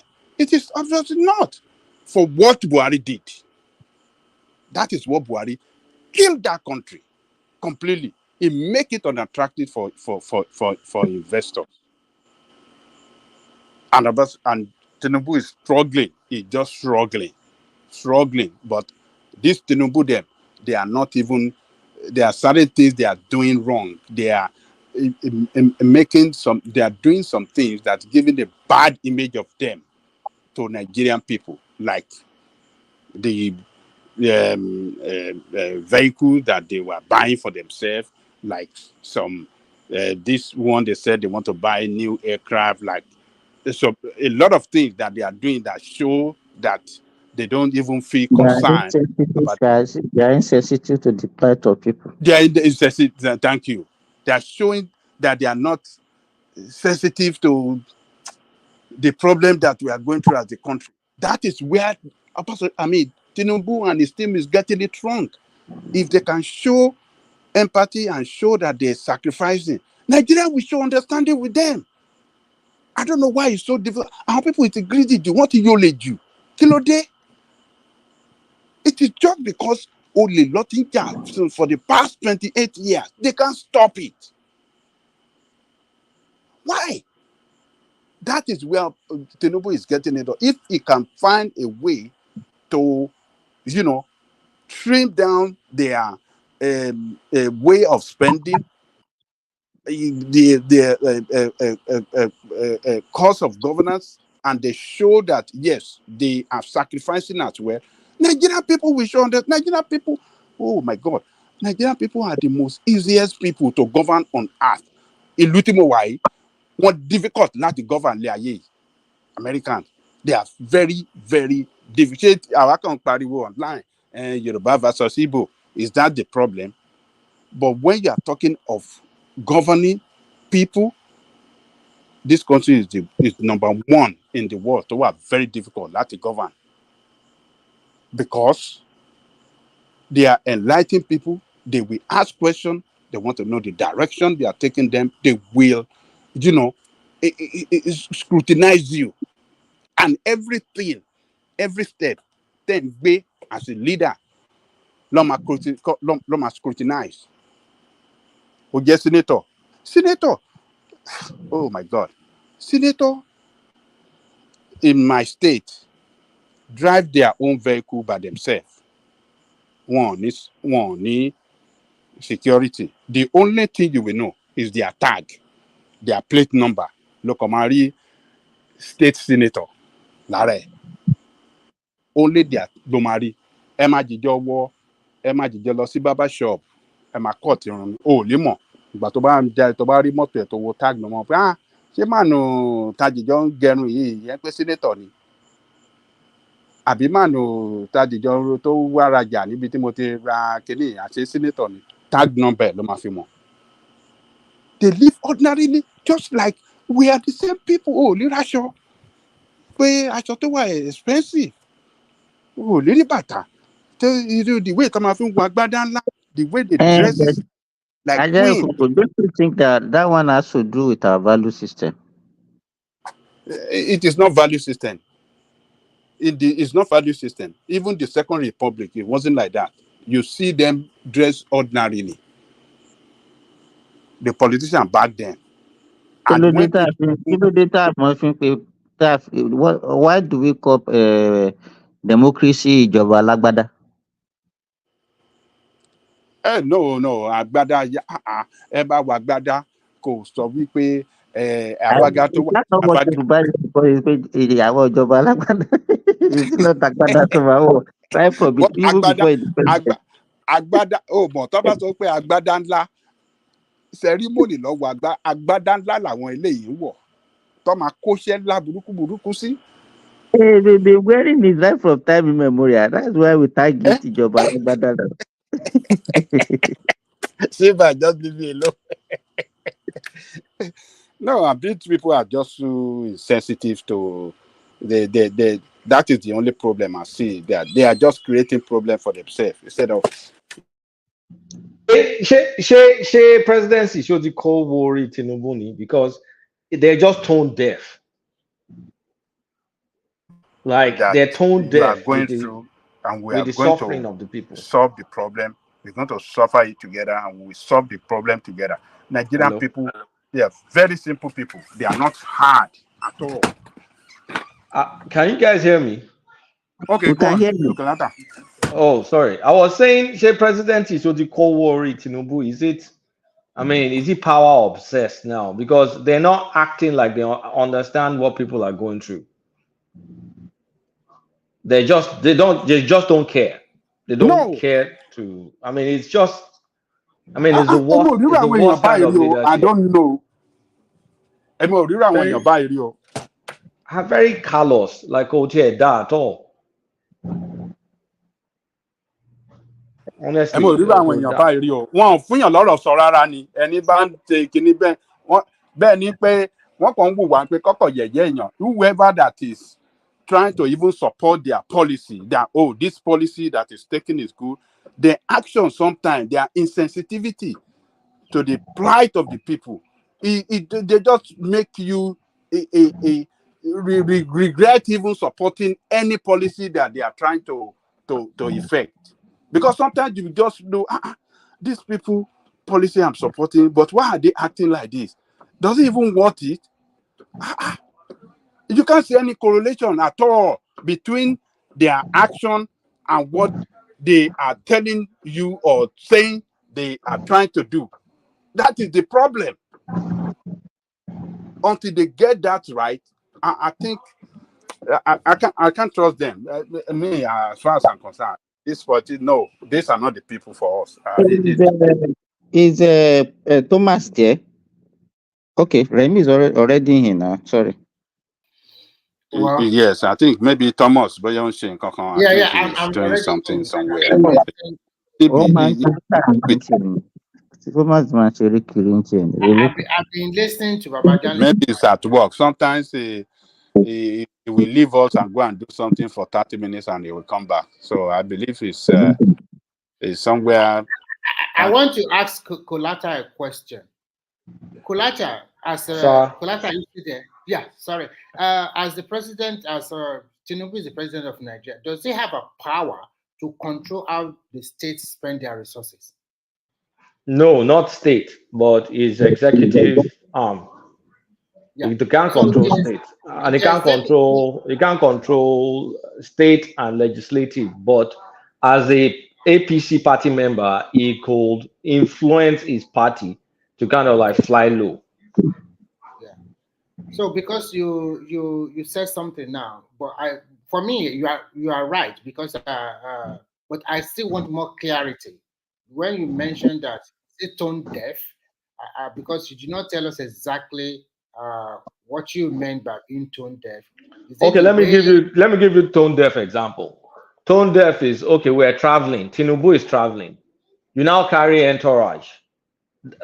Tinubu's trip, his itinerary is 100% within his control.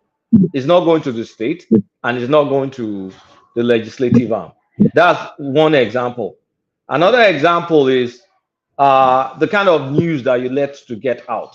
Like there's some narrative, like this airplane narrative. I understand the narrative, but you should try and make that kind of conversation a bit more hush-hush, not something that's kind of like front and center. So there are many things that he himself that's within his control. Like he can pretend. I mean, we know that he's a rich man, he's entitled, but you can try and project some Spartan, like some conciliatory moves, just to show that, okay, I feel your pain, right? Even though we know it's all BS. I remember that when he first came in, they wanted to distribute 8,000 naira to some section of Nigeria at that time. People shut it down, and at the end of the day, the state government in Nigeria collected the money in anticipation of distributing the money to their to the state citizenry. At the end of the day, everybody knows the result. And for the last 3 months, they have brought out a memo that said that nobody is going to travel, especially the minister. I think it's happened. We are in June. I think it's around April. So you are right that sometimes you also need to cut its excesses, because if you have to walk the talk. If you are telling that people should sacrifice for the nation, you as the president, you must be the number one person to sacrifice for the nation also. And in terms of the airplane they are talking about, the idea is not from the presidency. It's from the lawmakers. They are the ones debating it at their chamber. Not that the executive. Yeah, but we know how these things work now. They put the narrative in there. Like there's some executive initiated bills. They may be direct and they may be covert. I think they should shut that one down. But at the end of but at the same time, we should also try to check, is it really true that some of the planes in the presidential fleet now, are they really having a big trouble or problem? Because if his plane dropped dead and he died, so we also have to look at it from that angle.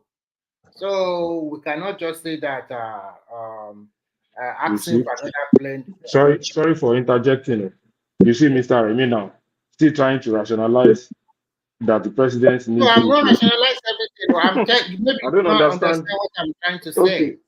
Maybe what are you not saying? Just coming now. So I've been listening. It's not about just coming. I've been listening. I've been following the show. I'm just trying anybody to just find a way to explain their policy.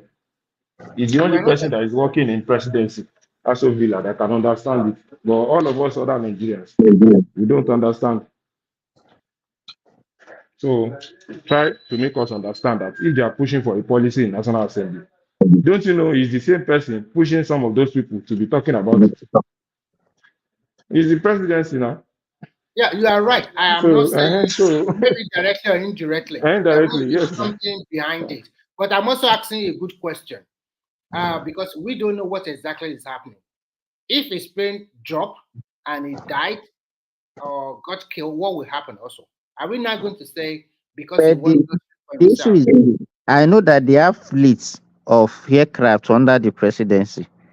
Okay, if you know that okay, some are old and they cannot meet the demand of these days, then they can sell them and say, okay, oh, this is the proceed that we make from the old ones. Can we okay use it to buy maybe if you have 10, then you can sell five and buy one new one. It does it need more than one or two aircraft to move They have about? already put some of them on sale already. I think 2 or 3 have been put on sale already. And even before Buhari left, they have sold some of them. They have a lot, but they have sold some of them. And now they put 2 or 3 on sale again. I'm not justifying that you should buy a new plane. But if we will know the real truth about the rest of the fleet, because what I learned is that for 2 trips now, it was on a chartered plane to the Netherlands and to also maybe Qatar or whatever. Saudi Arabia, I don't know. So they did not take that presidential plane to that place. He chartered a plane from France back to Nigeria the last time. And I this think I remember it was the time he was coming from France that he has to stop in Morocco or which of these not because it was a chartered plane. All those stoppage are not possibly due to plane issue. that was what they said that His movement, of course, that's what they will say now. His movement has always been secretive now. So are we saying we don't know? the reason they gave that time and it was His far away movement, that we are yes, his talking. movement has always been very What I would secretive. suggest is that We will not, nobody As will know. Nigerians are talking now, I think if Nigeria should scrutinize them more. Give us a concrete reason or a cogent reason why you want to buy another plane. Absolutely. So that should stop we should stop asking, we should not stop asking questions. We should criticize more, positively, and ask more questions. If it's really justified, like Babajare could say, put all this information in the public domain. I don't know because this is our So it's not even, let me tell you, it's not even difficult. Let me tell you, all these things that we're even talking about is because Nigeria is a poor country. How much plane is even buying? You understand? What they're supposed to do, they are not doing it before they start spending the little money that we have recklessly. To me, what they are supposed to do is to us build our revenue base, increase our revenue. You understand? You can spend as much as you can spend once the money is there. But once you have the little, that is not even enough. Even if you spend it on the people, how much money does Nigeria have? If you spend all the Nigerian money on Nigerian people today and you don't even spend it on Nigerian politicians, I don't think it can actually make any significant effect on Nigerians. I don't think so. So it is the image. Leadership is not just like the practical, is also optics. The optics is very bad. Absolutely, Mr. Akulaka. There's nobody that can rationalize it. Since Tinubu has been going out now, if you observe that whenever he's coming in, he's usually not sure. There's this apprehension around the time that he's coming in. They will always say that there was a technical stopover somewhere, something. The day that he's supposed to come, he doesn't usually come back around that period. So there has usually been this being secret around that.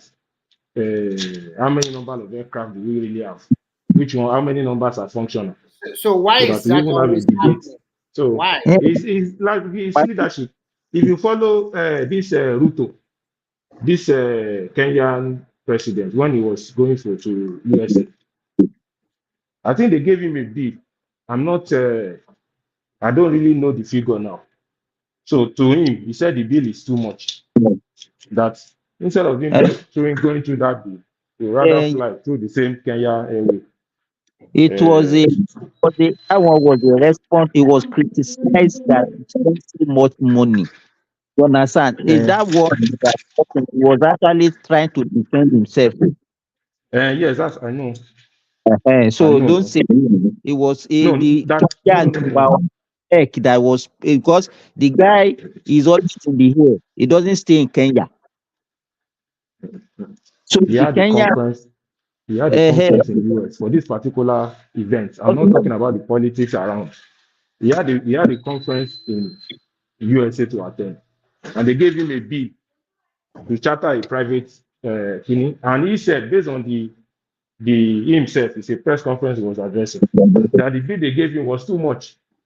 That instead of going through that, he would rather fly through normal Kenya Airways. But the security people are concerned that security reason, blah, blah, blah. President shouldn't fly commercial. And he now said some people, according to what he said, some people now offer to give him that same private plane, half of the price. So he was actually praising himself for saving and conserving Kenya money, not that he spent the money anyhow. Agree about he was considering it as a chicken. Yeah, of course. Now, you understand? The whole essence of the discussion of what he was trying to say is that the money that is, he said it was even a fraction of what he's supposed to spend. Meanwhile, the Kenyans were saying that the money was too much. Yes, that's the same thing I'm saying. And how can you now putting up this? Is that a good example? No, it's a good example now. They gave him a bill that is too much. They gave him a bill that is too much. He said it's too much, that you rather go through normal Kenya Airways. That you can't use that kind of money. Understand what is happening? That same amount. Have you ever entered Kenya Airways plane before? I took it on I'm not. You don't understand what I'm saying. Don't elaborate this point I'm making. What I'm making is very simple. He need a chartered flight to the US. They gave him an outrageous bill. He said the bill is too much, that he would rather fly Kenyan Airways for a reduced fee. Then some of his friends now suggested to give him that same flight for a fraction. He was saying in essence that he conserved Kenya's money.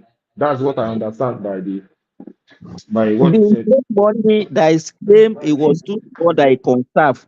Though that it was that same amount that the Kenya was saying was too much. You understand? He was I'm not disputing now. As far as I'm concerned, whatever he was saying, it was not even rational. Your people were crying that you are spending too much. You are to spend. You are actually no. What I said was on that same particular flight, he spent less. That's what he's saying. Yeah, that's what he's saying on that same particular flight. I'm not talking about all these other flights that he has been doing before. I'm just saying on that particular one. That's what I'm saying. Some committee of friends to him and they offer him that. I listened to him now. Yes. So what are you talking about? I think the bone of contention here is that taking a chartered flight, is it more expensive than taking the presidential flight? So we must ask ourselves so many questions.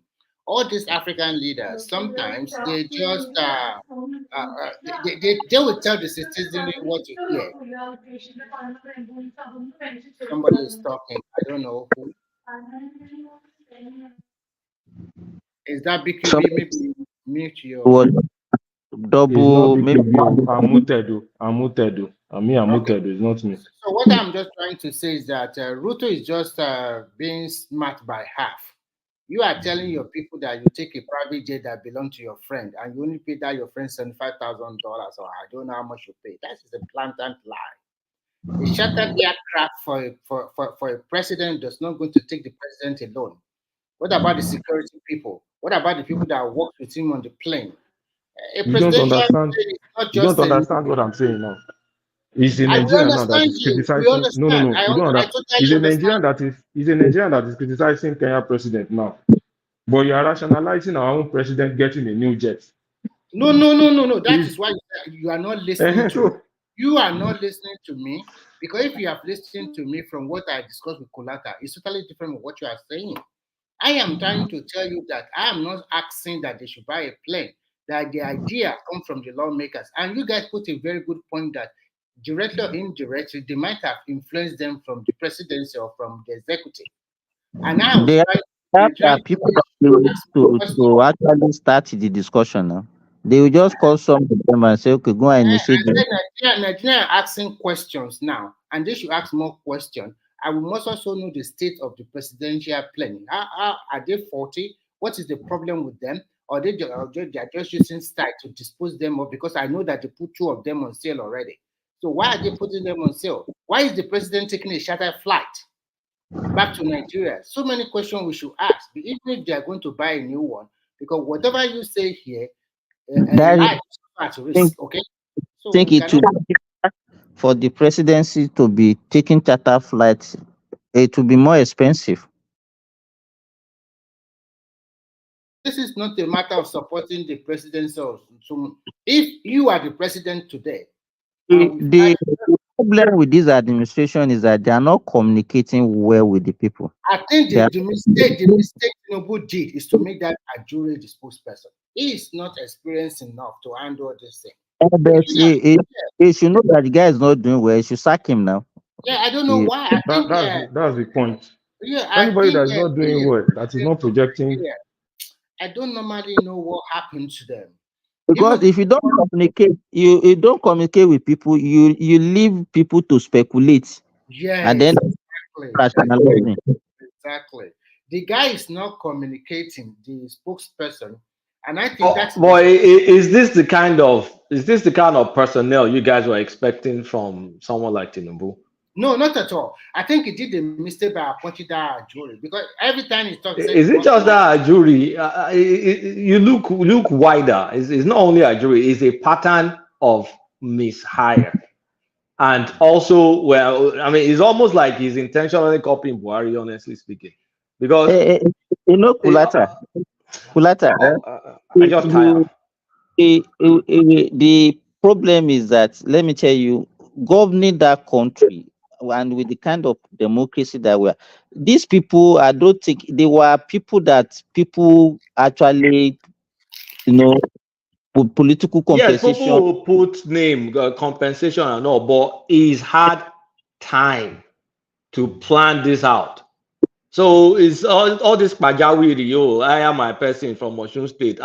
Now me help you for this campaign, and Anambra, take this guy, take that guy. We understand that is expected, but it's not an excuse to now populate your cabinet with those kind of hires as opposed to the good hands. And okay, fine, if you've made those mistakes, how about some correction? Yes, and to me, I think the mistake starts from also making that Bajamialia the chief of staff. That guy is not experienced enough, and I think he's a little bit biased. He's just a politician. He doesn't know anything that is happening. Yes. Fashola will not allow a lot of work by guys. If I were you, I would say Fashola, no, you must be my chief of staff. Or anybody that is better. Even Alake can do a better job than what this guy is doing. He's not standing enough. When last did you hear anything from Kwajabi Amila? When last did you hear anything from him? No, not really. The real chief of staff is Muri Okola. That's the main guy. Initially, when they started, that was when I think the guy's power has been reduced drastically now. It's just I can't even. When last did you even see him in the public? Yeah, but the beginning is very important. You have to get it right, because you don't have time on your hand. You have 4 years, so all this pushing them together like this, it's not going to work. I think it's right time. If you want to put a policy on the table, do it very well, implement it. The tax reform, the guy has been on it for more than 6 months now. When are you going to implement it? Time is not on your side. You have to find a way to generate more revenue. And in this Nigeria, if you want to force some people, force the government to give it down, force people to the land to cultivate. Yeah. That tax reform is deliberately they are holding on to it. They don't want to push it because that one Nigerians will repel it with all their energy. No, the tax reform is to widen it, not to increase the tax. Okay, just to widen it. That's what they want. You don't understand what I'm saying. Who are you going to widen it to? Is it not the same people that are already crying? People that are you ask them to be paying. Is that not what is going to happen? So it's not as if you are hiding. You are hiding. No matter how you look at it, you are hiding because you want to capture more people that are not. You want to ask them to pay. So if it's this way, then to govern that country will be difficult. If people are crying out every time, they want good things, but they don't want to sacrifice, I mean real sacrifice, because there's not going to be a president of that country that will just rely on only oil. You have to do a lot of things at the same time. Look, Because I discovered that that is why me, I'm not a fan of all these so-called subsidy. Go to Ghana, go and look at their tax in Ghana. The tax is very, very high in Ghana, and that is why the cost of living in Ghana is far, far higher than Nigeria. But they make sure that their workers actually earn more. You understand what I'm saying? They earn more, and that's why you can see this little difference between Nigerians. But when you say they earn more, who are those people earning more in Ghana? Is it the civil servant or is it people in the private sector? So what is the percentage? Because Ghanaians are also crying out that their country is in a terrible mess. That's what I'm saying. Let it get me right. I'm not saying that the economy of Ghana is a little bit. Ghana economy, if you look at the GDP per capita, is better than Nigeria. If you look at the minimum wage in Ghana, is far, far higher than Nigeria. But you discover that the cost of living is also higher than Nigeria. But relatively, they live better than Nigerians, if you look at it. Well, so if you want to now try to introduce this kind of system in Nigeria, why an average Nigerian will cry foul, that the government is not doing anything for us, and whatever. Sometimes when you look at the country itself and the people, both the leaders and the followers, you ask a lot of questions. These people want good things, but they don't want to pay for it. And I don't blame them because they don't trust their leaders, because they thought their leaders are also changing them at any available opportunity. So how can we go about it? Because we are here, we can rant, we can say whatever we want, but how can you turn that country around? If you want to turn is it possible this minimum wage that they are crying over? Because I remembered. That yesterday the local government have already started crying that they themselves they cannot pay 62,000 local government workers. They said they cannot even pay 40,000 or 62,000, and the governors they don't want the federal allocation to go to them directly. That's why they're in the Supreme Court. So when you talk about this problem, then another problem comes out. Actually, is it the minimum wage is the problem? I think the government should try to. I think the problem is that maybe because we don't have leaders that can put people to work. You understand? How to put them to work? You said they don't want to do this kind of work is so dirty. Or same local government that are crying that they cannot pay. There are people that are getting this money. What are they doing? Are they productive? What are they? How are they making? Even generating internally? Do you know? So if I'm a chairman of a local government, then if you want to earn that money, you have to earn it also. You want to earn the money, you earn it by work. You understand? That is it. Is any local government, are they the one paying salary directly or the state? Because as of the last time, it's the state that is paying salary. So oh no, you don't which local understand. government Local government in Nigeria, they pay salary to in your state. I remember it's the local before it was the local government that is paying the primary school teachers. Now local government receive the money to pay the salary directly. I think is it from federal government or from the state? No, the money is from federal allocation to the state. From federal allocation to them. But it's the state that is collecting local government allocation. It's supposed to go to yes, the now, yes, directly. And when it now goes to the governor now change the local government. The local government does not even pay the minimum wage to their workers. Even if they are paying 30,000, they are not paying 30,000 to their worker. Maybe the minimum wage they are paying them is around 20,000. And some of them, most of the salary is always late. I don't just hold on. I'm not aware of any where I cannot say categorically, but most of the southwestern states, with this whatever the state is, that's what the local government we are receiving the same salary. I'm sure of that one because I have some brothers working in local government. Some of the local government in other parts of Nigeria, they are complaining that they cannot even at least in Lagos. They are I receiving know. the same salary. No problem now. Even Oshun, even Kwara Yeah, they are are receiving the same salary. Yeah, same there salary is as no the state. difference. They are So receiving the look same at salary. Abia State that is paying 18,000 minimum wage with their new governor. It goes there. It didn't change it. It's still paying the same 18,000 to them, and even the there's so many mess all over. Superstar Governor Alex Otike. Are you sure?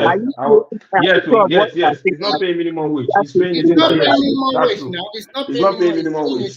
18,000. So No, what's I know. the I'm just being facetious. I'm just being facetious. Okay. I know. I He's was not on the paying. platform. They rationalized the reason. The Igbo brother rationalized the reason why he was paying that 18,000. That the previous government they have so many backlogs of salary, You come on the entitlement, all platform those and things. say that he's doing this, he's offsetting the pension, Yeah, he's so doing. they said he was upsetting. Yeah, that's the rationality. That's the way they rationalize it. So that there's no way you can increase it. I That it's beg you, still the offsetting pension the. you even pay, the backlog, you do not pay everything in full also. It's a Of course, lie. of course. Okay, so If let's you support any government, you always find a way to rationalize their decision, even if it doesn't make that's sense because they to them. To me, it doesn't make sense now that they are praising him, and the person you are praising doesn't even pay minimum wage of 30,000 naira. So, but they always come out to say, if I know you know what? the death body of salary. I stumbled on a document before that all the states what they are going to pay as minimum wage, the state governor proposed. Osun State proposed 57,000 naira from your Adeleke. That is what they want to pay. Kwara proposed 65,000. Abia 62,000. Lagos 75,000. Rivers 80,000. Edo 70,000. Majority of them falling between How much? How much? The Abia propose. 62. Is it 62,000. under Alesoti? Was the same under Alesoti? Or from 62. previous government? Now, Is it under all the Alesoti? governors, that is their proposal. That's how much they can pay. No. Is it under Alesoti, Mr. Remy? Yes, under This this. proposal. This is a document that I saw like 2 or 3, almost 2 weeks ago now. Some states in the north, they want to pay 55,000. That's how much they can pay. It's only Kaduna, and Kano that they want to pay. One of them want to pay 67, another want to pay 65. Okay. Kwara is paying 65, Abia 62, Enugu 65, For Anambra me, I don't 65. think federal government and state should pay the same salary. That's just what I believe. But the problem in Nigeria is that I don't feel they should pay the same salary. that tripartite committee they set up so that they have a meeting together. You are right. They shouldn't force the governor. But if they did not do that, I bet some of these governors would just continue to pay 18 or 12,000. If they didn't bring them on board, they would just going to pay 18 or 12,000 or 20-something thousand for their work. They will be saying that they don't have money. They don't have money. That's Just what like they we will are rationalizing for them. They only have money for their own expenditure, but they don't have money when it comes to workers. And their own expenditure doesn't affect inflation. But anytime you want to increase worker salary, that's the only time it affects inflation. At least to me, I'm thinking something around probably 70,000 to 100,000. Me, federal government is 100,000 for me. Yeah, federal government 100,000. And if now, I ask you a good question. If federal government is paying 100,000 and the state say they can only pay 40, 50 or some 60 something thousand, do you think they will take it? That's a big crisis in Nigeria. That means federal workers are far more superior than anybody. So there must be a kind of bridging. Remy, forget it. They will take. Have they not taken it before? Yes. No. Federal government 100,000 and states will be paying 40,000 or 57,000. Have they not before? Have they not been paying it before? No, they didn't. There's nothing like that before. Federal government increased to 30,000 and some still remain at 18,000. Why are they not receiving the money? Oh, okay. On that basis, 10 of them still remain on 18. Some are even paying 12,000. I forgot the state in the north paying 12,000 minimum wage.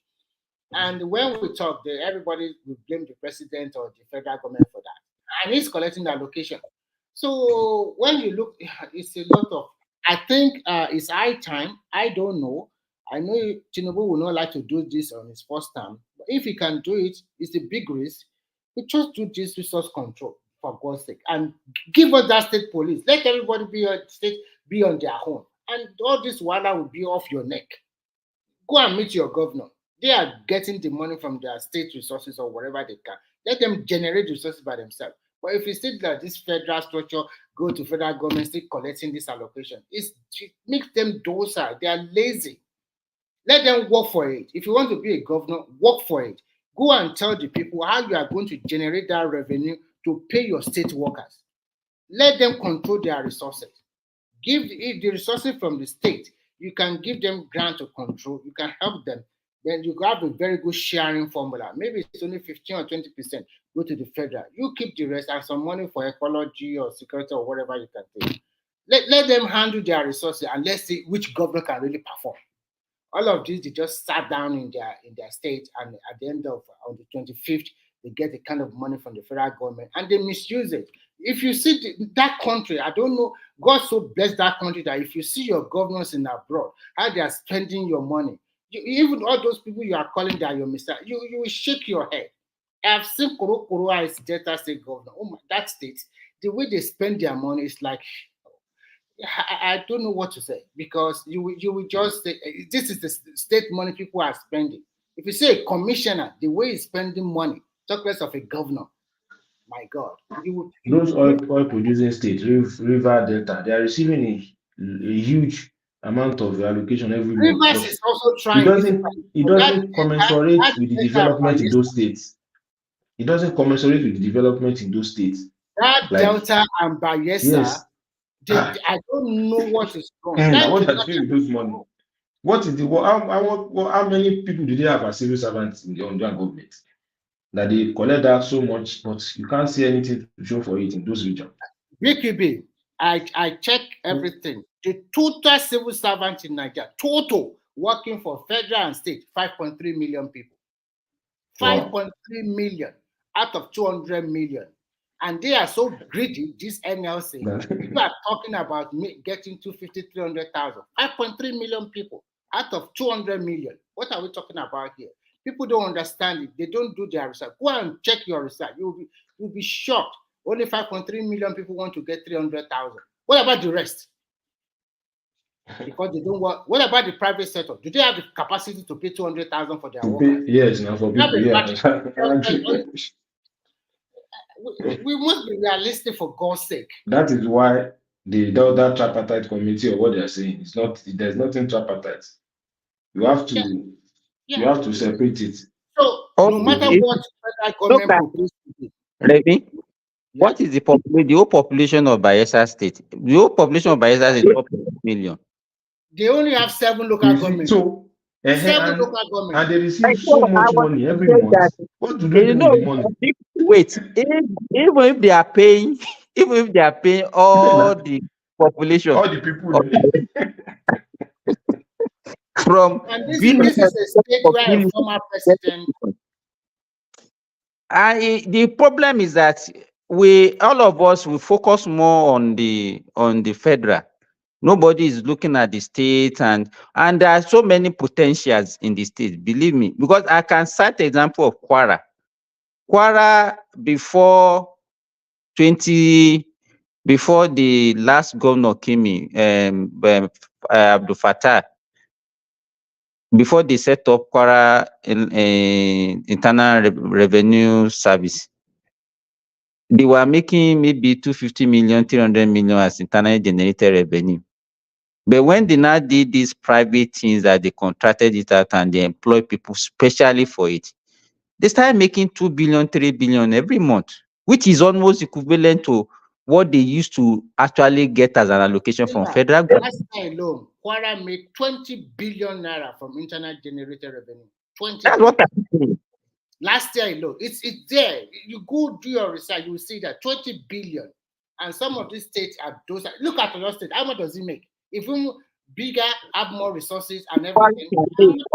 If Kwara can make 20 billion, or you should be able to make 80 billion conveniently. Go and ask Makidena. They will not tell you what they are making. Because they are getting, because the application that they are getting every month, they are just there, and they'll be crying. They are not innovative. They are not innovative.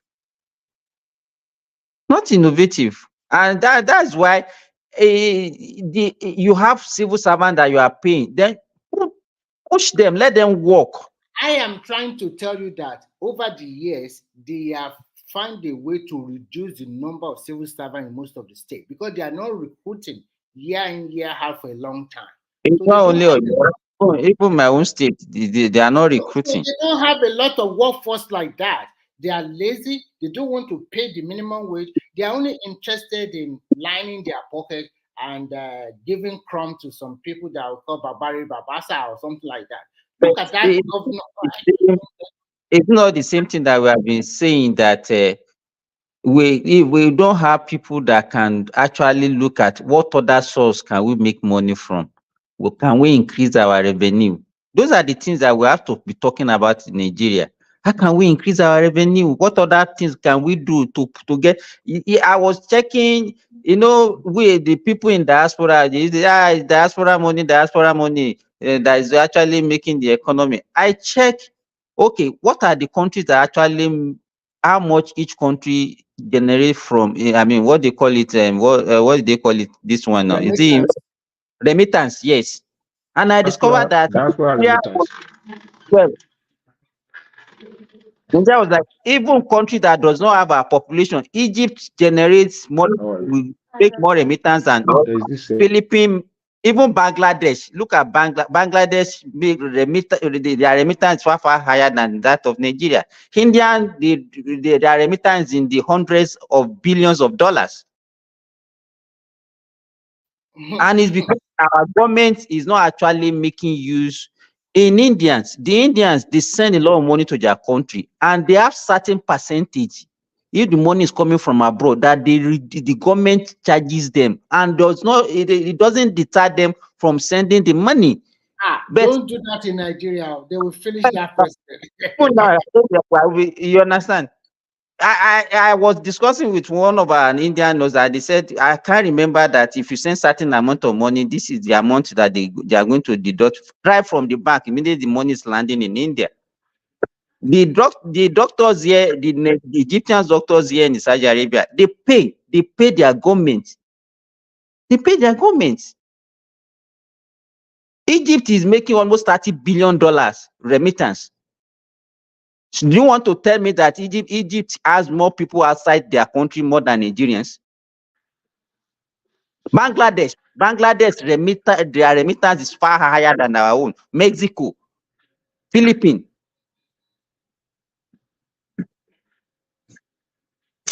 So I don't know what is wrong. There's a lot of things that we can do to encourage, to increase our revenue base, and that is what we need. The money. Blue pen. Hey, Simba, you keep talking. You're not giving us numbers. You keep telling us Bangladesh, Egypt is higher than Nigeria. What are the numbers? Okay, I'll give you. No, those things are online. No? Indian is by far. We're not arguing about India. India's got what 7 times the population as Nigeria. So that's not a question there. Let's talk about Bangladesh and Egypt. Yes, you can see.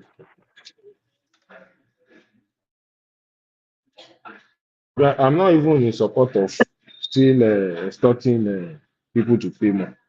The one they have, they are not using it judiciously. That's what I believe.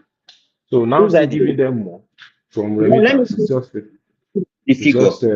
Let me give the figure now. Are you listening? No, especially for those countries with similar population to Nigeria, not India. Yeah, go ahead. Dr. Moshood Simba, not India. Yes, like Mexico, Egypt. Yes. Mexico population is not up to now. And those countries similar, not India. You just calm down. The remittance is $67 billion. 67. Oh, okay. Philippines is $40 billion. Hold on. Which 67? Simba. Which country? Mexico. But Mexico. No. Okay. Let's not count Mexico. Mexico is beside. This is me. Mexico is beside the United States now. So. Okay. Let me hear from Simba. Sorry. Is it BQB talking? I can hear. No, this is Kulata talking. Can you guys hear me? Oh, Kulata. Okay. No, Well, Kulaka, yes, we can hear you it's now. not far away. It's not far away from the microphone. It looks like I don't know. Oh, Oh, okay. Philippines 40 billion. Pakistan, $24 billion. Egypt, $24 billion. Bangladesh, $23 billion. Nigeria, 21. No. Nigeria is about the same range. So you make it sound like those countries are like astronomical, greater than Nigeria. It's not. In fact, I can make an argument that Nigeria is more. It's got more remittance than for sure Bangladesh, Prince Daddy, you want to compare Philippine population with Nigerian population? You want to compare Bangladesh population with Nigerian population? Those Even countries are Egypt. not up to. Yes, they are No. not up See, it's not to. about population, They are not. Sinbad. It's not about only about population. See, India will be an exception because they got 1.5 billion people. It's not. We are not talking about India now. We've exempted India already now. Exactly. We So exemption some Bangladesh, countries similar with less Bangladesh. population, and they are emitting more money. Like I don't. Bangladesh, Egypt, they have less population and they are emitting much more than Nigeria. No, I don't believe that. I don't believe. We have to break down the numbers. Egypt for sure. I don't think so. Bangladesh. I don't think so.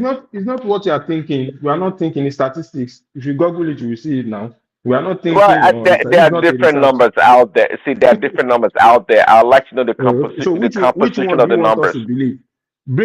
Give us the one you want us to believe, and read it so that we You can. should believe mine. You should believe what I'm telling you. Yes, that's what I'm saying. Give us those numbers that you want us to believe. What is the dollar for the number for Egypt? What is the number for Pakistan? The one you want us to believe. Did you mention Pakistan? Well, let's talk about Bangladesh. Yes. Let's talk about Bangladesh. This is Bangladeshi people with all the money. That Simba said, what, $25 billion remittance? That's about the same. I mean, officially, that's about the same as Nigeria. And Nigeria is not. Nigeria is about 23, 25 billion also in What's the remittance. population of Nigeria? What's the population of Bangladesh? Which one is larger? Bangladesh is 171 million. It's So close about to the same as Nigerian Nigeria. population. Probably about the same as Nigeria. Okay, yeah. So, but I would like to. Egypt is about 105. Who? Huh? Egypt. 105 billion. Yes. Well, yes, Million. So, and they are million. emitting more than Nigeria of 200 million. No. He said billion. No, not billion. Population of Egypt. That's what he's Oh, saying. for the population. Oh, the population of Egypt. Yeah. Yes. And they are emitting more than us that we are above 200 million. No, these numbers are skewed. You see, Yeah, don't hold listen on. to him. So you listen now. Hold on. Okay, let's look at the sources of these remittances. Okay, let's look at that. It would be nice to know, and also the population of Indians or Egyptian overseas in Europe and America, and which sector do they dominate, or are they more concentrated? These people are they barely known. Okay. You're only looking at the West. You're only looking at the West, not only West. That's most of people from America. Only think about everything is America. Egyptians are everywhere also, especially in the Middle East. So don't look at the West that you don't see them more like you see Indians in America. They might not be going to America. America is not the only country people go. Yeah, they go to Somalia and get all their dollars. Is that where they go to? You can make money from anywhere. They are in Gulf oil-rich countries. So they are in Saudi Arabia, they are in Qatar, they are in Oman, they are in those countries where they make so much money. Okay, see, you and I can agree. You and I can agree that Nigeria's figure is not accurate. There's so many ways that Nigerians remit money into that country. We all know that. Officially, you may have about 25 billion. Okay, I can agree with you. I can agree with you is that the Nigerian money is underestimated. I agree with you. Exactly. On that one. Maybe yes. Yeah, maybe. We have so much economic activity. Guys, hold on. Nigerian remittance is not bad now because China remits $50 billion. As big as China is, India is just the champion. So if we had the same population as India and multiply it by 6, it will be close to where India is. So we're really for not sure. doing bad. Yeah, I mean, they're like this country like 7 times our population, roughly about, and so we're Yeah. not really doing bad. And I'm saying that officially, our official number is kind of skewed. We all know Nigerians that we get so much money into that country that's unaccounted for. There's no doubt about it. Okay, and so don't let Sima, don't let it look so bad that Nigerian remittances are like really low. Not really. I think just like the Egyptians you mentioned, Nigerians are everywhere too in Africa. It's not just Egyptians. Nigerians are everywhere in the Middle East too. No, but not as populated, not as much as Egyptian. Not as much as See, Egyptian. okay, well, I can agree with you, but this Egyptian people here, I barely come across them. One of my good friends actually is Egyptian, actually, Yes, but not I barely much come in the across them in West. the West. Yes, I know, not much in the West. So Okay, yeah, but okay, they are there too. all right. Somehow I agree. Yeah. Okay, well, let's put that aside. So, but one other thing I would like to mention, this goes to Sinbad and Remy. I'm not sure what is wrong with you guys. Both of you that you tag team against Fatai yesterday. Um, Fatai is a cool guy. He comes to give his own. He comes to give his own You came to analysis. defend Fatai, eh? Yes, I came to defend Fatai. Fatai came to give his own analysis, and you guys are giving him headache. I don't know what your problem is, really. You and Remy, you will let him rest. I am not giving you any problem. To be frank, yesterday he was making his analysis, and I'm finding it to understand. And we even had Babajale Koko that are having tit-a-tat together. Do you understand? Babajale did not understand. Most of all, we did not understand. And I want clarity. And I have one question, and he snapped. And he continued to be snapped. Maybe he doesn't want people to ask him questions. And he said, people that are talking about intervention were stupid, we are foolish. We are not getting to that one. I'm not abusing you, I'm not insulting you. If you do not understand what you are trying to say, we have a right to ask for clarity. That's only No, what I ask. absolutely. If you can't be And constructively interrogated, then there's no need to come to a I public can space to see make a he's point. ranting against Nigerians working in the World Bank. And I was looking at it from another angle. As an economist, are you looking for a job in the World Bank? They didn't take you, or maybe they take your friend, and you continue to disparage this Nigerian working in the World Bank, and you are telling us that the idea the government is taking is not from the World Bank advice. It's all those Nigerians working in the world that are selling this idea to them. I am not even particular about that. I just want to ask a simple question. This intervention we talk about, is it the same thing as subsidy? If you're an economist, tell us, okay, it's subsidy, fine. And we know then how much are they being subsidized? Then how does the government get more money to give to all this federal government? That would be my second question or follow-up question. But he was angry, and I don't know. I don't have any beef against him. No, nothing at all. It's okay. It's just a platform. Don't mind, Prince Daddy. If Fatai is a teacher, So he will what be a very happened? bad teacher. He couldn't Yeah, explain himself Simba, and he just turned it to. why did you interrogate the man? The man is not in the examination hall now. He's not defending I know. PhD. He's not defending PhD thesis now. So why are you people interrogating him like that? Exactly. If the man was getting frustrated, and you guys keep pushing him. But Ajale Koko was just being he was just encouraging the guy. Okay, I understand. Now ask him, what did you understand? What did you understand about what to say? He couldn't say anything.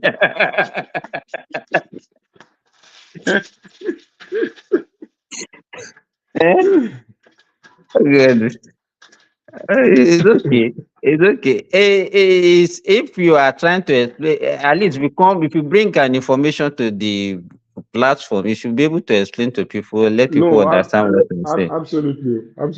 If you want to present those information, people will interrogate you now. You cannot just talk and people will just be. He said that when Tinubu announced that okay, subsidy is gone, and then the Mele Kyari increased the price by threefold, that he will have sacked him that time. That he could have, because he can be selling petrol for 200. I say, what? 200? The way he used to present his analysis of that understanding of his own subsidy or whatever is like you can even sell at zero price, and then I don't understand this. Prince Daddy, you that came to defend him now, you can help him to explain. Explain to us what you understand by what he was talking about. Oh no, no, I leave down for Ajalebuko to explain. Prince Daddy, I want you to ask something. Ajalebuko is not on the platform. Yeah, a liter of petrol. No, forget about Fatah. Just let us talk briefly. Here, a liter of petrol as of yesterday is about 1.873 euro per liter. And if you now exchange it at almost 1,500, it's about 3,000 naira. Oh, sorry, yeah, 2,000. Let's just put at 2 euros, because sometimes it's about 2 euros, sometimes not up to that. Times 15 or whatever, that's about 3,000 naira in Nigeria per liter. So if it's not saying that they should sell the petrol at 200 naira, even in Saudi Arabia, if you convert it to the naira, how much are they buying a liter of petrol in Saudi Arabia? So all those analyses, I didn't get it, and I want more clarification. If a liter of petrol in Ghana, And if I'm not mistaken, I thought we were talking about the futures of the oil purchase that NMPC had made at a lower price, and that's why they should be selling it at that lower price as opposed to the high rate price, the current price, yes, of gas. See, there's one. See, our foreign exchange is a big problem. As the naira gets weaker, the more expensive. Look at it. You said it about 3,000 euro in today's term compared to the exchange rate. That's not a reality. It shows that there's a gap. There's a missing gap between our currency true value, okay, and what the international market price for oil is. That's a big problem. We're not paying $3,000. I mean, nobody can afford that. Even the rich in Nigeria, it's too much. So if continue. Yeah, so we need to what is skewing the real numbers really is the price, is the weakness of the naira on the international market. That's the problem. That's the problem. So, but I don't know. It was just putting forth his own analysis, and it's true. I mean, Coletta can talk about it. There's future sales of oil or crude oil in the marketplace, and yeah. Yeah. I don't know when, because we know that we have some future contract. Probably Alanda is going to end in July or August. I'm not sure. Maybe Colata knows that. If you stay here, we'll be able to tell you that. So, but the beauty of it is that we should just pray that all this modular refinery and this Kaduna refinery, the Dangote starts selling PMS next month. At least that one will save us a lot of foreign exchange instead of importing the PMS. And the beauty of it now is this: I think the government should work more on these CNG gases, because a lot of people have been telling Remy, hold on. So you think that Dangote, that means you have to be paying subsidy to Dangote? Is that what we are going to do? No, what I'm trying to say is this: no matter what happens, the associated costs that come with the landing price of PMS from abroad. But do you think that I'm not saying it will sell at. It depends on the Nigerian government, because we also have a stake there. So it depends on the agreement they have with him. From what he himself, he said that he's going to crash the price of PMS, and we have seen what happened with diesel from 1,700. You have to be careful. It's going to crash the price of PMS. You want to tell me that Dangote can conveniently sell below the price that we are getting it now? No. What I'm trying to say is that if he says it's going to crash it, now they are selling about 600 to 700 per liter in Nigeria now. So even if at the end of the day he's selling for about 550 or maybe 570, you think that the cost from the imported oil, that the crude that is importing, it can produce at that price? I don't know. Let us wait till next month. At least the most important thing is for him to get that crude from You NNPC. think he can be able to sell below the global price? Is that because if we are talking about this, that is the expectation of Nigerians, and I don't want Nigerians to be disappointed. Try to understand me, Simba. What I'm trying Let me tell you, the present price is not a realistic price. The present price is not a real. Everybody Okay, knows. so now to be expecting a private person to now say that you will produce below this unrealistic price.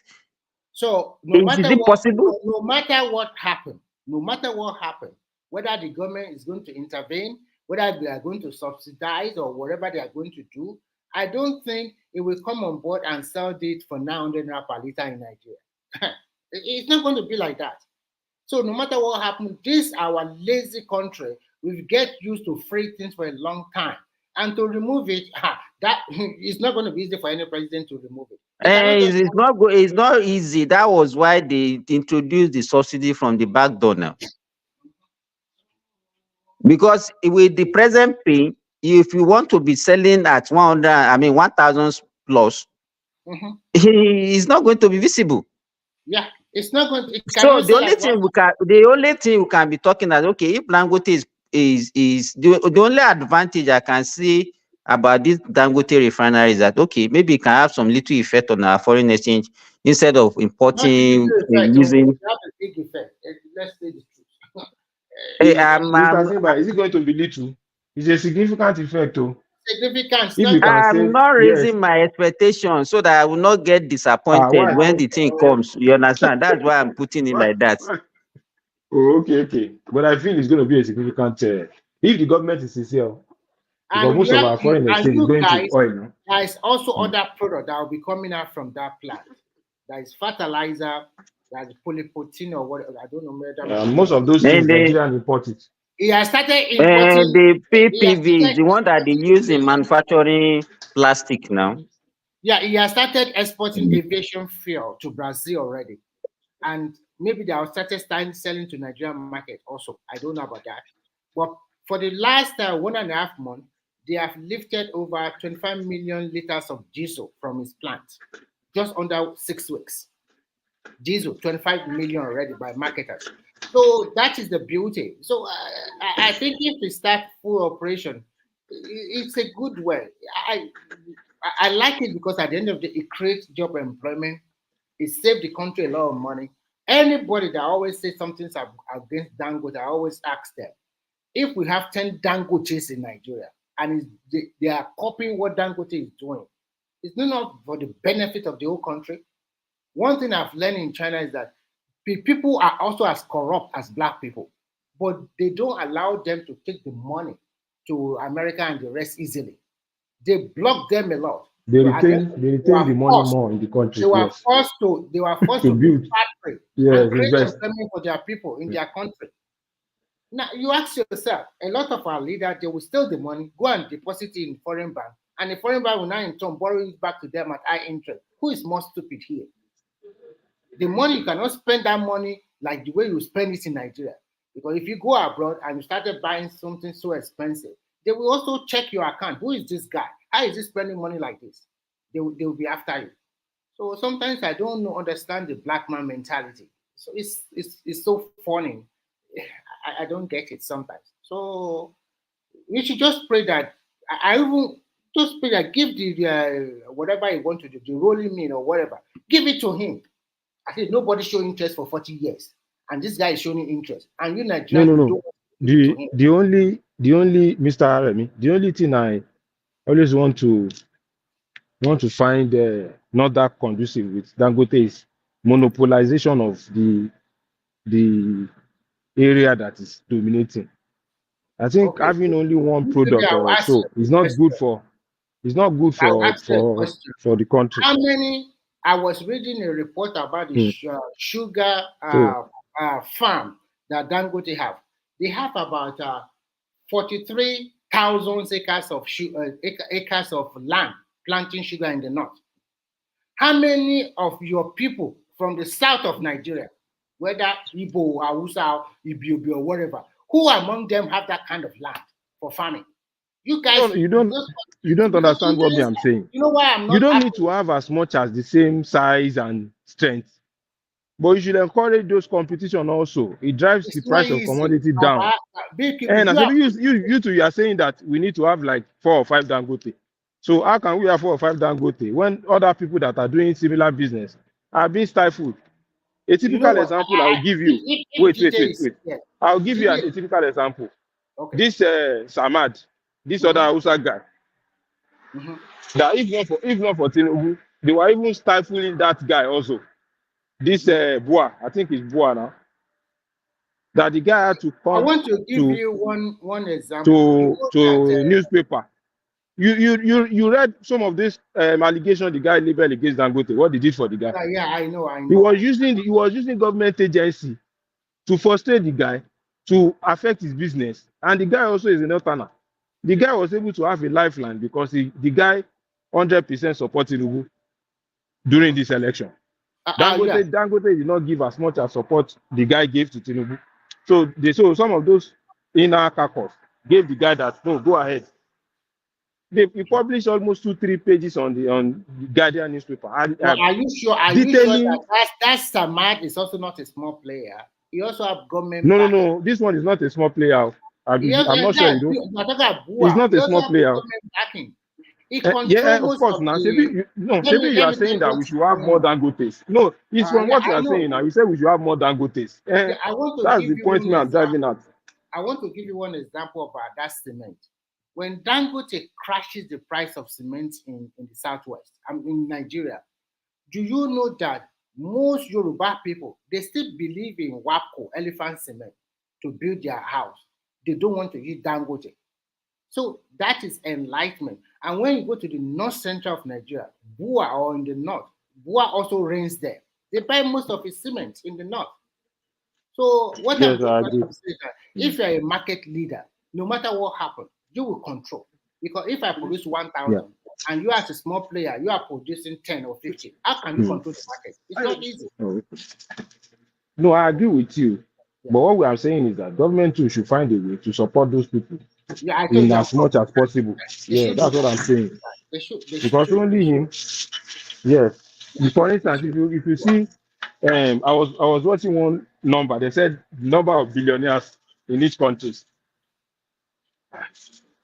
So just cover that most of those prosperous countries, they have so many billionaires. China is number 1 in the world. Over 150 billionaires. Yes, so it means that you are able to establish more company, employ more people. Yeah. Not only him. Yes, imagine you have another player building something like Dangote Refinery in another place. It will be competition. All those things will drive down price naturally. It doesn't need to single-handedly crash the price. Competition will drag the price. Yes. I remember my first SIM card was 35,000 naira. How much are they selling SIM card now? Yes, now that is the starter pack, 33,000 with the SIM. That was 10,000 when they start in 2000, 2001. You buy it with a Nokia 3310. So if I ask this question, who is that player in the who is that player in the telecom that will say I crashed the price? It is anybody who say no, the point is that competition brought in that you're always going to compete, and if you want to compete, you have to reduce your price. That's just the summary. Yes. You know what? Most Nigerians sometimes they don't want to have that big risk. All this kind of cement production, refinery, most Nigerian billionaires, they don't want to risk it. They won't put their money there. Now look at what we are talking now. The Oshogbo rolling mill, the Ajakuta, they have been there for 40 years. Who among all of these billionaires show interest? This guy not show interest now. If they not give it to him, after some year, you say he's monopolizing. They will say he's dominating. Yes, I agree. That's what you say. You can't blame him also. If I can take the risk and others are not willing to take the risk, why would I not monopolize the market? This is a very good thing. Now, no, I agree with you. So why should you blame me? When I'm doing all the work, they are looking at me. Is it going to be successful or is it not going to be successful? When I'm now partly successful, then you now come around and say, oh, I got the license. The government does not support me. What are you waiting? Yes, so you can't blame me when you look at the whole scenario at the end of the day. And all those, let me be frank with you, that refinery, Otedela also have a big stake in it. They put in a lot Of of course. money there. No, of So course, many man. of them. He Even invested. I'm sure that Tinubu will also put money there. Most of them Yeah. will put money there. It's not only the Nigerian government. So they have a big stake. No, that's the way it's supposed to be. Mm-hmm. No, You truly, don't be that's surprised that your so-called Obasanjo also have money there, including Babangida and the rest. yeah. They will put money. Even that earpiece, a lot of Igbo guys also put money there. Not only his money, okay? Yeah. Because I know when No, I agree. Nkige was begging Oyema, he want to have a stake. That Nkige, it was before that health minister. They all have a stake.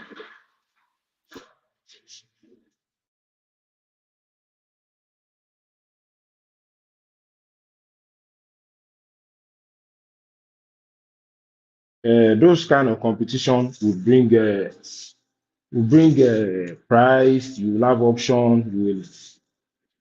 So imagine you don't have any option. Anybody can just. No, the guy should start producing oil, even if it's marginal difference, so that you can get our oil locally, petrol locally, and all those other products. But the problem I'm even envisaging is that how they are going to be transporting that product from that is refinery, because it's still going to. Are they going to be using the tanker method, or they have a depot that they are going to be putting it? Because it will mess up all those Lekki houses also. If you turn that place to a papa, they are not Well, careful. I think most of them probably to the south, maybe that small cargo ship. Underground, yes, or underground, yes, maybe But yes. I don't know, Because is it possible to also transport petrol by train? It's possible. Because no, now, yeah, by what? yeah, because the By first what? time they started transporting container from Apapa port to No, they have now. They have tankers. They have. They can. and also Yes, do that they in the use. north. Nigeria Railway Corporation used to have those days. Yeah, so no problem. So they can use it because But they cannot. They cannot. They cannot be pumping to our depots. They can't. You know, currently, most of the depots are in Apapa houses. So we have depots all over Nigeria now. We have No. I'm there's a talking depot. about in Lagos. I'm talking about in Lagos. No, All those those are depots are in farm Apapa. tanks. Those are farm tanks. That's what I mean by depot. Those No, it they is are different. storage A facility. farm tank is That's different from a depot. that's where they go to load now. Maybe that's what contributes to all this gridlock in those areas. The problem is that the depot in When all those the ship comes through that's Apapa, where they store they it. establish And they they establish now all those things the around that area. problem was Yes. because because of vandalization. You understand? If they are pumping through all those pipes to our depot in Ibadan or They Ilorin, puncture Minna, it. and all those, All those people guys will just vandalize go it. and be siphoning it. Oh, yeah. That's true. Yeah. And that one also, it reduces the cost. You understand?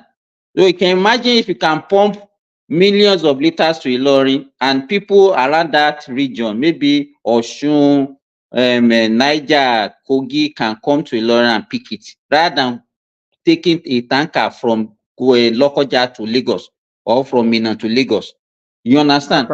So That tanker even our is a activities, nightmare. our activities It's not is even actually efficient. Contributing to how the thing is higher. it is I agree, contributing to yes. our problem. Yeah. To the cost of the cost of living. Yeah.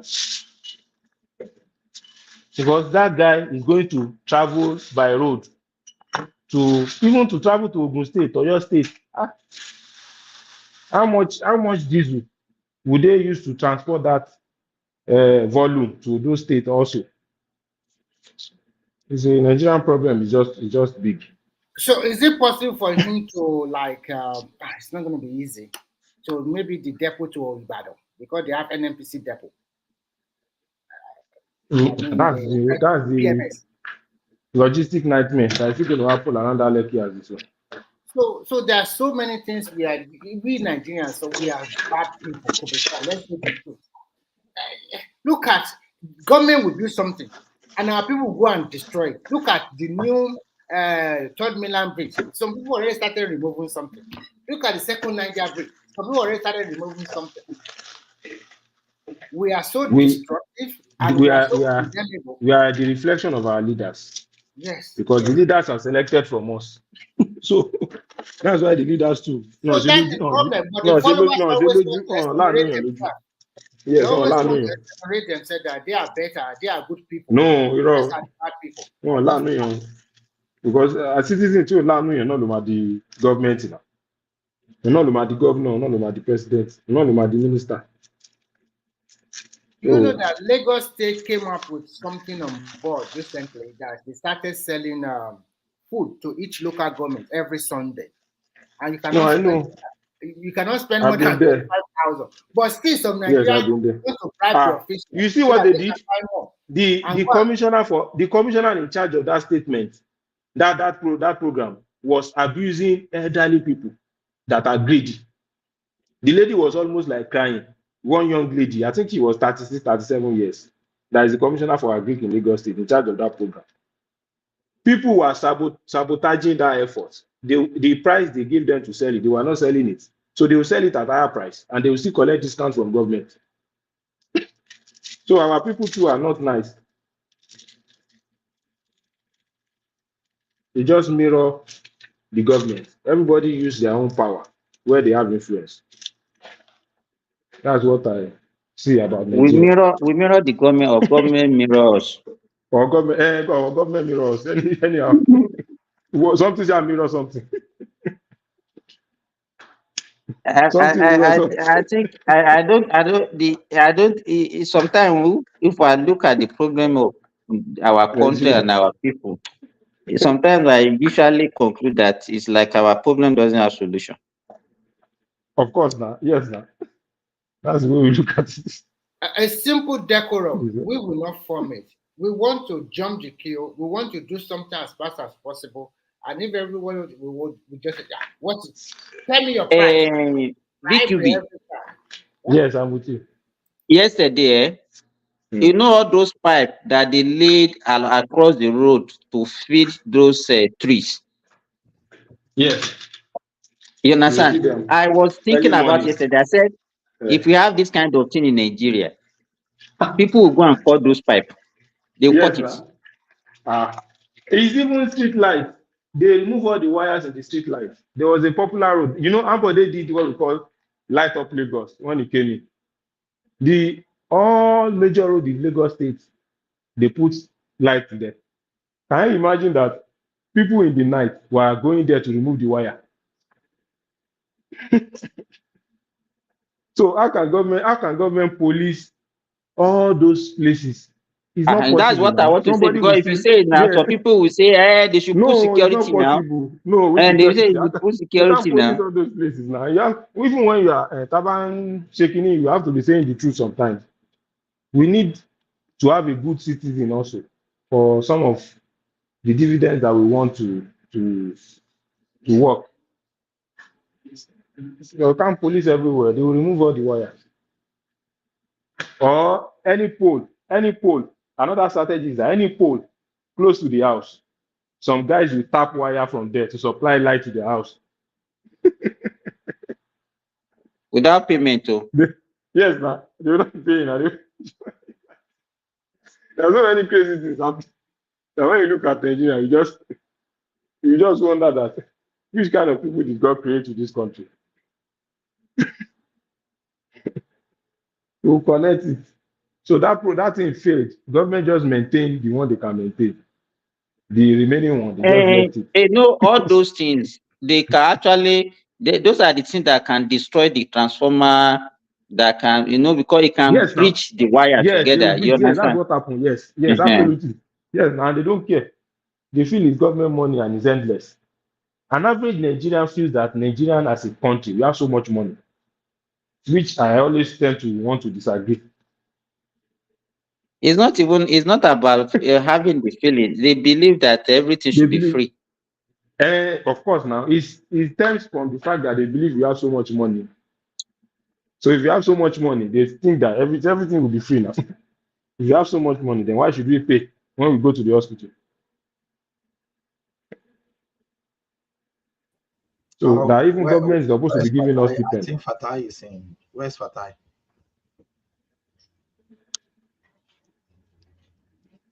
Hello. Is it the same Fatai that Simba and Mr. Remy bullied Fatai is yesterday? not here today. Oh. He's not here. Is it the same person? No, He might have not recovered from their bullying. Say no to bullying. He was bullying us, or we were bullying him. He was the one bullying us now. Me, I just don't say no to bullying. Fatai, how did Fatai bully you? Justice for Fatai now. Allah to your law. No, how did he bully you now? I'm interested. How did he bully you? Okay, were you listening to the conversation? Yeah, now he was explaining a very fantastic concept to you guys, but you know, you didn't. But actually, IQ low, like we understand then. Maybe we have low IQ. You know, the thing is this. The thing is this: if you start speaking your acetabula, all those things, we don't understand. So when Fatai was speaking his own too, you just say let him come down to your level. So yes, you are specialist in your field. That was not. He's speaking on economics now. Which The area point was he speaking on? yesterday, he was talking about explicit, and also cap. But and implicit and explicit subsidy and cap. Yes. Oh, okay. That's a strong economic term. To me, I've been listening to him for a while, and the question I generated, I just want to know one thing. The intervention that the government are doing now, can we classify it as also subsidy? Because there's no budget provision for it. And that was my question. And it flared up. And later he said, those of us that are calling the intervention, we are stupid, we are foolish. We have not get to that stage, my friend. I've known you for a long time here. So I didn't mention anything like that. And then you flare and you call us foolish. I think, why? For God's sake. And then later you said you are not talking to us and you are only talking to Baba Jaleko, and I kept quiet. And then Simba now came that, are we not on the same panel? You cannot be talking to Baba Jaleko. And he has Baba Jaleko with a very good question. Baba Jaleko, do you understand it? Baba Jaleko does not understand. So if he does not understand, and we two we are very difficult to get along with what we are trying to do. So and I want clarity. I understand some aspects, but I didn't get it clearly, and I want to have a clarity. That does not mean you should call us we are foolish.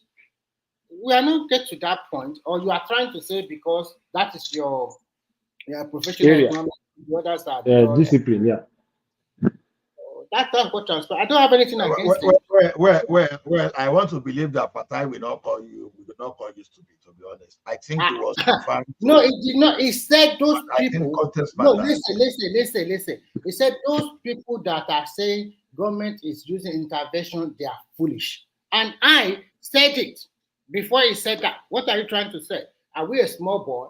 Come on, it's indirectly telling me I'm foolish. So what are you talking here now? And I did not even use that against him. I didn't use it. I said, this is my question. And it just like, I know him, he get angry easily sometimes if he's putting his position across. So sometimes I don't want to ask questions or sometimes I just let him continue. I enjoy his analysis sometimes, but sometimes I don't get it, but I just flow with it. But yesterday, maybe, I don't know. But I think that's the way it's supposed to be. Yes. Sometimes you will not just flow.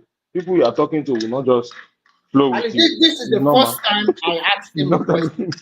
I've never disturbed him or asked him a question before. And I've been listening to him. No. Although the area that stayed there, I can't say anything about that because I just listened to some of the analysis, so I don't know how things started. But you know, sometimes the thing that gets someone to the edge sometimes is if someone is presenting his own analysis, you are breaking the line of thought. you know, there are some Oh yeah, presentation you you are made. not here yesterday. Even before we asked, I've already said that now, so I'm just he has speaking for spoken. He has myself now. spoken for more than 45 minutes or 40 minutes with Babajan Leko. Nobody stopped his line of thought. He was speaking with Babajan Leko. We were just Hey, listening. Thomas, what's the meaning of this now? What's the meaning of this, Thomas? What's the meaning? This is oppression. Oppression and suppression. And look at this man. He's sitting kangaroo and he's drinking in the presence of someone that's fasting. You So, are you ask him to give you now. What is your problem? Ask him to Is give it the you same now. show? Is it the same show? It's the same show. Okay. I just wanted to be sure. Don't mind, Thomas. Thomas is oppressing us, man. He's oppressing us. Don't mind him. Sure. So basically the thing is, well, like I said, I was not here yesterday, but you know, when there are so many economists on this planet, to be honest, but two things is to be an academic economist, another thing is for you to be someone that is practicing. I think probably Fatai is practicing as we speak. So, but because like all those guys, them up, Patoski, Fatai, I think there's a guy too. I think there are so many economists on this platform, but unfortunately, when economists speak, sometimes some people want to say, "Oh, I want to use common sense." You can't use common. It is not every time you can use common sense to work on economics, because your common sense must be coming from experience, not just say, "Okay." No.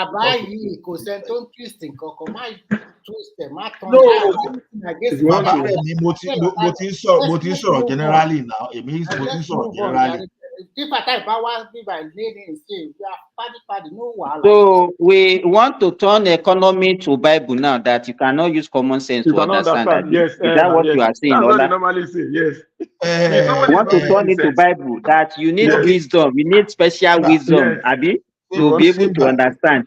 Simba. Me, I see that if somebody is not making sense, that's why they resort to that ideology.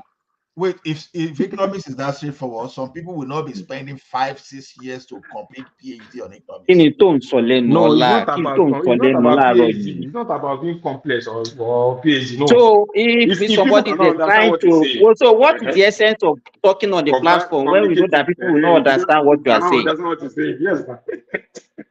Okay, I mean, I know they there anyway, so I know they join so I know they there. It's those people that are there that are That is saying why we are saying communication is for the receiver to understand what you are saying. Oh, you are not there. How did you not come here now? Start defending what you are not privy of. No, I just saw. No, I saw his name in there. I saw someone mention Fatai in the forum. So, and I'm happy for him to come online so that let the guy just come and discuss with us.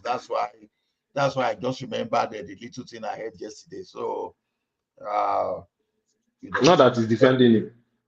He's just am I saying. defending it? I'm just being neutral. Why will I be defending what I didn't see? I was not there now. So I'm not a partial judge. So, and one thing about me is that I'm not even here to judge people, because, like I keep saying, whenever I present my case, I don't believe in any wrong or right answer. The only place when I can talk of wrong or right answer is that if it is mathematics. If you tell me 1 + 1 is equal to maybe 15, then wahala will be. But if you tell me say 1 + 1 is equal to 10. You are a mathematician, and you can tell us it's 3. I will argue with you also. You will tell us that you need to do PhD in mathematics for us to understand. Exactly. but when it comes to economics and some other stuff, business, the typical answer in the business, what they say, it depends. So what are your inputs? What are your parameters? What are your environmental factors?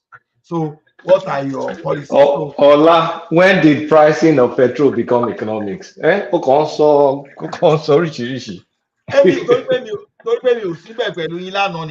don't know what you guys are talking about. I just got here by Google, right? Talking about pricing of petrol product like it's economics. It is not economics. It's just business. When they are talking of implicit and explicit, all those implicit subsidies, what was documented in the World Bank report. I told that months ago on this platform. Basically, it's not explicitly stated that you're paying subsidy, and it's backdoor subsidy for common language. And if you need to check the back door, you probably have to check. I mean, when Tinubu announced fuel subsidy is gone, what happened? The marketers were still importing petrol, right? And NNPC it wasn't a monopoly at that time. And what happened to the marketers? At some point in time, they could no longer import because NNPC fixed the price, and everybody could not sell at that price anymore. So they left it to NNPC till now.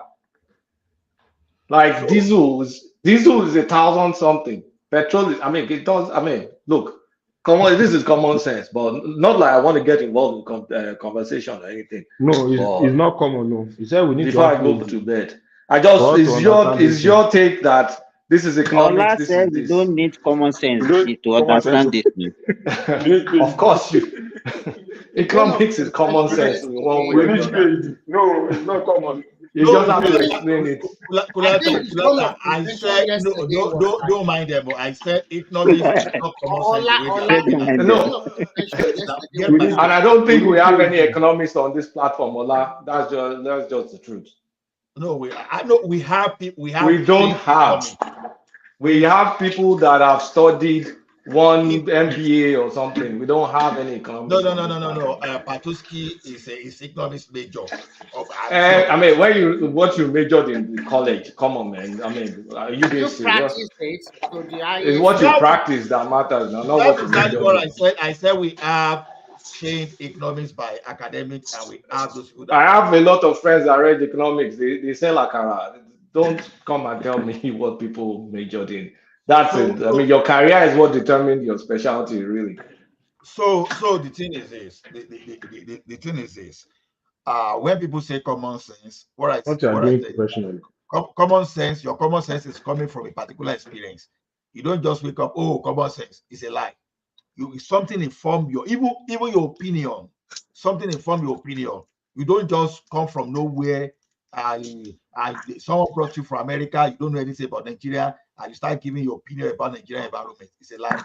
You must have got yesterday, he was talking that Nigeria should put a cap, that we should have left the price at 250 naira per liter because there was no subsidy. There were so many things that he talked about that we did not get it clearly. So he's talking about. No, you see, no. It's because you people were not listening to him. They were ready to antagonize him. Yeah, you people are not ready. You didn't listen attentively to him. You are very biased.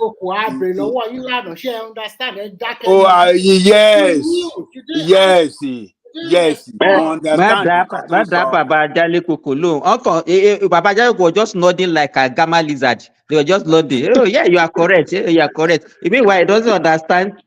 No, he never understand the control. And what he was talking on implicit, explicit, and the cap.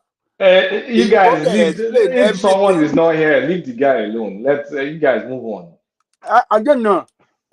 He explained everything, but they don't want to even show understanding to what, because in cotton so suit to narrative one. Huh? No, nǹkan tó ṣẹlẹ̀ ni pé Dr. Stimba tó yẹ pé mi ò lè lọ, kò sí anybody tó lè lọ bá jiyàn ní theatre room. Kábàbẹ̀ tí ń gbọ́ Etobola shock, all those kìnnìkan shock. Kí má ṣàlọ́ kíra mi lẹ́yìn jẹ, kí má lọ láwọn jẹ. Kábàbẹ̀ tí ń sòyìnbó wọn ńláńlá yẹn. Mo wà ń gbóbi ìgbà kan lórí nǹkan kékeré tó ń ṣe mí. Ọ̀sán tí ó sì nǹkan kékeré tó ń ṣe o, can you imagine? Big baby. Ó kán lẹ́sẹ̀ ni ó ní nǹkan kékeré tó ṣe o. Ẹni tó dákú ní mọ́ṣáláṣí àti ṣọ́ọ̀ṣì ọmọ fi ń gbàdúrà kọ́lọ̀ má jà ṣe ó dákú ni o. Ìjọ kẹta ló tó jí o, ó ní nǹkan kékeré ló ṣe o. Tẹ̀bárò òyìnbó ńlá tó ń sọ báyìí mo ní ìrírí bá òyìnbó yẹn mi ò tí ì lè interpret dọ́là. Ayọ̀rùnbọ̀ ni ọlá o, ayọ̀rùnbọ̀ ni o, ó wá nìkan kékeré ló ṣe o. Táwọn èèyàn máa fi ń ṣàdúrà ní mọ́ṣáláṣí àti ṣọ́ọ̀ṣì pé tó máa gbé wọn dé gbóbì kọ́lọ̀ má jẹ́ káwọn rí o. So look, What Fatai But was actually, nobody even we not raise that issue. It was Prince Daddy that first of all came and was asking us why we are attacking him. Then Ola also came now. He was also attacking us that why are we attacking Patai. So Patai has a lot of fans It's not good that are form to talk about someone if he's not here. So That's right. they are the one that don't do raised it. it. Nobody is talking about him ẹ jẹ́ ká personally. yọ kìnìún funfun kúrò lórí platform. ẹ jẹ́ ká gbàgbé ẹ jẹ́ ká fi ti Fatai sílẹ̀. Let's go into the real issue of today. Ta ló ń sọ̀rọ̀? We are just having a free flow. Oh, Everybody free was flow. so. Baba But Jai he left us. He went to eat, and then he now came out with full energy. Now he was attacking us. our year. How do you know I went to eat? Okay, I just want to speak something about that electricity because if I'm not speaking, you see that. Oganepa wanted to talk about electricity. Go ahead. Ṣé o tún bẹ̀rẹ̀? Ẹ tún bẹ̀rẹ̀ bàbá. So àwọn tó máa ń gbé transformer lọ tó ní gbé padà.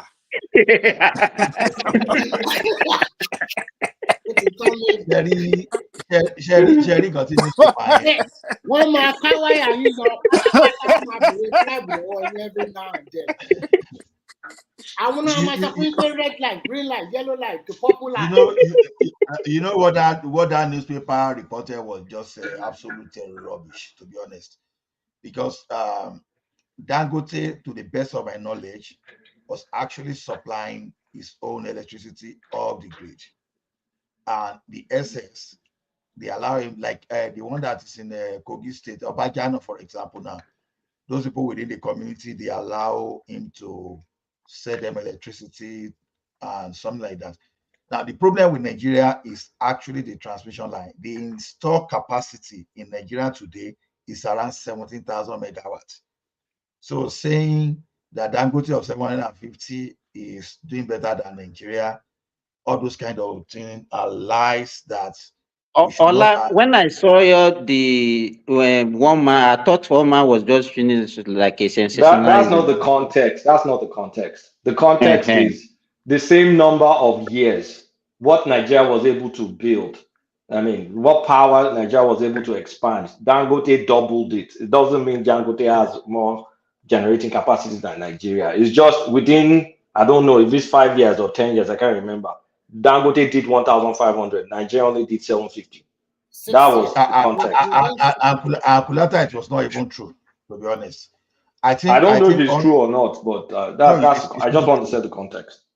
No, yeah, I know it's not true because I think if the newspaper we need to educate us, they need to educate us properly, not to mislead us.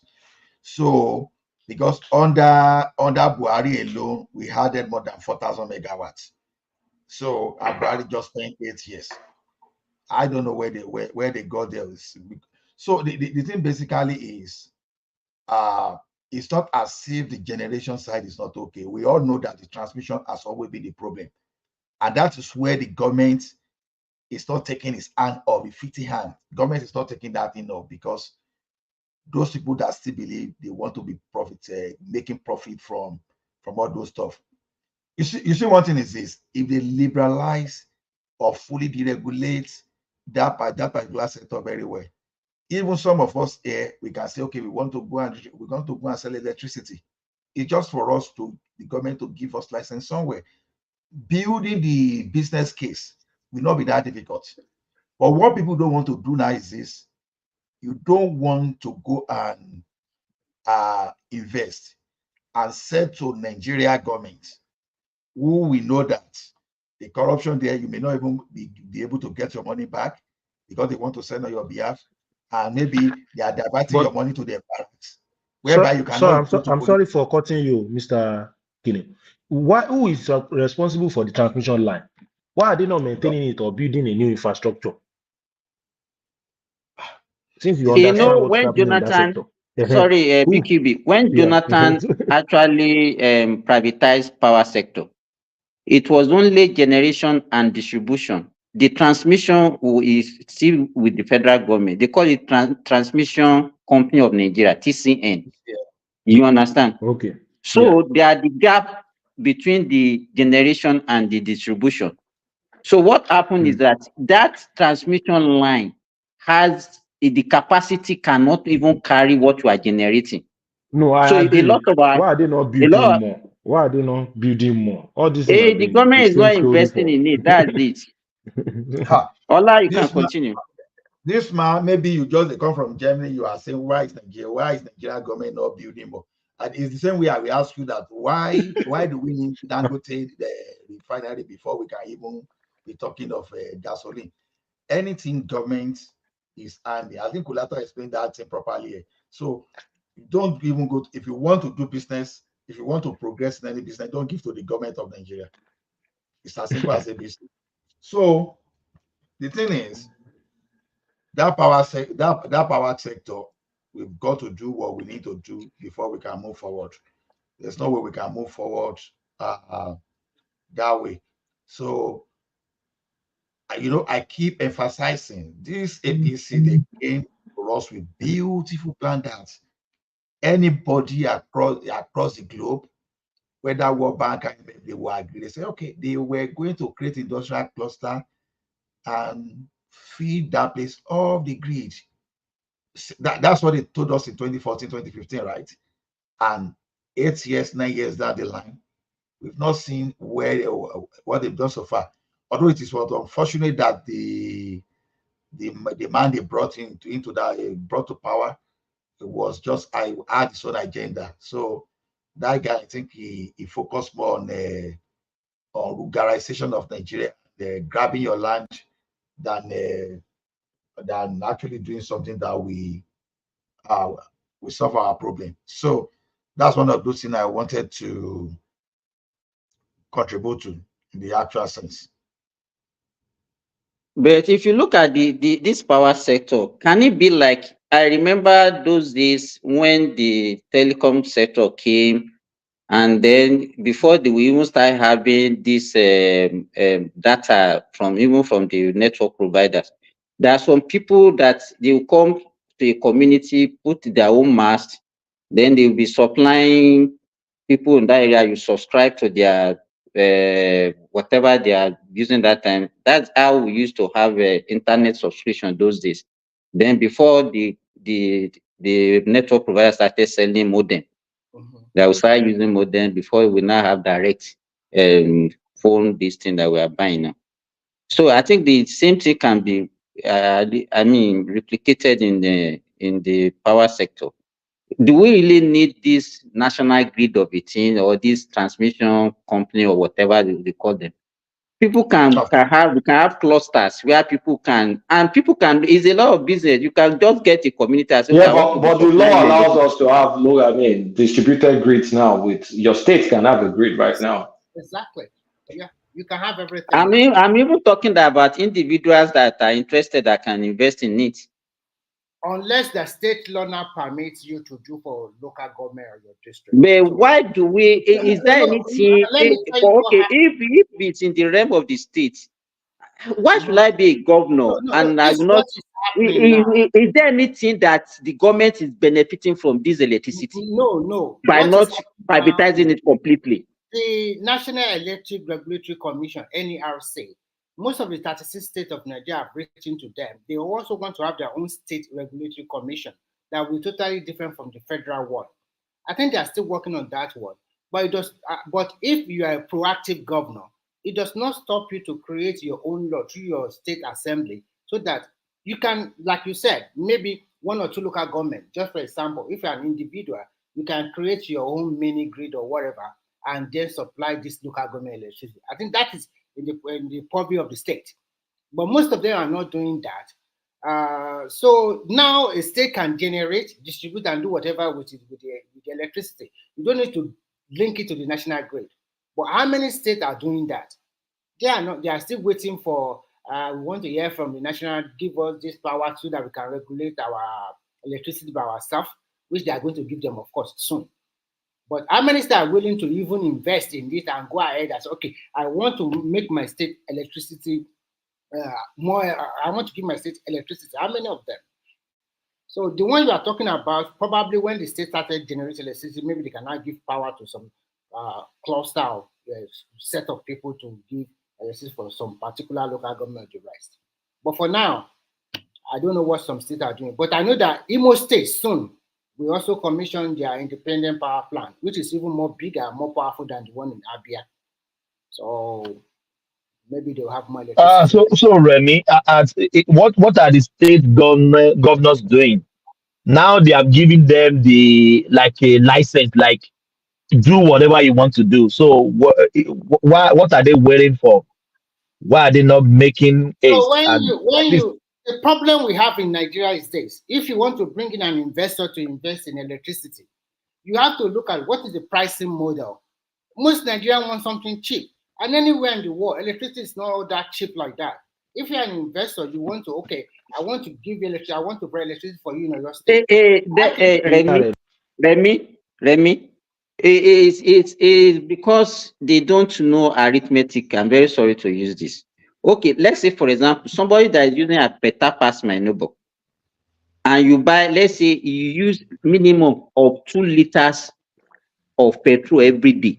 Maybe you just use to power your house for maybe at night for maybe 2 or 3 or 4 hours, and you spend that every day. How much does that one come down to in a month? You understand? But if they now ask them to pay that amount to have regular Mr. Simba. electricity, Mr. Simba, this yes, argument that you people always present that people don't want to pay is not, I don't think it's an argument that caught it in 2024. If a private company is responsible and everybody is metered, people will pay based on their meter now. There's nothing like people don't want to pay. Because that's the same thing we normally say, I that totally people don't agree want to with pay. you, because Now, the yes, one now that that's how they the do it one everywhere.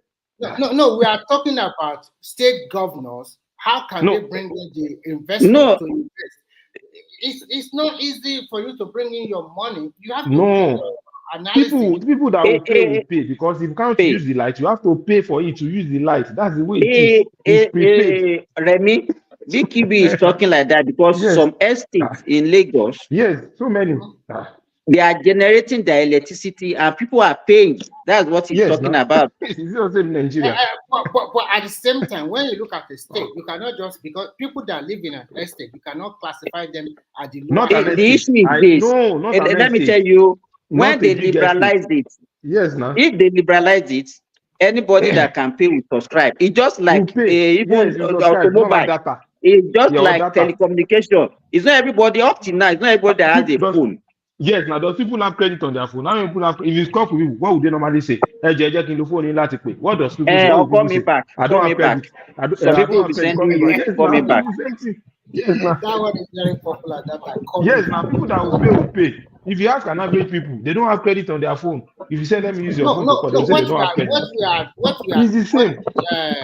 Thomas is interested they should provide how can the state governor or state government provide electricity for their state, because they have the power to generate, distribute, and transmit now. They should involve private sector.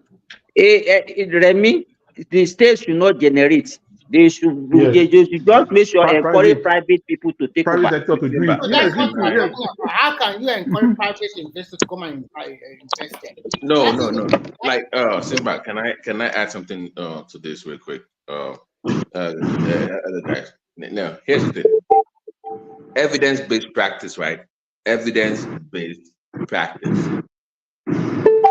We have enough sample size in Nigeria, right? That can tell us, listen, guys, if you do A, you get B. We've tried it in different sectors, like the telecommunication sectors. You've seen the outcome, right? So one wonders why you cannot do the same thing, replicate it in other sectors. Now, at the heart of it is profit. Okay, that is what it boils down to. What drives those kind of sectors like telecommunication or petroleum or whatever it is at that scale is profit. And I know we have a labor man here, I know he wants to know, I know his position. But until we are willing to let go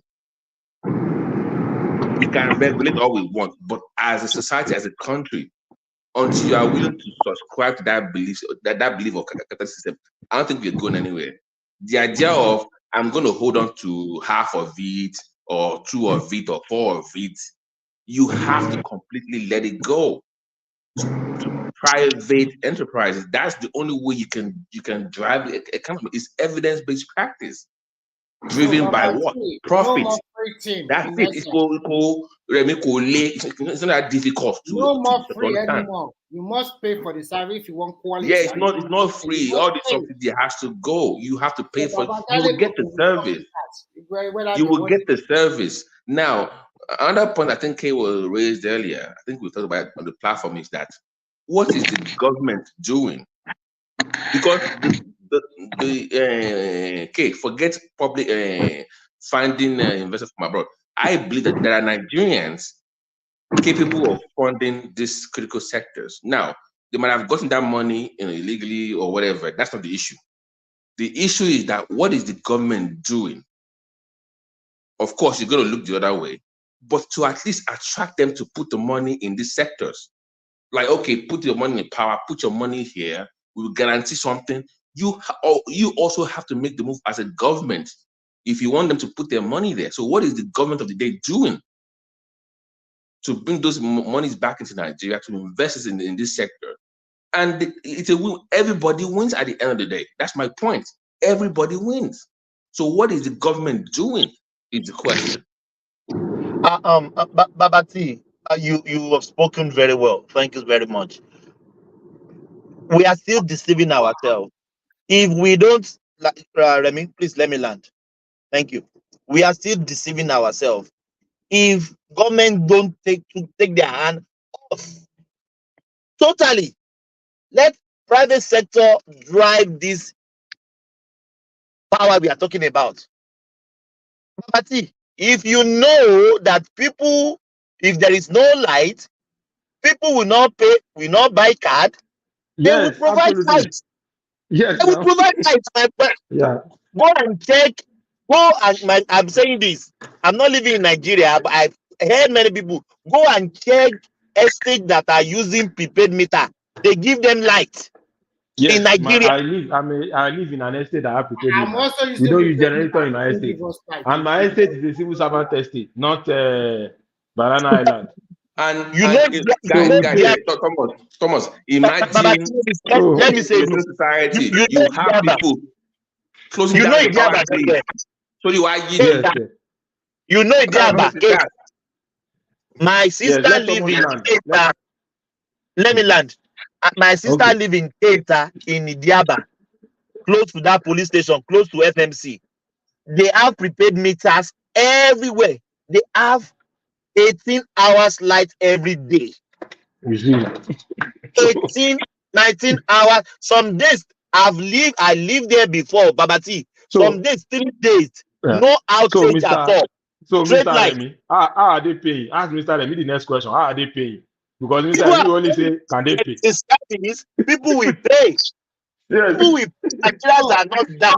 I agree with you. you.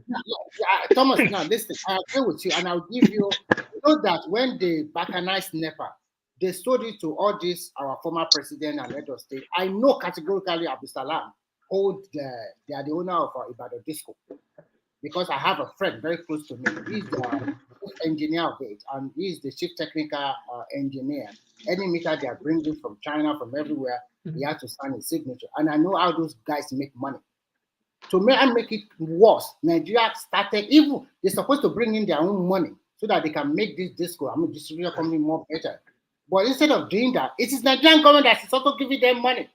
At the end of the day, Nigerian government should leave the space completely. The system. Mr. Remy, that's the same point you are making. Nigerian government should leave the space completely. They shouldn't hold. They shouldn't give somebody a ram and hold on to the rope. Yeah, no. Apart from that, they also borrow them a lot of money, and this way they just continue to siphon our churching the government. And most of these power holding companies belong to all your governor and your former president, and so-called the big people all over the country. They just dispute among themselves, and at the end of the day, they don't do nothing. And then they are accepting blame. If you accuse them, they will tell you it's the transmission. If you agree transmission is generation. You are right. They should give it out to private people. But now that they have the power to do that, I mean the state, what are they doing? Especially in my state, what is it doing? Ogun State is a highly industrialized state in Nigeria, if not the number one after number second after Lagos. Number two, what are they doing there? What is our governor doing? Just start doing nothing every time. And Remy, I can tell you one thing though. If you do what we would, like we all agree on this platform, we will not have this issue of going on strike every 2 years or every 3 years. Yeah, that goes away because you go and say, I'm going to fire your ass. You got to go. It's about money. Can you make me money, Remy? Can you make me money, Thomas? If I hire you, how are you a productive individual? So it's based on merit and who can improve my bottom line at the end of the day. So it becomes very competitive. You want that competitive spirit in your society. Unfortunately, we don't have it. The evidence in Nigeria is not really that competitive per se when it comes to being productive in the real sense of it. That is the reality. We are very opportunistic, but not in the right way to anything. We don't have that. But if you have a capitalistic economy, it forces you to work. It forces you to think. You must be. I mean, that's what it's all about.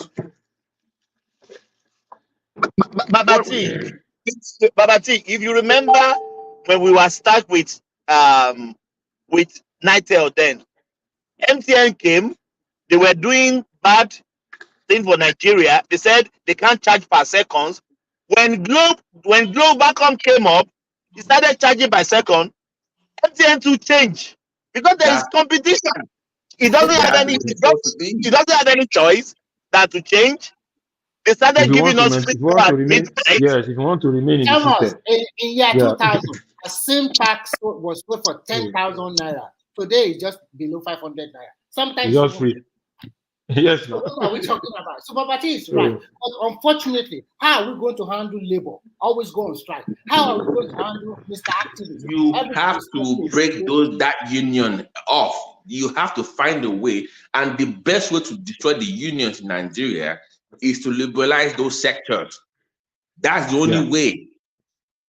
That way, you have a Remy. Do you know how many people cannot be fired because they are in the union? The only reason they have a job is because the union is the one that is behind. They can't fire them. They have all these things that they've signed. So you have all these guys that are unproductive, and you can't fire them. What kind of country, what kind of society is that? You can't grow now. But if I hire you and you don't make me money, I fire your ass. That's what you're supposed to do. Who are the people that are not productive? Okay, here we go. I know it's got to say who something. are the people that are not Okay. Example. The one that I've not read the report yet, but I heard that Dangote wants to buy the steel stuff in Kogi, right? The Okuta, whatever it is. Don't tell me if he buys that place up, I'm telling you, I'll say half of the time will be gone in about 4 or 5 months. They'll all be gone because they are liability. They will all be gone because it's a private businessman. It's going to do his assessments and determine who really deserves to stay there. But as of right now, that place, if it's still run by government, will still keep unproductive staff. So that is a perfect example of my point. The steel industry is a perfect example of my point. Surely, even when we have a private company, and even when a private company is taken over by another team of management, they do some kind of internal reshuffle. They will kick some people. So why was the person starting that business in the first place? Why? Because they have debts, right? It's not working, and they are forced to sell, right? So if I'm buying your business, that means I have to reshuffle your business. It's just what I'm saying is I'm not discussing a Mitt Romney kind of venture capitalist where you come and just punch. No, forget that one. I'm No, talking about, Oleniana. and that is just that one is venture now. Just coming to put on people's. I'm talking about real investors that are actually coming in. So if you've been losing money on something for decades, government, private, and I want to put real money. Now remember, Dangote is coming in now with a cashier now. He has a refinery that is about to start running. If he can make that work, if he can buy the steel company, money will come because he has a proven track record of investing in massive projects. That brings in funds for him. Now, if he's bringing funding into your country, you think he's going to just go down and say, I know you've been here for 10 years and you don't do shit, but we have to keep you because of some dumb union. No, I gotta agree go. with you, but let me tell you, it is not the union that is the problem, but your government official that lack capacity to lead, capacity to plan, capacity to, you know,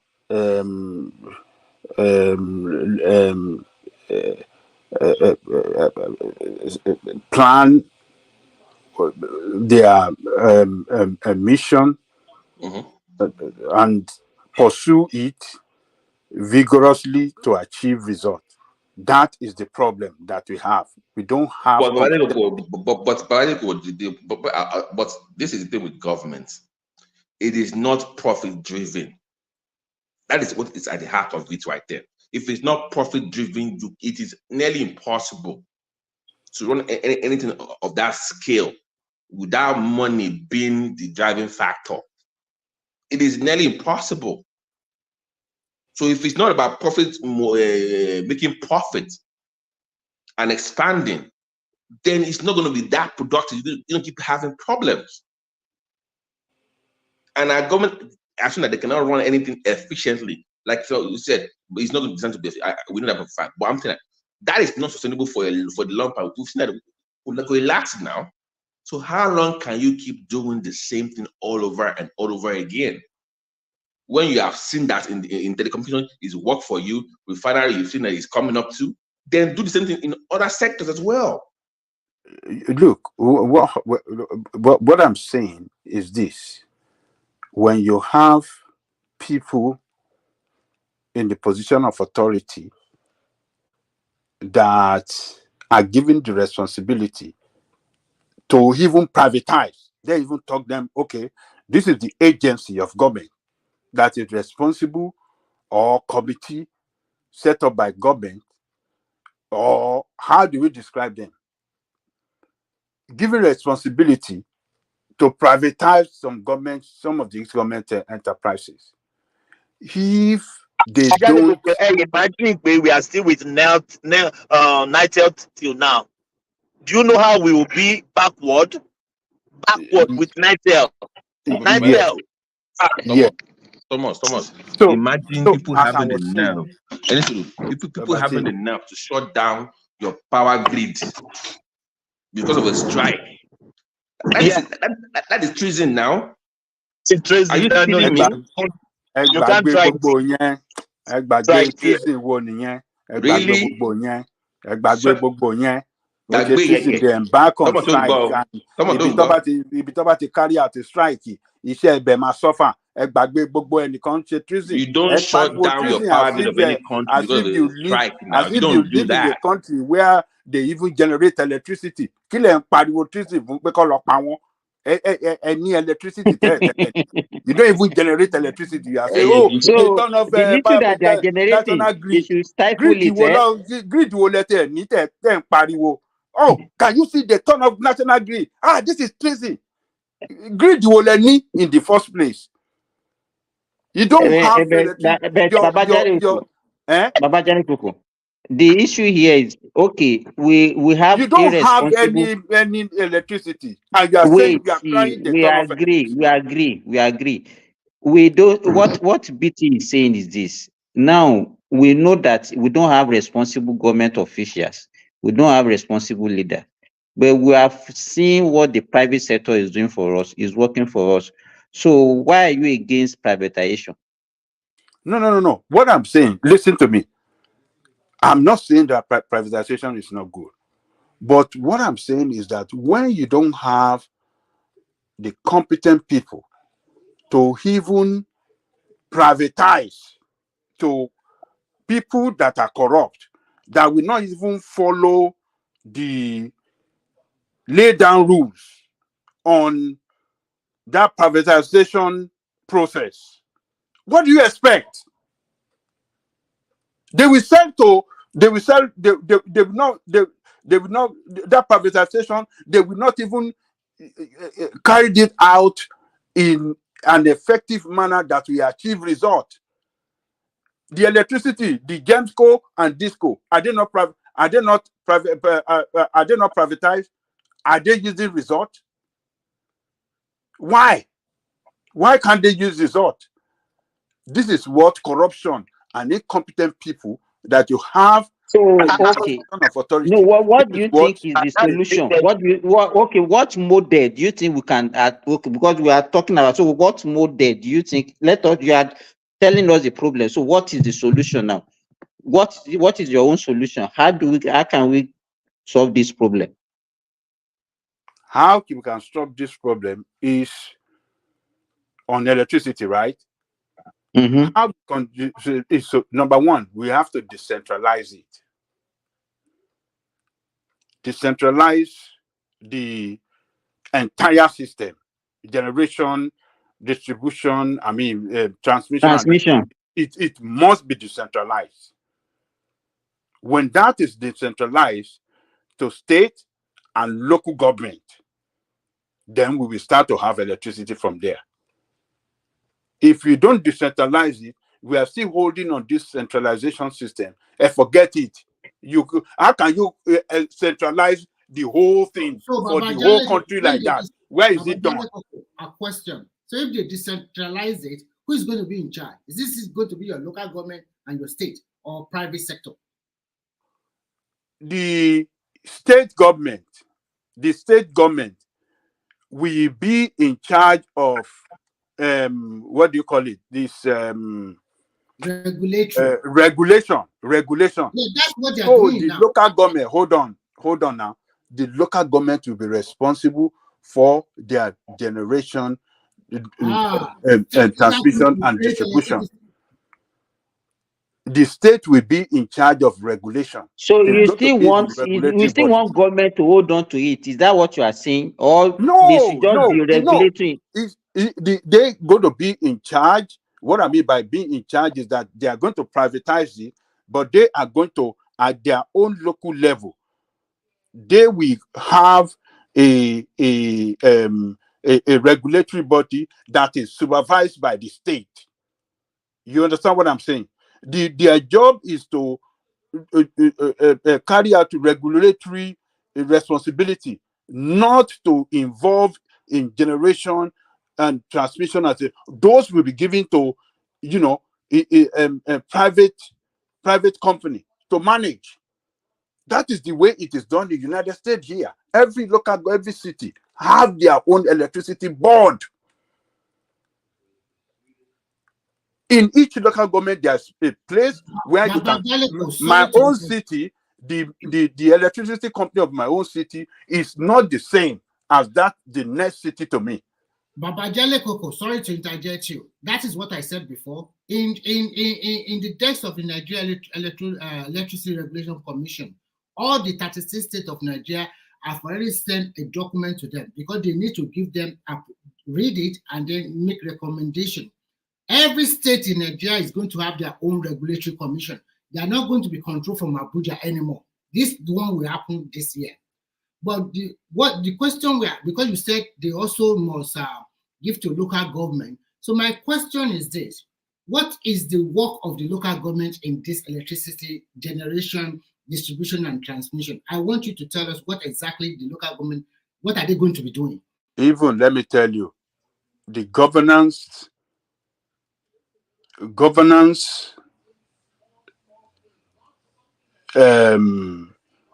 lies with the local government. in everything: education, healthcare, electricity, road construction, everything you want to talk about lies with the local government. The states have their own responsibility, which is different. I mean, the same, they can do some things too, but electricity, provision of water, all those things, healthcare, everything is in the hand of the city, of the local government. But you have a country that is run by evil people that will not allow local government to function. If your local government does not function, all these things you are talking about, electricity, water, healthcare, even education,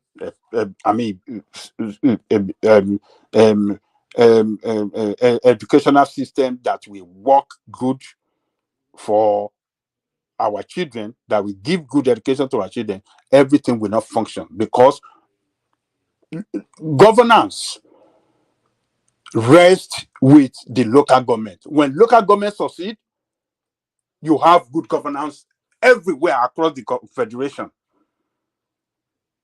But because your local government does not function as it's supposed to, that's why Nigerians are not experiencing good governance. Local government is not involved in the telecommunication in Nigeria, and they are functioning very well. We all know that MTN, Airtel, and the rest, they are providing their services, and local government is not involved, and they are okay. So why are you not saying local government should be involved in generation of electricity? Because you have not answered my question.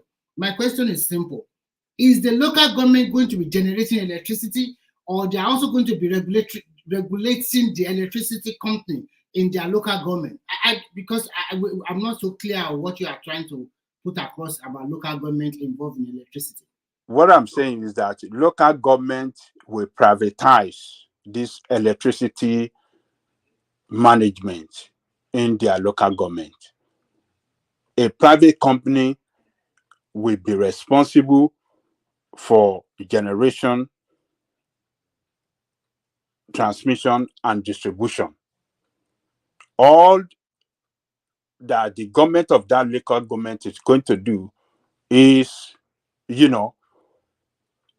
to monitor, to have a regulatory body that will make sure that that company follow the law and all the regulation on how to carry out, their function. That is their own job, so that they will not, violate the law that is managing that electricity system. So that is just their own. But the private sector will be responsible for, from the generation to the distribution, is going to be a private company. It is simple. It be easily managed because local government area is easily define local government area is not too big to manage. So managing the electricity of the local government. Because can we look at the model that we use in telecommunication? We did not use state No, local you can't government use that. No, you can't Why? use that on electricity. You will never Why? manage it well. No, this what do you call this telecommunication? That one is nationwide, and they just have is a private company. They do it. Government is the federal government that is responsible for that, and they just install their pole. The way telecommunication work is different from the way electricity works. Telecommunication does not have generation, transmission, and distribution. No, it just has to. It's one pole. What do you call it? Mast. Yes, it's something that is connected with the signal and they start working. It's not like electricity. Electricity is totally different from telecommunication. So you can't say, oh, let us manage it the way they. No, it can never work. And I'm talking from the experience of how it works in US. That is why I'm recommending this. And that is the best way, I think. If America have not done this thing, giving this thing to the local government area of their in each of their state to manage the water resources and the electricity, they won't be able to have those things functioning well in this country. Baba Jale Koko, we are saying all this. You understand? You are giving us the American model. Yeah, because it works for them in America. They look at their problem and they look at the way they can solve it. Even we have some countries where everything is centralized. You understand? It's only that we as people, we are not disciplined in our country. This thing was initially centralized and it was working. But when we became irresponsible, that was why we lost everything. There are some countries now that everything is decentralized and it's working perfectly.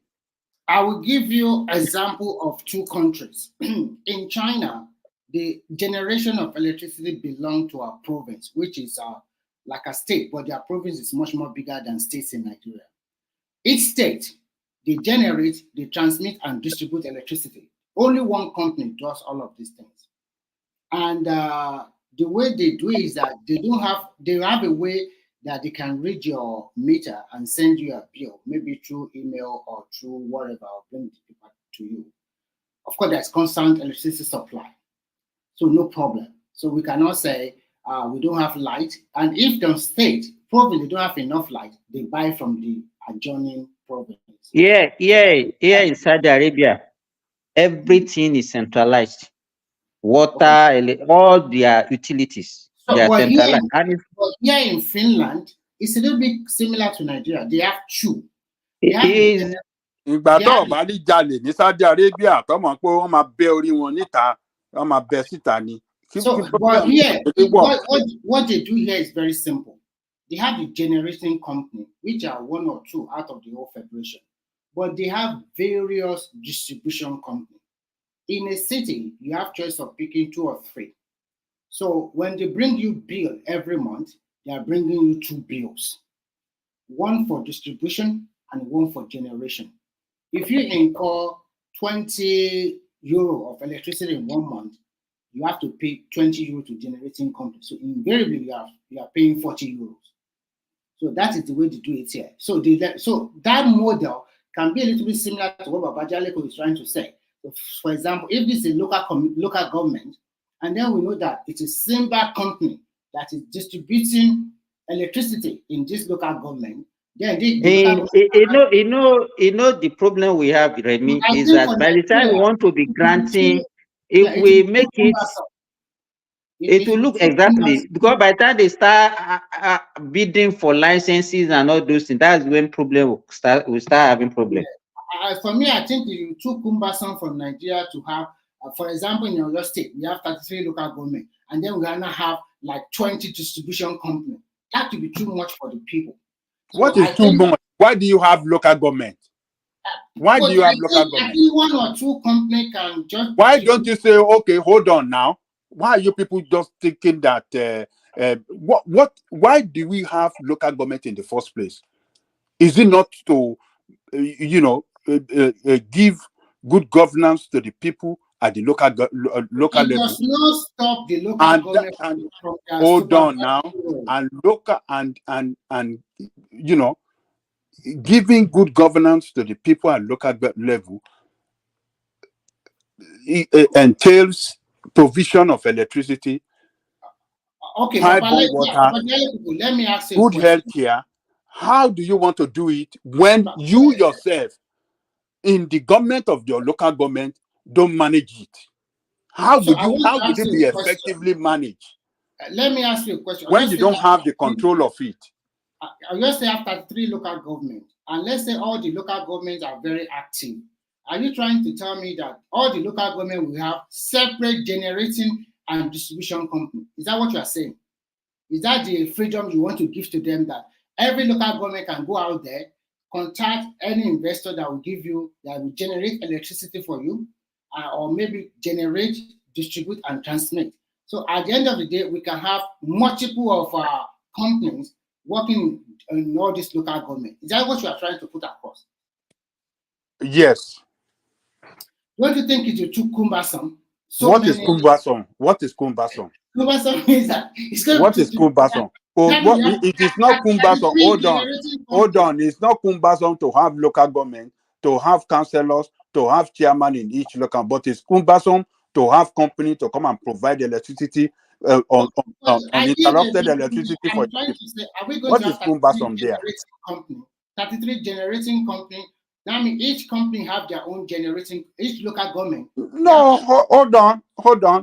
Generating company, it doesn't matter how many local government they want to work with. But in our own local government, we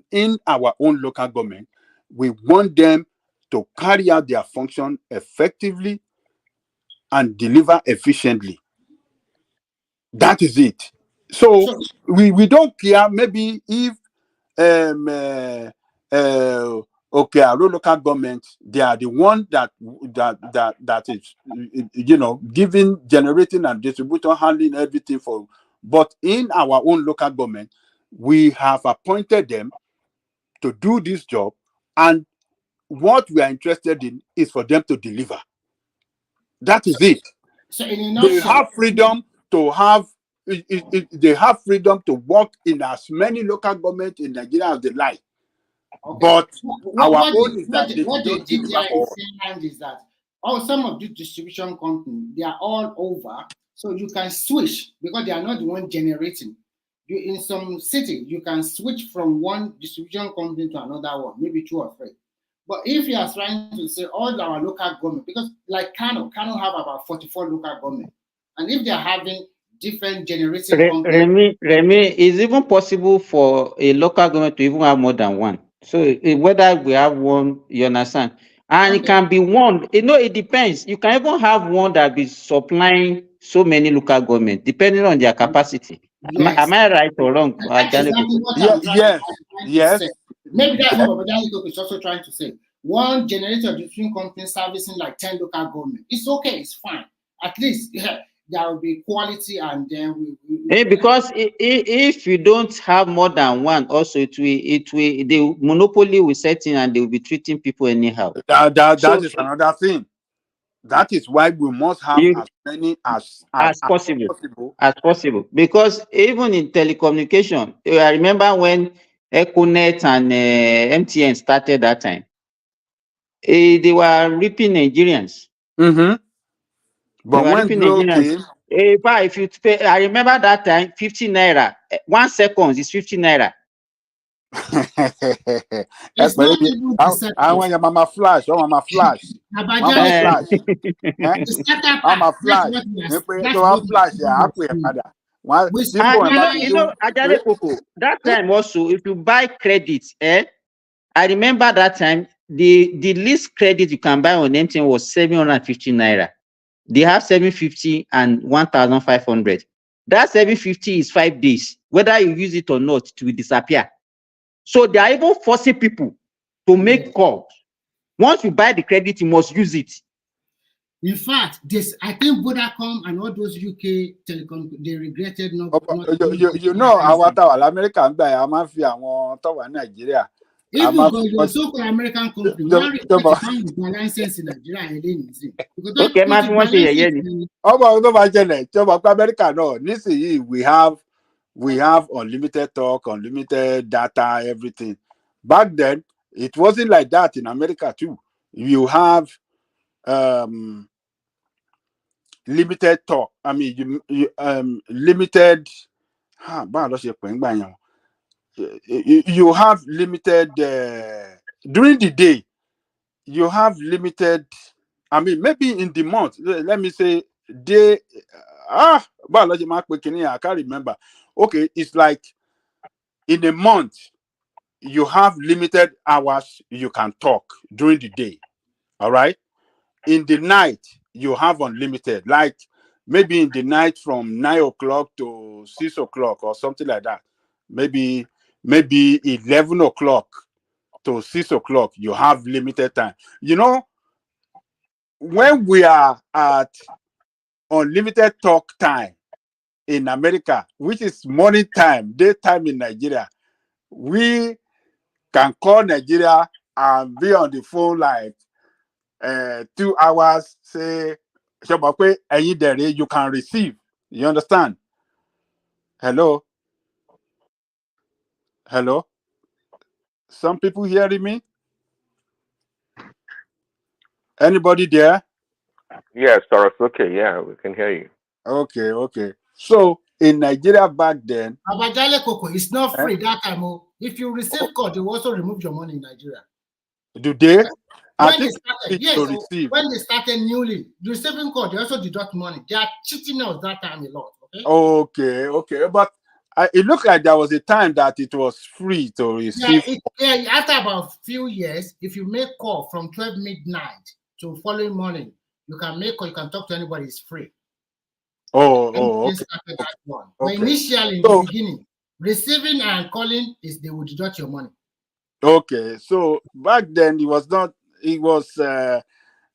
we have limited hours, daytime talk, but unlimited in the night. So in the night time when we are calling Nigeria, we can say we can stay on the phone for hours, call here, call there, call everybody we like, and we'll be gallivanting, doing shakara that, look, we have unlimited talk, we can talk anyhow. But during the day, man, if you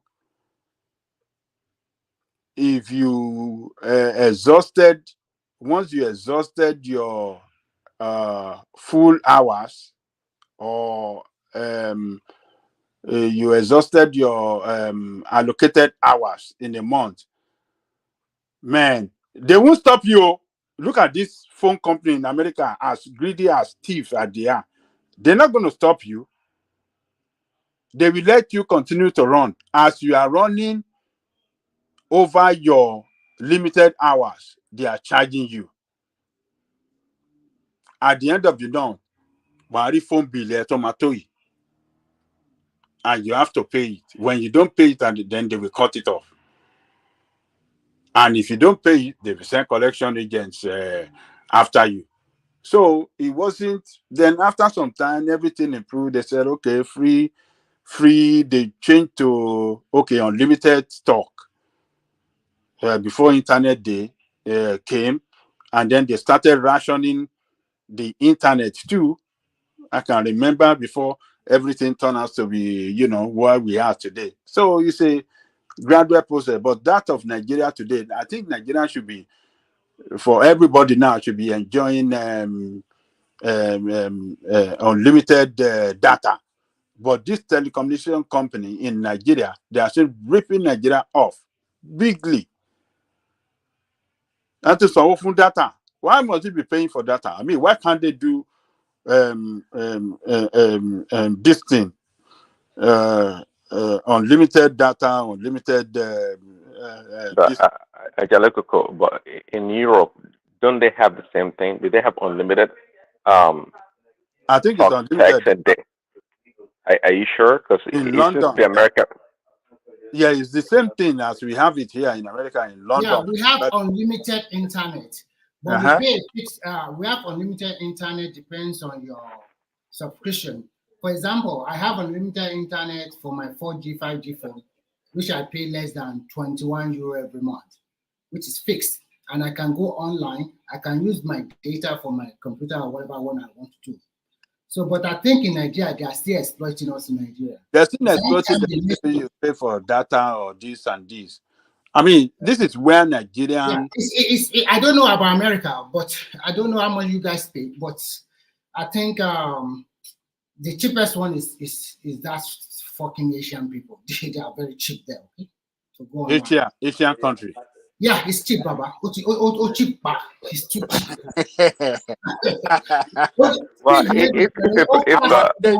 If a provider comes to the market and offer unlimited everything, then obviously people, if they have good service, people will switch over and enjoy the service. Is that not the case? What did you say? I said, if a service provider comes into the market and offers unlimited talk, text, and data, Mhm. then In they're gonna Nigeria, get the right? customers. Yeah, in Nigeria, yeah, they're gonna get Oh the yes, customers, right? they will make the money. I don't know. It's So just a no, craze. But so hold on. excuse So me. why do you think they're not doing it? Why do you think No, that provide? excuse me. I think they have different packages for people depending on your finances. You understand? It's You can just buy. it's still they are still ripping people off. Which they should have. I mean, make it. Simba, it's too They, But they, expensive. I mean, Ajay, let me make this comment. There is still unlimited. It depends on your pocket. Depends on your pocket. There is What I still know is unlimited that package. what I no, know is no. Hold currently on, in Nigeria is hold on. Let starlink. me They have hold on. not done it. They Please have hold on. not done it right. They've still not done it right. Oh, There's so are you telling us that in America everybody is unlimited? It depends on your yes. package. It depends on your Where you package. go? Hold on. Listen, Babalago was discussing anything aye orange at singular. Orange as single. Only, I will bring only. Only. Even when your bill is over, they will tell you. They They will won't tell tell you you. anything. You have to Gbese, be checking. gbese. If you don't check your hours or your time, you don't check your. Ìgbà yẹn, a máa ń lo Yahoo kíní Yahoo sì nígbà yẹn. If you type hi, wherever yìí, hi gbèsè. They will not call you. They leave you. Keep on running. Keep on running. You are good. Good boy. At the end of the month, you will see your bill, bro. Oh my God, let me. They You London. now start explaining, kí ló ṣẹlẹ̀? Ajale Kuku, I want to understand the concept that you are talking about because even here in Saudi Arabia, there are packages, different packages, depending on your consumption. If you think that you are the type that talks a lot, that is what Let is me going to determine the explain to you, package. Simba. And Simba, even your consumption of data. Simba, let me explain to you what we have in America right now. America, they've moved past the call and texting part. Mm-hmm. Where they really charge you is when it comes to data for internet. But the regular call and text is almost like that one is unlimited. Yeah, Call so we and don't text even is care about that unlimited. one anymore. You don't. It's about Nobody even What care. about your internet? Is it No, you are not. unlimited The or is way it? you guys are presenting it, you are not presenting in a clear manner. How much is it? How much is it? Okay, hold on. Let you me. can get you can get That's the mint. point you should put to it. Not just that you are making as if the basic thing is to have an unlimited data or call. Is that No, the And they are basic? making it to look as if the call and text is Hold free. on. That's what they are Hold on making us now. to look. Hold Let me on. clarify. No, you know, back then people didn't really use their phone to browse the internet. So back then it was mostly about calls and text, right? And if you use your phone for internet, it will charge you a lot of money. Now that everybody pretty much uses their phone to browse and go online, the phone companies are not prioritizing charging you for phone and text anymore. That is almost as equally as free right now in America. What they really What charge do you you mean for? free? How much is it? No, it's a part of the package. So what is in the But package? Give me an example no, of a okay. So let typical me package. hold on. So they will say, for instance, that you have let's say Boost Mobile. We'll Babati, say, hold on, don't complicate. Just give the guy a number. For like $40, you can get okay, text, talk, and data wait, with you one of can the. get it Wait now, wait. Let for. him explain. Hold on now. You can get it for. So they will say $30 Boost Mobile, Okay.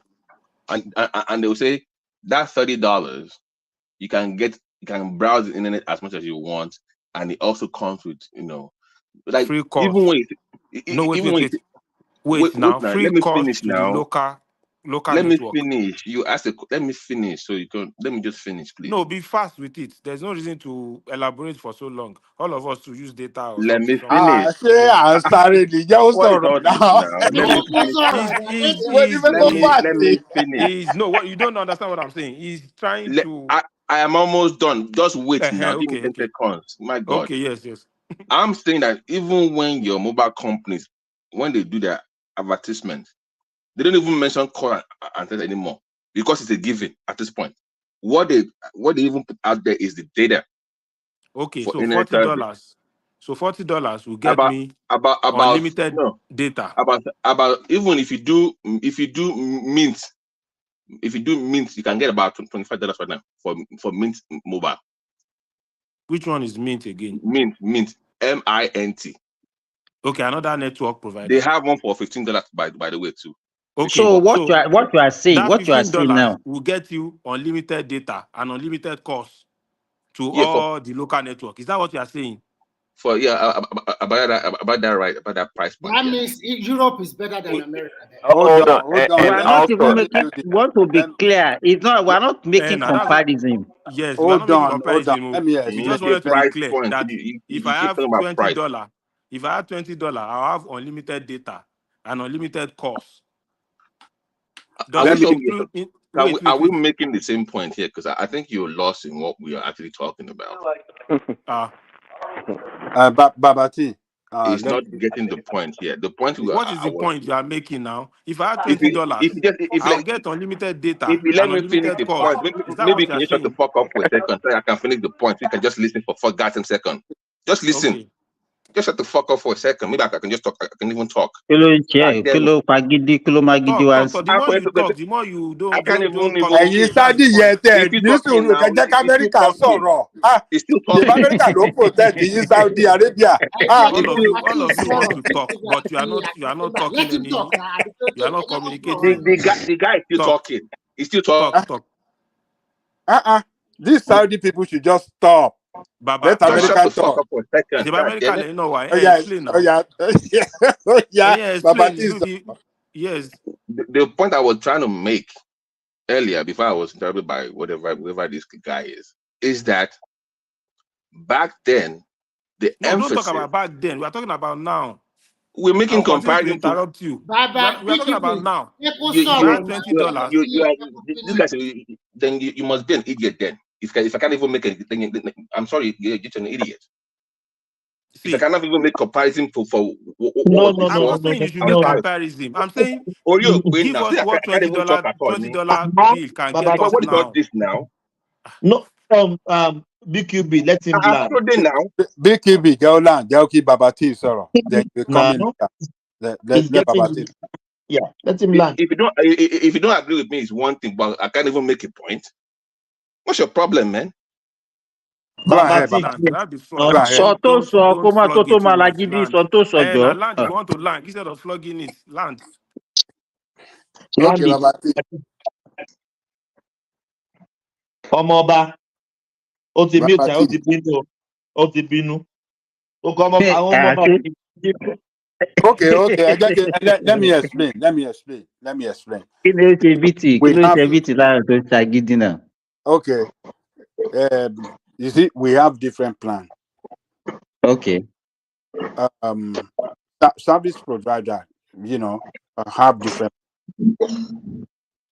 I can tell you that with $30, you have unlimited talk, unlimited text, and unlimited data.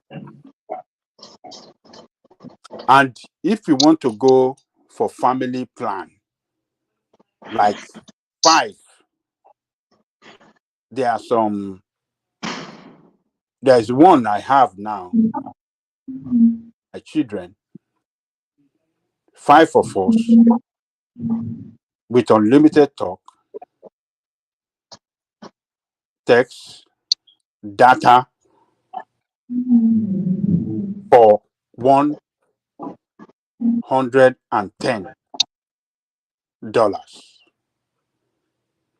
And that is okay. It will be shared by 5 people. we are not sharing data. It's a family combo. It's a family combo. That's I said everybody is on that We are on that plan. package. We are on that plan. It's Okay. a plan. It's a Okay. family plan. But the data is, we don't share data. It's a different. I mean, we don't share that data. It's unlimited per each phone. So if I am traveling to California, my children traveling to another travel to New York and this thing, we are not sharing that data. It's allocated to each phone number, and you can run your data 24 hours non-stop. So, and Babati was telling you that there are some smaller, because we have some smaller service provider. Some are, their service is within a city, local government area. Those one are even cheaper. Okay. They don't have large coverage. They don't have ẹ̀yin ará desert yìí ẹ lísìn sára àwọn aráàlú nǹkan tí Babati kọ́ndí àtàjálẹ̀ sùúrù kò sọ correct. wọ́n ti làgídí jù. agídí yìí ti pọ̀ jù. Àwọn Saudi Arabia yìí tó jẹ́ pé ará àlàdé desert ẹ̀ provide náà àlà àwọn ará protect wọn. All this intense is not about agidi. Ẹ kàn try láti make it look complex ni. And what obtains in what you are describing, it's what obtains everywhere. But you're just trying to make it look different, as if the US is different. I can't really see. I still don't really get. More, still really get in context so far. Okay, big view. Okay, data mi nísìnyí is $35. Mo lè pe Nigeria, mo lè pe US. Mo dẹ̀ lè call Canada wide. No, okay. You call line, or you use all those WhatsApp call and all those things. No, not WhatsApp call. Don't direct I line. Call line Data. So The family. Hold on. The family plan that I was telling you about, I can call Canada for free. Not Canada, Nigeria. Canada. No. I say I can call Nigeria. It's part of my plan. I can't call Nigeria for free. But I can call Mexico. You can call South America for free. I can call Mexico. But I cannot call Nigeria. Okay. Is there is there any other package that you can get at a lower price that will be local, that will not be international? Yeah, that's what Babati was trying to tell you guys. So what he was trying to say is that we have different packages that allows you to either call international or call local. We have different packages like that. Not that the basic package will be able to call international call local call unlimited, and have data unlimited. You know, back in the day, they used to have this calling card, like the balancing buy-in. You remember those $5 calling cards? Yes. And even those calling cards, they had packages. Maybe if you call it the weekend. Yes. It was. So I was even trying to explain these things to this guy, but they wouldn't even let person talk on this BKB, Jacko Soro. I mean, Baba, you are just getting this thing wrong, go. I'm not interrupting him. He's just trying to explain let him talk. Okay, let everybody I got a package. I got a £20 package in the same UK last month, and I don't have unlimited data. Package London. When somebody is in Saudi Arabia, it means that that is your own country now. London, if in London, America. You can't compare your country now. Ìlú àwọn akọ́nilẹ́rú wọ́n ti fi owó ẹ̀ wọ́n ti gba 30 pounds wọ́n ti fi jayé. Go online right now. Go online right now. Type in mint.com. That mobile service is owned by this famous actor that does Deadpool, Chloroquine. It's part of the owner of the company. You have Mint. So what they do pretty much is that your Mint mobile, your Boost mobile, they will sign deals with the bigger company. But okay, this is our area of coverage. Okay. If the person using our service leaves our coverage, they can tag on onto the bigger boys in the meantime before they come back into coverage. Yeah, they yes. will When you have are this going with outside the your city. T-Mobiles, with your AT&T. That's the way it works. Babati. That's Like right. say, as if they are roaming in, Abi, be roaming. No. Yeah, They are but not roaming. no. But you sign a deal with that company to use because they are bigger. To use their Your platform variety. whenever you are out of their own network Yeah. area. Yes. So that But way then to you have save to money pay for more, the right? no, that's the way they Pay save more. money for the poorer people that are using their service. Because let me even say, even if you carry MTN go anywhere in the world now, depending on how much you have, you can make calls. No. But for this one, it's an agreement with companies. You're not I really think most rolling of these with companies they have agreements generally right. both But locally and internationally. those ones they're very expensive when you just roam Okay, anyhow. Babati, Yeah, I it's want to ask expensive. you. I agree with you. Okay, It will be guys. expensive. Okay, Mr. Simba, let me Babati moderate. land, You please. guys, Let Babati land, please. guys, hold on. Let me moderate because Thomas is not Okay. doing his job. Okay, Babati, go ahead and finish and land. You want to take Okay. my job? Okay. Mr. General, you are not Let doing your me job very well. You are not doing your job very well, General. let me just say what I have to say. My point I was making is this.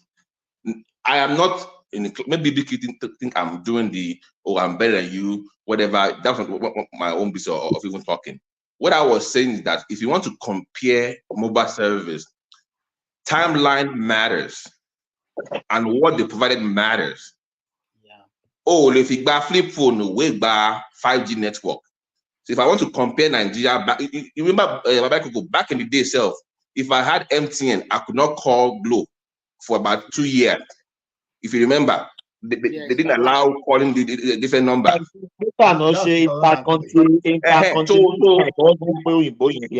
So you must put later. Yeah.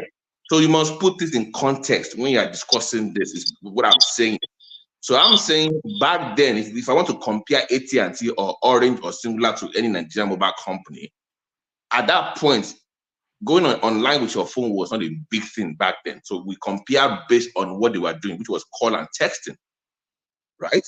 So if I want to compare it now, it's going to be based on data because in America, like I said, we have moved past the age of even discussing call and texting being a charge on any phone service. No phone call company does that anymore. It's just given. It comes with your phone. Yes. That's what it is. I understand. We understand that one. So, for example, I would still say that the way they charge you in America is still a little bit expensive compared to Europe. In Europe here, with 30 euro, you have unlimited data, unlimited calls. Báwo ló ṣe máa conclude pé wọ́n charge high when I told you that with $30 you can get unlimited data. Everything. I am talking about almost 28 countries together just too in proud. that man. And I told you, okay, tó bá divide the mo tán pé mo ń san 110 àwa márùn. Divide it now. Hello ni ẹ máa bọ́ sí In fact, by the way, let me go to your point. Even that's that, like $22. We are not. I don't think we need to be comparing the price. I am I not think doing that. Nobody's. The point is that even my own family plan, we have free Netflix, free Paramount Plus. It comes with Disney. I think the point here. So Excuse I me. don't know. I think the point here is that I don't think there's any difference between what you people are talking about and what is obtainable elsewhere, even in Nigeria. Mr. Simba, thank God you said it. No, That's where I'm going at. That's where I'm going at, Mr. Simba. You just brought out the word from my mouth. No, the one with Nigeria. No, it's not the same. What are you talking with Nigeria? Us to death in No, Nigeria. maybe you remove Nigeria. Maybe you remove Nigeria Nigeria. was too expensive. Nigeria ń ṣàrẹ̀ ká máa pe Nigeria sí ọ̀rọ̀ services. Baba, Remy, if you dollarize it, Nigeria is not one voice. Yeah, nípa gbọ́ látọ̀dọ̀ ọ̀la ẹ̀yin tó kù ẹ dákẹ́ ẹ ti pariwo jù. Òṣèjàre Thomas má fẹ́ fi àwọn ará Europe onígbèrágà. So ta ló sọ̀rọ̀ fún wa? Ará Europe ló sọ̀rọ̀. Ẹ jẹ́ ká gbọ́. Mi ò sọ Europe bí báwo. state Canada ló US sọ̀rọ̀, Canada, America náà ló Canada. náà. Simba, that international call is only to European countries only. Oh, that they even give me £20 Thomas within 1 month. Europe they are just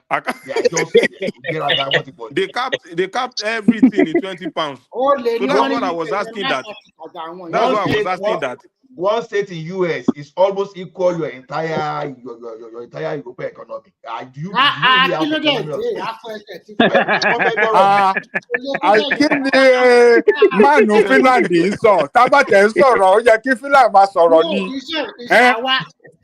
local government mi tóbi ju gbogbo Finland lọ náà. Yes, because talking about Finland, what's the population of Finland? Finland County mi tóbi ju Finland lọ náà. When you talking about Finland, say Finland is supposed to be like a big country.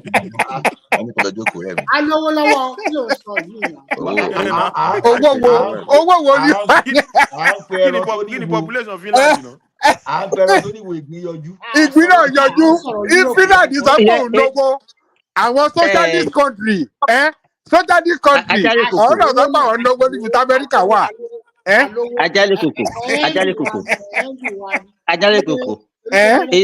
What I'm saying in summary is this: the package. Everybody, all I think generally everybody has a package, and the package is actually database, as you people are saying that happened even in Nigeria. Absolutely. The only difference between Nigeria is that they cannot put everybody on a fixed, like, okay, everybody, if you take $40, I think because of the economy and the purchasing power. So they now say, okay, if you can afford, maybe it's 5,000 naira you can afford, you can buy a package that will say, okay, you get certain data per month and certain number of hours. It might even be free YouTube night. All those things have some of those pets. Call free midnight call. Free midnight call. And wọ́n fi ń rip yí off ni. You people, because excuse me, for the fact that they didn't put call on your own, it's not, everything is not free now. You know that they've included the cost in the data that they are selling to you now. Yes. What are you talking? People are making us to look as if we are full. If you are not in America, then you don't have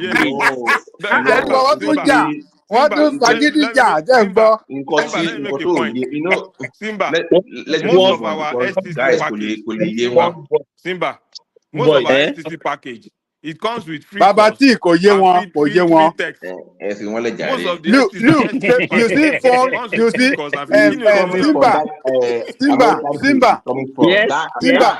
You see the phone call and text should not be an issue again.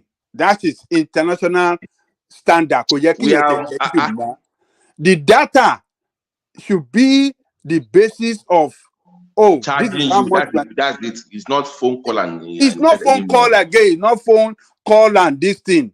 So the data that phone call, remember, is limited to the country.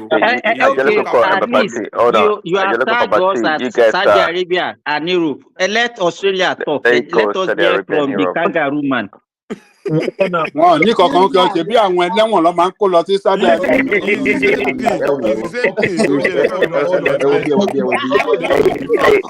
Guys, let me get a word in.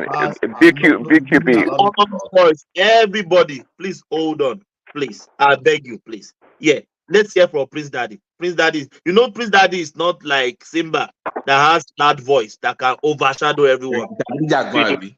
Calm. from Prince Daddy. Simba might be Thanks, Thomas. BQB, in America, we have a higher level than what Baba T and Ajala is talking about. If you come today as an immigrant, we give you free phone, free talk, text, and data. What about that? Sounds good? Is that text? They hate America at the point now. It's that American hate. For how long? Wait, now let us interrogate him now. For how long? Wait, for how long? For forever. If you can't afford it, you get free talk, text, and data. What kind of phone are they? You said if I can afford, but you said iPhone 15 or whatever. I should make a choice. Prince, hold on. Did you remember during Barack's campaign, the second term? They used to call it the Obama phone. Remember? Obama phone. It was free for poor people now. They give him internet service at home, in the hood, in the all those third world. Well, yes, if you are poor to some point, you get data for free and get phones. Well, Biden's plan. If you come in as an that's illegal right. immigrant, Baba T. you Yes, get that's free Obama phones. policy. Yes. You get free phones, talk text data. You can surf YouTube internet for as long for as you free. want. For free. For free. Okay, if I come I to want to UK, clarify America that, new. Prince You mean if Daddy. I come to America today, But I'll get BQB, you have to make sure you cross the border. You got to go cross the border And you are illegally. talking about illegal immigrants, right? Yeah, illegal immigrant. What are you talking about? This is the way people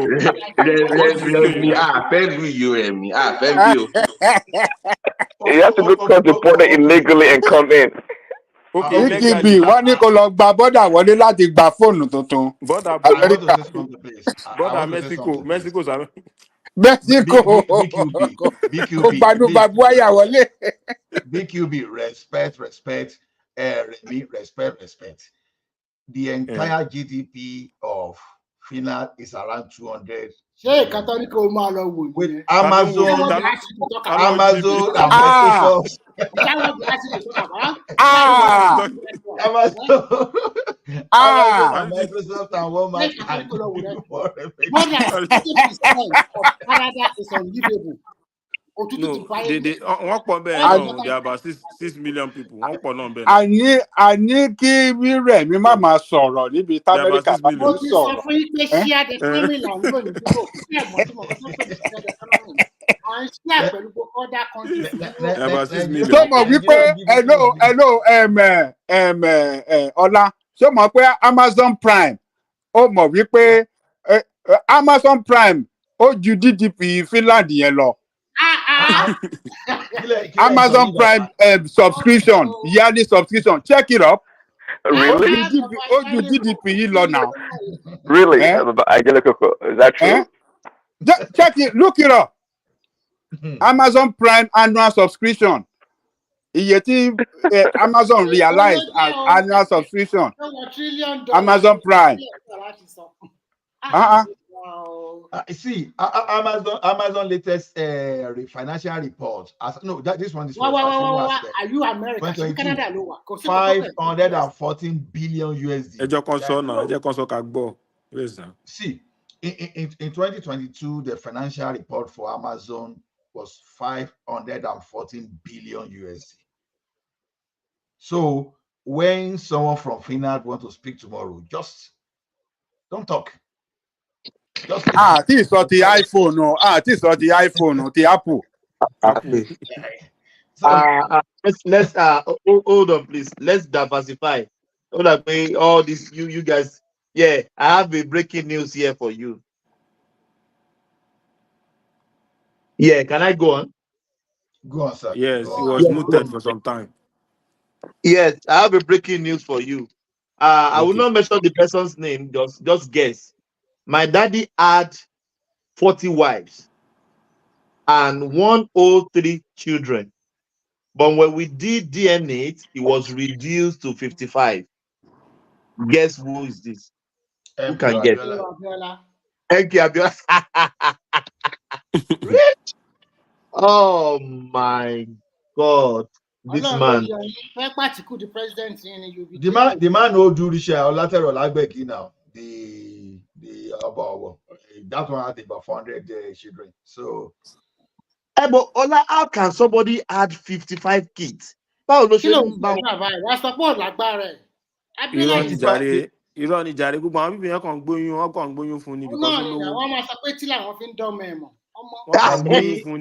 Wọ́n kàn gbóyún fún ni olówó ní ìgbà. Ọlágbẹ̀gì tó wàjà lọ́jọ́ òun ó ní over 400 children. Ṣé DNA fún ọmọ yẹn gbà yẹn? Kílẹ̀ tún bá débi ọ̀rọ̀ tẹ́ nǹkan ọmọ fọlọ́mọ nísìnyí. No, kí ni fẹ́ ká general fẹ́ ká change topic ni. I want us to take let's take anyway. Fatah is here. I don't even understand Ola this morning. Are you doing solidarity for your neighbor? Are you doing solidarity for your neighbor today? I mean, But there's no difference between America and Canada. Forget There is about big that. difference. owó Australia, gbèsè Australia. náà kọ́ ni Oh, owó gbèsè náà kọ́ lẹ̀ ná ni. the most indebted country in the world is America. Owó gbèsè náà ná. The most indebted. How come the economy of America is stronger than the entire Europe?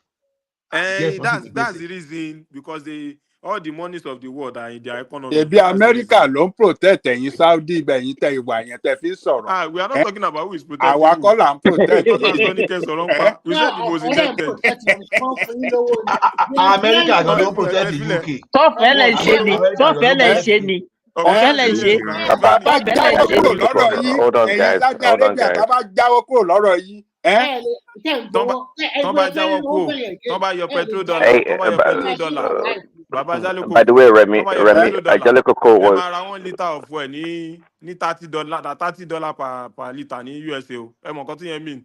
No, No, America you is don't know. the No, that's a largest lie. producer You don't know of what you're oil. talking about. That's a Do you know how much we invested in your economy? Yeah, you know how much we invested in your economy? You know Why how don't you much take we protect. Simba, You know why how don't you much take your we money and protect go you. then? Why don't you take your money You and know how go? much we protect you. They can't go. Why You not? think that protection You will come can for free? your leaders, they cannot say what you are saying. You are just an ordinary citizen and you can be blabbing. Your leaders, can they say what you are saying? What Simba? I said take your money and go. I'm blabbing. Take your money and go. We don't need your money. Ẹ̀yin náà wọlé gbà bábá sọ̀tọ̀ kú sọ. If they reduce quota only, Ìyẹn lówó America will epo. start shaking. If they reduce quota Ẹ of jẹ́ sọ́ra yín. barrels No, of oil hold on. produced only, Hold on. they will start BQB shaking. and Simba, do you not know that America produces more oil than Saudi Arabia? We have more reserve. We have more. See. Yes. Ẹ ṣe máa That lò is true. ẹ máa We lò títí yín. produce about maybe is it not Listen. 13? Is it not The only 13 reason, million listen, the barrel only per day reason that why, America because produce? hold on, guys, They hold produce on. more oil. They have more Because reserve. They Saudi produce more Arabia oil. is a hold on, Vicky. Is Because what? Saudi Arabia is a partner, like a strong partner to the United States for a very long time. That's the reason why we don't want to crash the oil market, okay? And we keep getting that float. The United States is capable, okay, of ruining the OPEC, monopoly on the global petroleum. We can do it. We have the reserve, and we have. United States part of OPEC? That's what I said. We have the capacity and ability to ruin OPEC. We can I'm not supply saying your. I agree with you. Is it part of OPEC? Is USA part of OPEC? No, we're not. You don't have to be part of OPEC. Why? We're not part of OPEC. They have the capacity, but they are not part of OPEC. Why do you want to? Because OPEC is a cartel. It's a monopoly in that regard. So we don't. Why do we need OPEC? We have. You don't have a clue the capacity that America has, even our reserve when it comes to petroleum and natural gas. We have plenty. I agree with Hold you. on. Well, let me tell you. During Trump's time, if you knew that, Trump had to. We had to stop or find a way to reduce production. So the price, you're right, America is not part of OPEC, but the OPEC nations, Saudi Arabia and co, they came to Trump, they had to negotiate because Trump was crashing the global market for oil. We were crashing it. Google it right now. Find out how much a barrel of it crashed to $10 per barrel. Exactly, it was ridiculous. We're sending you guys to the bankruptcy house. We were. We could have crashed it further. That a barrel could have been $5 a barrel. And they were begging people to come and take oil for free. We have abundance of gas, abundance of crude oil, just Saudi Arabia of and everything. Russia decided to reduce OPEC quota. The pump price of fuel at the station in America jumped by 25%. Let me see. That is politics. Hold on, BKB. You're talking politics that you don't know about. That's strictly politics. See, that's what I'm saying. Now you have hold on a second. And these two countries decided to reduce their quota and increase the fuel pump price by 25%. Okay, we have to separate politics from the reality of Americans' position when it comes to this natural resource we're talking about. I'm telling you that we have abundance of this natural resources, I'm not natural gas. disputing the fact. Okay, I'm not disputing that fact. So then you have to be quiet. You and Sinbad have to be quiet. You and Sinbad have to be quiet. There are so many countries that are oil producing nations. They don't have capacity for export. American is in that category. That's not That true. is why those two countries can increase, can just BQB, reduce output. BQB, BQB, hey, explain BQB, wait, explain what you BQB. No, explain Prince what you mean Daddy, by we don't have just capacity a for minute, Prince export. Daddy. Explain that. What does that No, mean? Prince Daddy, just a minute. BKB Prince is Daddy, just running a minute. propaganda this evening. See, He said we don't have BQB, what you capacity. don't know. No, this is not propaganda now. If they have Explain capacity that. to export, Explain. that means they produce enough to export. Then why are they not exporting? BQB, wait. Yes. Let me tell you something. See, Okay. America is an You are economy in too. America also now. You are in America Are also we now. not? Are we not And, selling crude? Are we not and selling crude to Hello, Dangote? propaganda. America is selling crude to Dangote now. You said we Oh, don't have let capacity me for tell no, you, export. all those crude being produced by Russia, Saudi BQB, Arabia, Venezuela. Where B, does the crude get to finally? BQB, No, wait hold now. on. Where Currently, does it go to America is finally? selling crude. Wait now. Nigerian oil, where does it go to be refined? BQB, forget. Look at the consumption. America got 3.8 million barrels of crude oil from Canada every day. Okay. No, And somebody said they Did have you hear that capacity. one? What are they getting from Canada? Wait, What are they getting from Canada? wait now. Okay. I said they get 3.8 million barrels, except if my data is deceiving me. And Yes, they're from only getting Canada. 426. Yes, from Canada. Yeah, Yes, from Fatai. Canada. Okay. Fatai want to Ola, speak. do you mind when you when you land, do you mind if I just take a few moments? I don't really have a Just lot go of ahead. time. Go ahead. It's I been want to early hear from you. morning. Yeah. I want to hear from Okay, you. thank you very much. Also, okay, I don't need to pretend. I heard you and Prince Daddy earlier today. So, for wherever you were, thank you. So, I heard also that you. I just want to address. I usually I don't really care. It doesn't. I hear a lot of times, but I just ignore it. But I think it's very important to do it today. I heard somebody saying price of the petrol or something, or price, or whether price generally or price of petrol is not a matter of economics. And number one, and also he also said that there is no economist on the panel, in the platform. Okay, no, that's Kulata, not a Prince Daddy. That's Kulata. Yeah, whatever his name is. Well, I say there are some people coordinating attack against Fatah. It is good to set the record straight that he's the chief of them. So that he said is a bad belly shot against Fatah. And I am happy to tell him that it would have been better for him not to be copy-pasting Fatah, to be claiming he had MBA, he went to business school. Now, lie. He's just only repeating what he heard from Fatah. Somebody saying palliative in 2024 never attended a class of business school. I can guarantee you that. So price actually is a very big component of economy. Even the very essence of demand and supply is about price. Not only that, price theory is a big staple in economics. You can't do pricing without economics. So to say something as childish as that is beyond disgusting. And by the way, you should stop copy pasting Fatai. I've told him before, come and try me. And to ban don't underestimate me. I'm telling you for the last time. Stop stalking me. Stop following me around. Fatai, let me say something. No, Fatai, let me say something. See, if I were you, I won't even take that thing too much because let me tell you something. Ola, sorry, Ola. No, sorry. Okay, what I even forget to tell. When I am gone, you will not have anything close to an economist on the platform. That's my response to you, to him. When I am gone. No. But it is better for you. But it is better for you. Guaranteed, you know, good when you don't do any MBA, you know, go business school. You the copy paste. No, Fatai. No. Do you know why? Kulata no.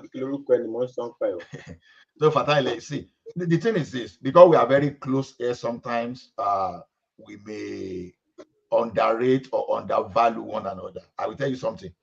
You know, when I came to this platform, even in the forum, someone was boldly argue with me that I don't know anything about economics. Nobody really know my background. That's why openly here, when people were beginning to call me economist, I said, don't call me economist. I'm just a student of economics.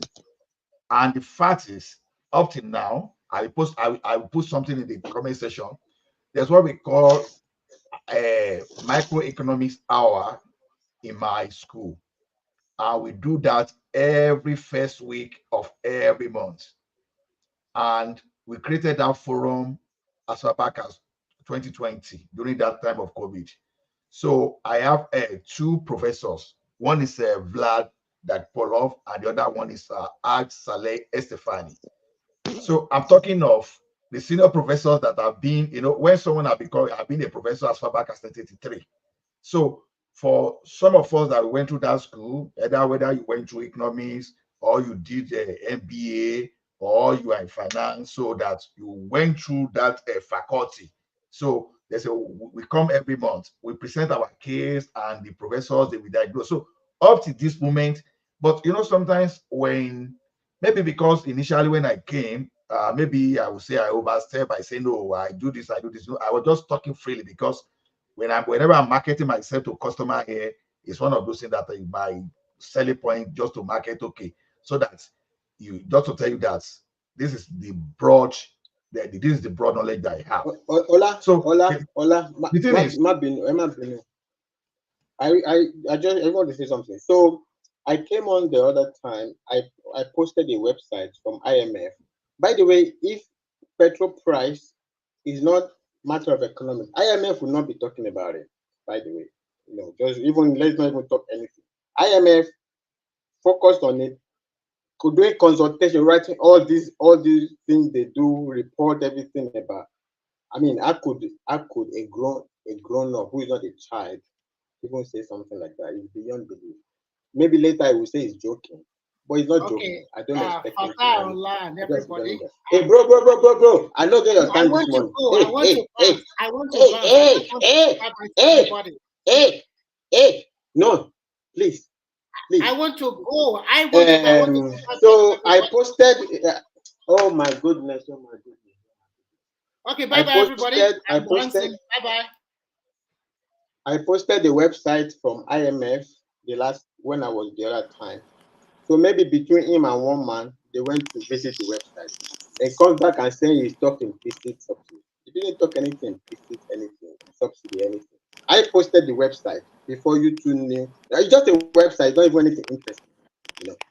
I posted the website on the website before you went to later to go and read. Now you want to. Now I don't even have a problem if they want to hijack narratives or they want to hijack arguments, but you always murder them. That is my problem. You are destroying conversations. You are creating nuisance everywhere, pretending to be corporate or whatever you're pretending to be. I just wanted to set the record straight. That was a bad belly shot at Fatai. And I know. And he does it every time. If they follow me for Yansh everywhere I go. If I'm writing comments, Dr. Damages there, he will come there, start doing rubbish. Or he will copy paste what I said and start jumping around. Go everywhere. You should be thankful to me that you're able to copy paste me to pretend like you know anything. Emma Bino Ola Baba. Baba, I don't know Emma Bino. When I'm gone, you will not have anything close to an economy. Thank you. No. Fatai, you don't need that. Like I said, you know that economics.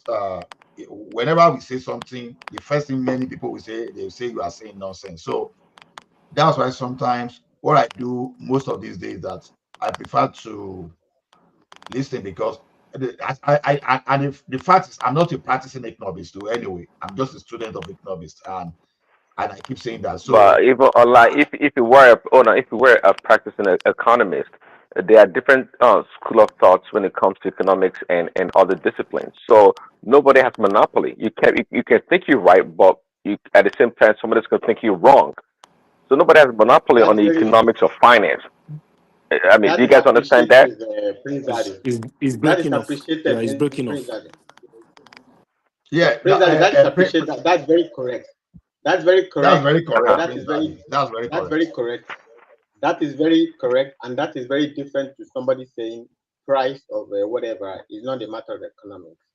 Yeah, certainly, it's totally different from that, and that is very different from somebody trying to take a bad belly shot, saying you are not even what you claim to be. What leg are you even standing on to be claiming that somebody is not somebody? You are not. You lie every 2 seconds. You lie more than you breathe. You want to tell somebody is not somebody. You should take care of it. Remove the peg, whatever they call it, in your own eye before you can see whatever is other people's eye. That's what I want to say. Thank you, everybody. See, Thank you very much.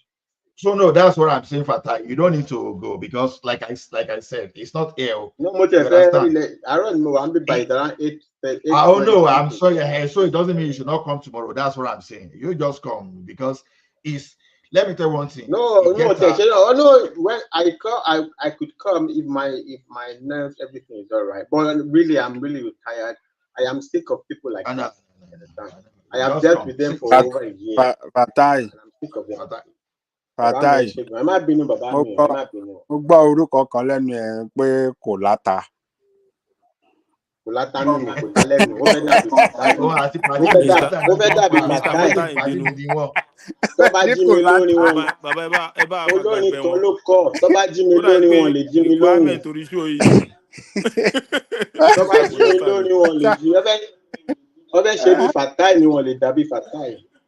Bàbá mi ẹ ṣe gan jàre má bínú Fatai, dàrọ. a tún máa rí ẹ lọ́la. A máa rí ẹ All lọ́la. right. Ẹ ṣe gan Agbára sà. náà. No, Ó dàbọ̀, ó Dàrọ̀. yeah. dàbọ̀, ó dàbọ̀. See, I think I understand the situation because the way it Mr. is Fatai ń bínú ni. you know, Baba Jalego, you were here the other time when people say, like economists like nobody should call me an economist too because I know that over time I can't survive. Ṣèbí kí Fatai bóyá bàbá gbọ́n ẹni tó jẹ́ lọ́ọ̀yà tó jẹ́ pòfẹ́sọ̀ yìí lọ níbí wọ́n sọ wípé kí ló sọ. Àwọn Pasati sọ pé kò mọ̀ nípa lọ. Mo ti rẹ́rìí yó. Ibi yìí lè ibi tá a wà yìí lè wọ́n burú gan bì yìí. Because the way we're trained. Wọ́n ní ọ̀gbẹ́ni pé lọ́wọ́ ló kà. You know, okay. Space. Sometimes. No, look at yes now. People interrogate everything here in this place. Wọ́n ní jàkàrà doctor ní Simba. Wọ́n ní which kind of. Yes, now they interrogate things on this place. Yes, now you can't just. You will be sure. You will be sure. Ẹjọ mo ní advice kan fún ẹlẹgbẹkọ ẹ kí aláwo káwọn ìran kan wá kó wọn lẹ́rú ní sáájú ń bẹ kọ́ lè pèsè ń bà wọ́n. Ká tiẹ̀ kọ́kọ́ withdraw base wa tó wà bẹ́ẹ̀ yẹn àkọ́kọ́ withdraw ẹ̀ náà. Mr. Fatai gbogbo àwọn Nàìjíríà yìí wọ́n máa fẹsẹ̀ fẹ́ ni o. Gbogbo àwọn Nàìjíríà yìí máa fẹsẹ̀ wọ́n máa sá lọ ni wọ́n máa padà sí i. Wọ́n máa sá lọ ni. Gbogbo ìbú Amẹ́ríkà ìta ìgbàlálẹ̀ yìí á ní gbogbo yẹn mọ́. No. Sincerely speaking, I was gassed. Even for someone to even be comparing Saudi Arabia and America, like seriously. Èyí tó ń pè ní àbùdí múmi nìyẹn ó máa gbàgbé jàlámí ẹ̀ tó máa fẹsẹ̀. No, who was comparing? What were they comparing? What were they comparing? No. See, even the oil you are producing, right? Canada has capacity more than Saudi Arabia. You are just moving from one point to another that doesn't relate. Nobody is mentioning. Wait now. Nobody is mentioning Canada. In an attempt to want to protect America as everything, which we know, you will always be jumping from one point to another that is not relating. Nobody mentioned Canada, but you are now making Canada. Okay, I know jump again. We don't really care about Canada. Anyway. I said most of this oil produced all over the world find its way to America. So if you're not saying the oil is in America, it's in America. Because BQB, you have to understand international business, international reciprocity when it comes to business. Of course, again, Yes, Ah, they find their I'm way not to America. arguing. Prince, that let Economics me and tell all you, these things that you are saying. BQB, wait. If America decide to produce everything and flood the world market, don't forget that these people, they are major military hardware producer. They have other Yes. products like in aviation, everything. So if they don't allow you to make money, how will you get money to procure the other Okay, it's products? America that is allowing them to make money. See how you are No, you no, are look explaining at it it this again. way now. They buy oil from you. I don't. Are you? Wait Do now. you think They buy everybody oil from you. everybody feel so? America are just happy to allow them to be making money. So why are they Well, not you allowing know, You Nigerian can to be buy making? their yes. Why are they own not allowing product too. Nigerian to be making money? Who Hold told on, you that? BKB, Ah, Nisoro, why are they BKB. not allowing Nigerian to be making money? No, they Hold on, allow BQB. Why Nigeria. are they Hold on, allowing? hold on. They You buy have to Nigeria. understand that. You have to understand that certain countries Uh, they need to have enough purchasing power for certain products. Now, it is okay. in the interest of America for Saudi Arabia to be able to purchase their military hardware. Nigeria buy Yes, that I agree with you. Google and and pizza. So Nigeria has that enough money. America can You know, help us too. Now, maybe we have oil also. They can help us to the, sell our oil so that we make more money and are purchase you too a much weapon from hold America on, no, also. Now, hold the on. way somebody is America is helping them, Are you a strategic partner? Answer that question. they Are can you? be in Africa. No, not everybody. See, let me tell you. You know the game. You said it yourself. It is in the interest that some countries remain poor, or just like Yes, Noam Chomsky said, it's important that some countries are a source of raw materials and a destination for final goods, like African nations. yes, I They agree. don't want you to prosper. But Saudi Arabia, Yes, they make a lot of money. They need to protect themselves from Iran and Iraq and some other bad elements around there. So they feel comfortable selling their hardware, the military hardware to Saudi to Arabia. them. They feel Absolutely, comfortable with Egypt. Okay, it's all strategic absolutely. partnership. Yeah. Yes. No, I agree with you. I agree with those points. Those points are there. That's not what I'm saying. I never You didn't mentioned agree that. with me, oh. You didn't agree with me. No, You this that's not desperate no, that's not what I'm country. saying. That's not what I'm saying. Okay, okay. I said 2 points that OPEC Plus, just Saudi Arabia and Russia, only decided to reduce output, and there was a significant increase in the pump price of oil in America. And again, It's not. the American It's senator, normal. You already disrupt the supply chain. It's normal. America is not uh, ready to respond to that. so I agree with you that Trump was their actually going to decision. respond to it. That's why people don't like Trump. If you leave Trump might have countered that No, as well. it was not during time of Trump. Oh. It I'm was just giving during an this Biden. example. Oh. Okay, No, okay. it was BQB. during There Biden. was a time. They released the BQB. strategic reserve they have. I And if said you continue Hold to on. BQB. release the strategic reserve to BQB. maintain There the was a price, Oh, time. if they, There was a time no, the just American relax. was let him land. Let If him they land. continue to It's reduce, correct. if they continue, all these things they are saying, are we not watching it in the news? Is it that somebody in America needs to explain that one to anybody? These are common sense things now that we listen to in the news. So they release the strategic reserve they have. And if you continue to release it, you will deplete that same strategic reserve. You know how much fuel consumption America consumes per day? That same local production they have, they don't have capacity to sustain what they consume per day. Big That's what QB. I'm telling you. American is an oil producing America country, is now but they don't. self-sustained when it comes to Okay, that's what they want. That's what you want to energy believe now. Yes, I agree energy with you. consumption. No, You know the you are funniest in thing. America. You know the But funniest thing. You say they are actually self sufficient. we were Big But QB. actually somebody said it BQB. now that Oh no, Canada BQB is still under supplying Trump. American. Yes. One voice, Yes, one yes, voice. we buy Please. from everywhere. We buy from everywhere. Sorry, go ahead, Thomas. Big QB. No, So I if they said are one voice. self-sustaining, why are they buying? Big QB. If they are self-sustaining You on a know the product, why are they buying? funniest See, thing. just like you said, Uh, I'd rather continue. Go ahead, go ahead. No, just trying to buttress what he was talking about. When the federal government released fuel with from reserve, yes. I think the average price of gas then was around $3 plus averagely. But the funniest thing is that particular price is now catching up. In fact, it has even surpassed that because now even here in Texas they're selling gas at three something. It fluctuates, but the highest you will say is like around 370 something there. And that was when people were yelling and crying about the price of gas petrol has gone up. Even when the federal government releases from the reserve, then look at what is this now? There's nothing. It hasn't measured up. But at that particular time, it works, but the price is still on the higher side. Anyway, go ahead, Vicky. Then yes, again, Biden visited Saudi Arabia. I don't know the major reason why he visited the country then, but the local news is reporting that he came in to implore on Saudi Arabia to not cut down the production because they think that they want to, in a way, strategically support Russia by bringing down, by reducing Give me 5 seconds. Americans, Okay. keep your money. Hush puppy is out. Hush puppy is Okay. out. Thank Keep you. your money very well. Go on. Okay, thank you.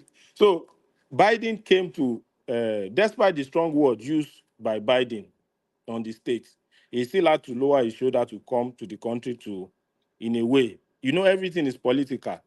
If he did not come that time, and they go ahead to reduce the production, it will significantly affect the price, and it will have a political implication in the U.S. In fact, some American senators were saying that Saudi Arabia is political, that it had to, the foreign minister had to be involved, that they are not doing anything about politics, because I think there is a midterm election around that period.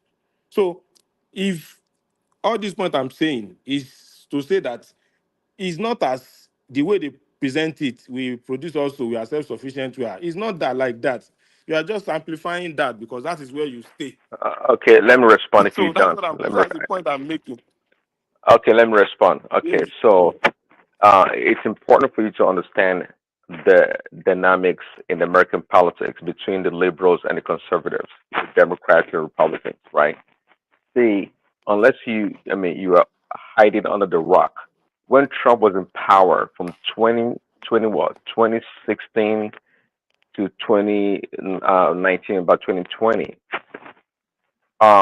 we were paying the lowest price in decades for a liter. Here is a gallon of gas in like 2 or 3 decades, right? Why? Why? Because Trump had his mantra called "drill, baby, drill." We opened up the drilling stations, if you want to say that, across America, from Texas to Oklahoma to Alaska. We were producing oil. Okay, we're drilling, and in doing so, during Trump's era, we became what we call energy sufficient, right? Energy sufficient. I remember clearly, and Adewale and Angelica can back it up, that we were paying about $1.65, no, 99 per a gallon, not liter, in Nigeria, a gallon of gas. We were back then. The global oil price was crashing. It was crashing, going down the drain. What I'm talking about is an open information, right? You can Google it. See, you got to keep one thing in mind also. There has to be a balancing act. See, American oil companies, I guess, what are they? From ExxonMobil and the other ones, they too were losing a lot of money because OPEC could not compete neither. They couldn't compete. We had enough oil that we didn't have to import. In fact, we're exporting natural gas and other stuff to the rest of the world. Okay, and OPEC as a body, as a cartel, could not fight against America because you don't know how big America is and the reserve we have. Not reserve as in reserve that is ready to be utilized. I'm talking about reserve as in the ground, natural resources that we have when it comes to petroleum and energy sources. We got plenty. We don't need Saudi Arabia or any other country in the world. That's sufficient. See, there's politics involved. Now, Biden and the Democrat, they are anti-oil, if you want to put it that way. They don't like drilling. Why? Because they want to protect the environment. They want to protect nature and all this other stuff. Okay. Okay. They want to protect this other stuff. So when Biden came, by his own power, executive order, he shut down. He shut down most of the drilling in America, and he has the power to do so. Alaska is a pristine place. If you know how So many. so Oh, let me just interrogate you. If you shut down, how are Americans now going to maintain the continuous supply? Where would they get the oil from? that's why it went to Saudi. See, there's politics involved. That's why it went to Saudi Arabia. But that's the same thing I'm saying Ben, now.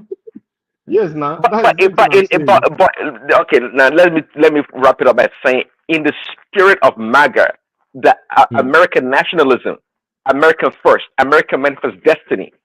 We don't need anybody. We are self-contained. Okay, No, to produce our own oil and energy. it's just a grandiose. You are So there's living no in a country la that la doesn't need land, my anybody. brother. And yes, you see now, you see Real that la the la more land. the more the guy talks, the more he shows that he's just grandiose in his belief about America. No, No, no. Wait, hold on. What am I being no, grandiose? there's I'm no telling you what country. we No, have here. grandiose means that there's no country that can live on its own. No, no, no. There's no See, country. no, you say, because you're trying to mock me. That's why I just told you when it comes No. to. Hold on. I said when it comes to the production of oil. I'm not saying like we're totally independent. No, I'm saying when it Okay. comes to having enough oil, to propel our economy, we have more than enough. I just explained to you. That's the rocket science. We have plenty. You can Google it. We have more than enough oil to propel our economy. But keep in mind also, we're not really a manufacturing based economy that much anyways. We drive a lot, but we don't manufacture a lot. We don't need that much energy in that regards. Okay, so again, politics involved. Uh, Biden going to Saudi Arabia to beg them is just silly. Trump wouldn't do that. In fact, it was the other way around when Trump was in power. Trump They Trump rather will came not to do that beg us. because Trump is in a good relationship with them.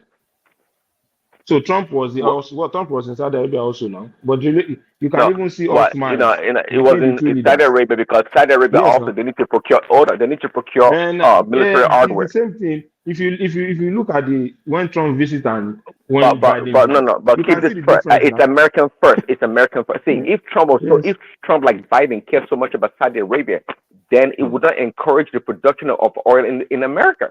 It would not drive down the price. Let me say, it wasn't just Saudi Arabia losing. American companies were also losing on the stock market because the price of a barrel of oil was like $10 or less than $30.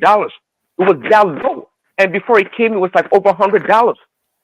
How did that happen? It's simple supply and demand equilibrium. That's what happened. We had more than enough supply to crash the price, and we didn't need oil from Saudi Arabia or even from Venezuela. We didn't need it. But when politics come in, that's when all these things unravel. Okay, so that's just a story. I mean, what I'm telling you is not special knowledge. Just Google it and read it. Prince Daddy, when is Trump going to jail? On the There we go 17th. again. There we there we go again. I'm like, Thomas is just putting one thing to. No, it's not even Thomas. I mean, what they want to put it. So when is Trump going to jail? On the Trump is not 17th. Trump is not going to jail. He's not going to jail. I know people like Adewale wishes that he goes to jail, He will but it's go not going to to jail. jail. He is going to jail. There you go. He's going to There you go. jail. He's going to call a deal with the judge, and then with the no, it's no longer in the hands of the DA. It's now with the judge. He's going to call a deal with the judge. The judge is going to give him perhaps maybe some probation, um, the community services. It's just something that is going to add up, but not something that is going to take. But it's going to be. So ex-convicts want to become the president of America? Well, the Constitution of America did not say that even if you are convicted felon, you cannot be a president. You can still be a president. It's So when you are. a level can become the president of the You can imagine that it's a tit for tat. The So you guys will Biden's never talk of Nigeria again. So Ibori can actually become the president of Nigeria too. You know the funniest thing, Allah. You know the funniest thing, Allah. American democracy is a joke in the sense that that is the number one thing Americans sell to the world. Democracy on its own. Most of the thing that you see, the way it's being practiced, is not real. These people bite themselves at the back. Look at it. Biden's son was supposed to cut a deal with what do you call it? The Department of Justice. But this same Department of Justice that was appointed by what is his name? Biden, right? Eventually, they rescind that deal that they cut with them because it was obvious that Trump is probably going to be convicted, so they didn't want any backlash in a way, so that they decided There we go again. I do all this to fake news. rescind You know, that. that's all fake news. That's not true. You guys don't believe what he's saying. It's all mumbo jumbo fake news. Not true. I He wish didn't tell you. I wish I'm lying He didn't. Why come you didn't tell them that the reason because they've actually cut they a cut it? Hold deal. on. They actually cut a deal. They actually cut a deal. But when the judge during the deposition of the case, the judge was able to uncover that hey, this deal you guys are cutting doesn't make any sense. Hey, It was the judge that exposed everything. Like, hey, you guys admit that this guy committed the crime. He did this and that. Then how come you guys came to this agreement in letting him go free? It was going to go scot free. It was going to go scot free. see, But somehow, so don't make it sound like the DOJ was really doing their job, and that's why they had him convicted. No, fake news. I do all this fake news. I think you watch CNN. That's the problem. Anyway, since 11 we want to become the president of America. He's a Trump supporter. But so I don't know. So Says that he's a Trump supporter. any American should not even be talking about Tinubu that is not even an 11. So I got some information yesterday that Tinubu is actually serious about restructuring Nigeria. That guy, the person that was even telling me yesterday was even saying that guy doesn't even care whether it's the second time or whatever. That the guy is going to restructure Nigeria. So how many people really believe this? When Because is he going to start? Is it 2 months after to the end of his tenure? When No. are they going to See, start to restructure? I believe Tinubu was going to restructure Nigeria anyways. You see, I have a you have to know question. you have to know the man's antecedents. You know, he was going to do that anyway. It is in his interest. He holds it to the southwestern part of the country to even do that. He knows all about resource control. Nobody knows more about resource control than Tinubu does. He actually does. He doesn't have such powers. Why you are just playing to Going to restructure. Is it military? Are we has under National military? Assembly by the ball, so He he doesn't have has such National powers. Assembly by the ball. He Say, has the he power. say he owe it to who? Patoski, explain.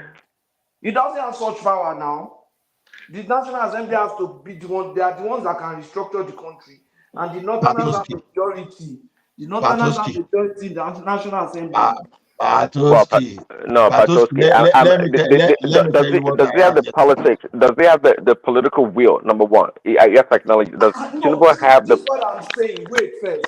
Let's look at the practicality of it. All of us know that the North will not want a restructuring of the current system.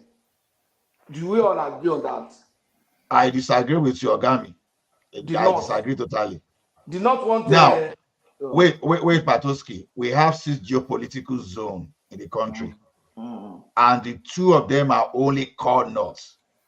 So the remaining 4, we have south for the 3, and we have the people that prefer to call themselves middle belt, north central to the 4. So this is going to be the game of the majority.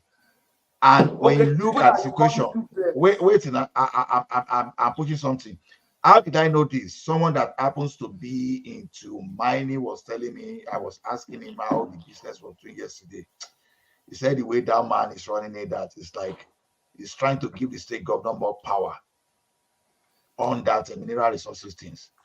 So that the way they are going now, that it's just a matter of this, the way it was explained, that just a matter of time, Tinubu was ready to let the state governors even have greater control. Okay, in that term of resource control, like through federalism, yeah, you can easily do that now. See, restructuring doesn't mean that, because we may not have all those regional systems we are talking about. Like, what I mean by restructuring should be it's pushing the state police now. Federal character.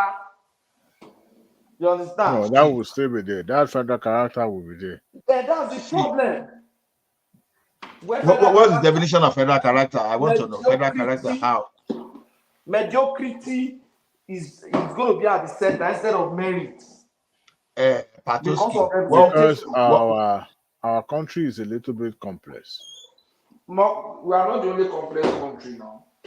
So what is federal character? I'm trying to ask. What is federal character? Federal character in terms of what? You see, federal character means that in everything, every state must be represented, irrespective of qualification, merit, or whatever. That's what it Okay. means. So, if, Okay. for example, Here is the deal. Here is the deal. By the time they finish the restructuring, it may have something similar to what we used to have at independence. Now, if Obafemi Awolowo University is being controlled by Osun State, University of Lagos is being controlled by Lagos State, and then you have Ekiti State University and all those universities they are being controlled. You are going to decide the way you want it. The federal character will not be there. Everything will basically be what to do. But if you are talking of the military, then the federal character will be there. If you are talking of your minister, the federal character will be there. But if Patoski is running electricity company in Akure, and you decide to employ whoever you want to employ, nobody will force you federal character. But the state governor can license you, the state government can license you to be an electricity producer in Ondo State. of course, if it's my own, I can. Federal character will So not apply to my this thing. But if it's a government thing, federal character will apply. like military now, I agree. There's no way. Military, government agencies, different things. But the state police, LASMA, for example, is a No form of state state police. here now. Olani, Federal character does not Ola, currently even apply in those areas. Ola, if not Uncle because of Adewale, I hear you. if not because of man Jaku Jaku that call himself Agunyi Rossi. Talo allow Diwali Koso Lale. Who allowed them to speak? Because I haven't been on the platform for when you guys will always complain about my mind. The two princes, can't kill yourself. Now. Because you guys complain about my mic, so I decided to keep mute because that embarrassment is too much. The one you went to the pawn shop, Ivy. And wait, your mic is actually good tonight, oh? No, because I'm using my laptop. Okay. That's a lie. You just go and pay your internet. You are not paying your internet bill before. You just pay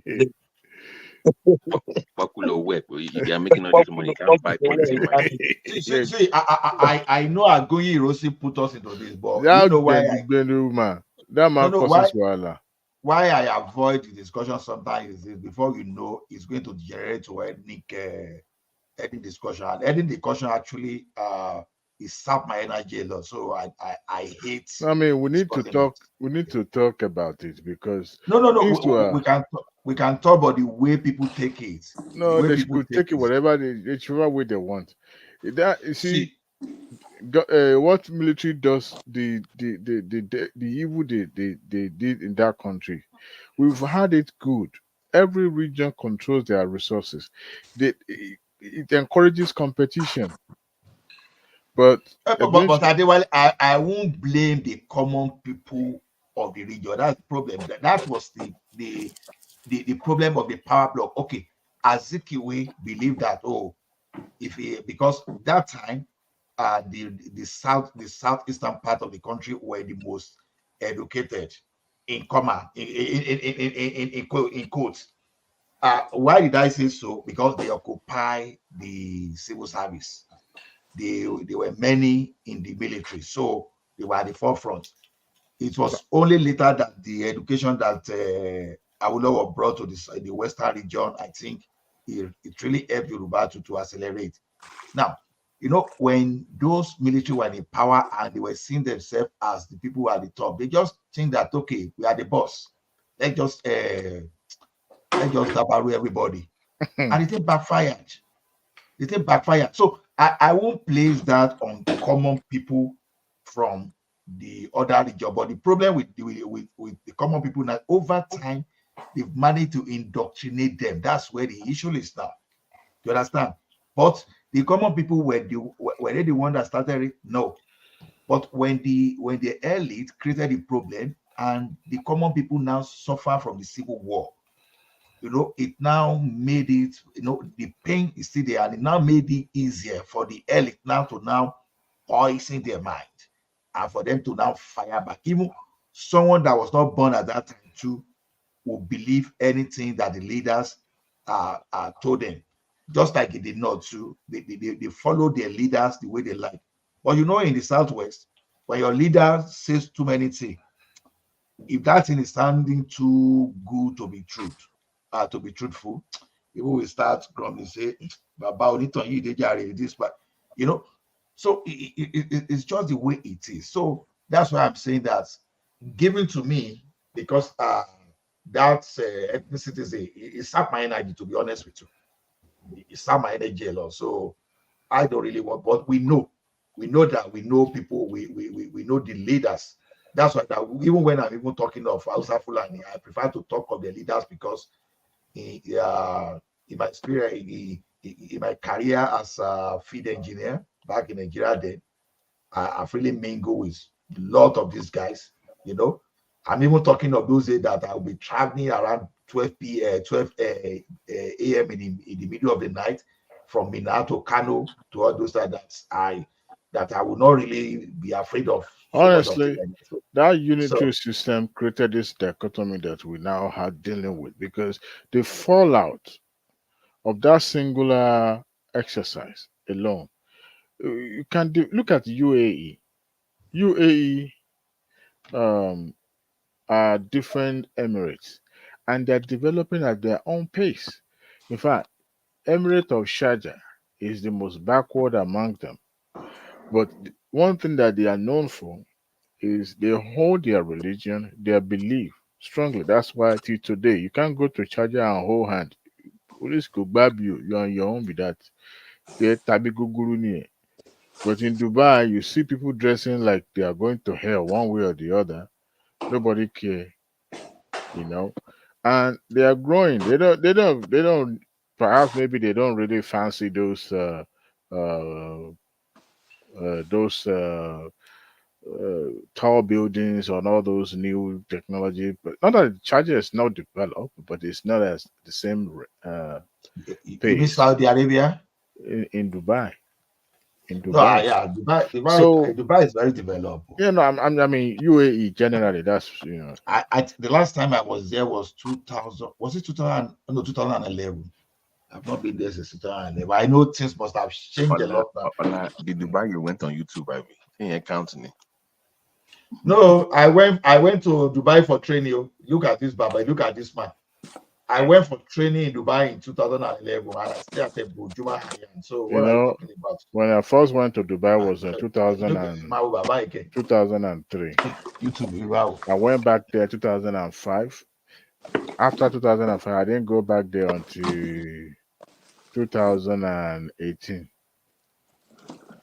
The level of development, no, well, you can call that development, but what we see is that, we have systems that killing all those um, uh, uh, the green energy supporters who say uh, where you have the trees cut and no tree.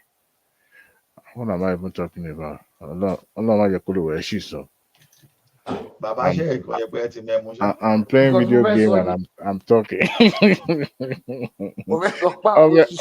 Ọfẹ náà mi pa ni àwọn jákujàku ẹ. No, the last time I went to that Dubai, one funny thing is that when I got to that place, I started looking at what I would eat, all this. So we will go to Dera. It's only when I go to Dera that's okay. That's there's a place called Bod Dubai or something like that. First time I went there on Keno. Then there was that palm, whatever estate they were doing. That was around 2005. Yeah, 2009, Yeah, 11 was that when was I where I went there. went to buy Went some of the laptop to then. Dubai Mall. Yeah. And that was when they were telling me that Dubai Mall is the largest mall in the world. I'm not sure whether it is true though. It is. So It's still the biggest. and it's still thriving and it's vibrant and still thriving because And every day. that's where we will go to the top of the roof You, for swimming pool. you know the That's the first. I've never seen any swimming pool on top of the building since I've been traveling. It's only Dubai.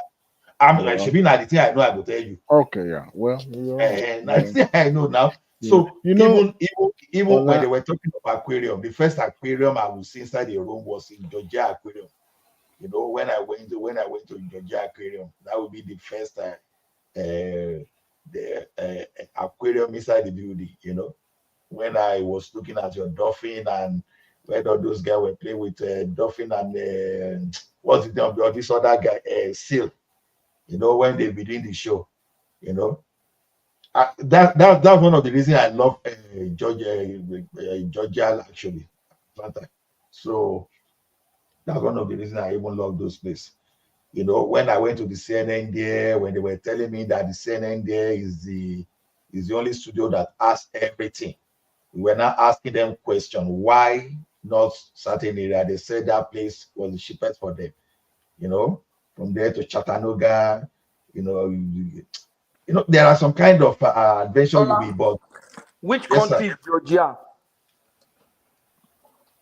It's a state in America now. Oh, Atlanta, okay. Georgia. So Georgia is in America now. Georgia ni máa yí pè ní Georgia. I was wondering. Ọba yà wá ní Okay. Georgia. I'll make it in me now. It might be me now. Only Georgia. Georgia náà ló kù dàgbà gbé Oh, sí. this one very which country is Georgia? Èmi rò pé Dubai tá a sọ̀rọ̀ ẹ̀ la ṣe ń sọ lọ ni. Nígbà tí mo lè sọ pé Georgia àpérò ẹ̀ sọ pé ẹ má máa fi accent bú mi náà ẹ ṣọ́ra yín o. Georgia náà ló kù sí. Èkìtì kété. You know the my first time in United Kingdom, I was bored. It was like immediately we finished the train like this. In fact, it was like made the plane quick come. So we went for that training. We went to Dundee. So I went to Dundee that time. In fact, I almost should have let a no train. So we got lost for almost 4 hours.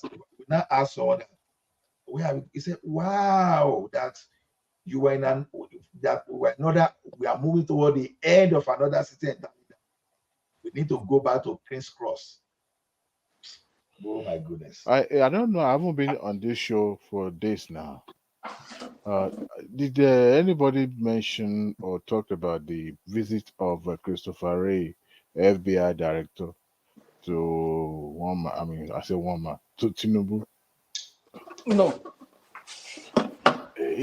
Honestly, it's worth discussing. It's baffling. What's the significance? If you can let us know, what do you feel? According to the statement they released out says that they are in partnership with the government insecurity and terrorism. To curb terrorism. And I was wondering, when did the FBI decided to be the police of the world coming to Nigeria? Their major assignment is domestic issues, not external issue. I understand sometimes they partner with the other security agency in the other country, but when did Nigeria become an ally of America when it comes to FBI? Adewale, I think we need every foreign help that can save that country. And I will tell you, I could be wrong, but this is my own perspective. You see, nobody is talking about all this Malamina and those people that looted our treasury. According to the newspaper, we were subsidizing forex with 1.5 billion. I think Kulata brought that data, right? So we were basically borrowing for some people to loot, right? And these people that they are looting, by the time they are coming for election in 2027 or maybe 2021 is when they want to come. Don't forget that part of the Stony Weight is what we come here and use to face the country again. So What I'm saying here is there is this: our looted money is not staying in that country; it's moving outside of that country. Everybody, whether Interpol, whether FBI, whether Scotland Yard,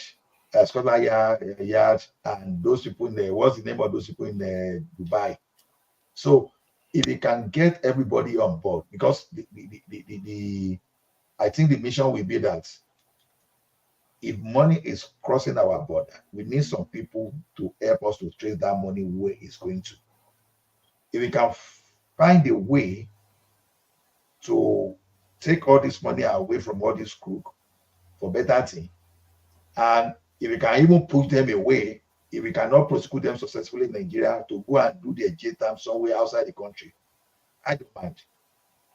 The insecurity in Nigeria today, honestly, there is no way under the heaven and this earth and on this earth that we will say people in the government do not know. They know. It's just impossible for them not to know. Yeah, but why would the head of FBI come visiting the head of state in Africa?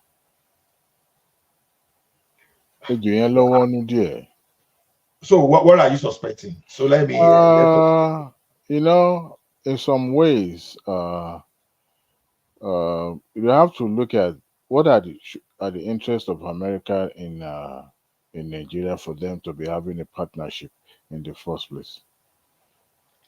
You're right, and I'm suspecting that certain interest has to be. Perhaps they needed to see the head of state to see where maybe they are they, they are probably, you came to scared to know in a way. Let me put it that way.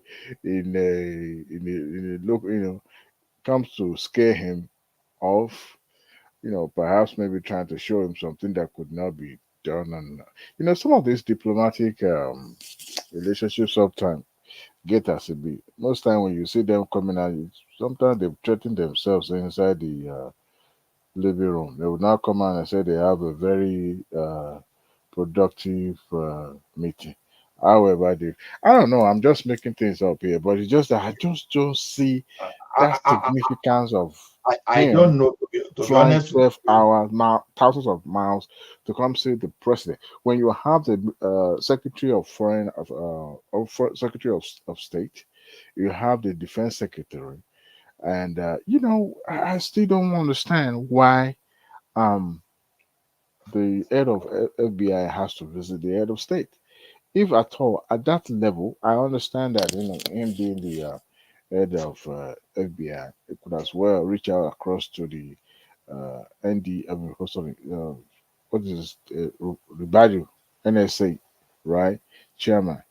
So why taking that long journey to do what?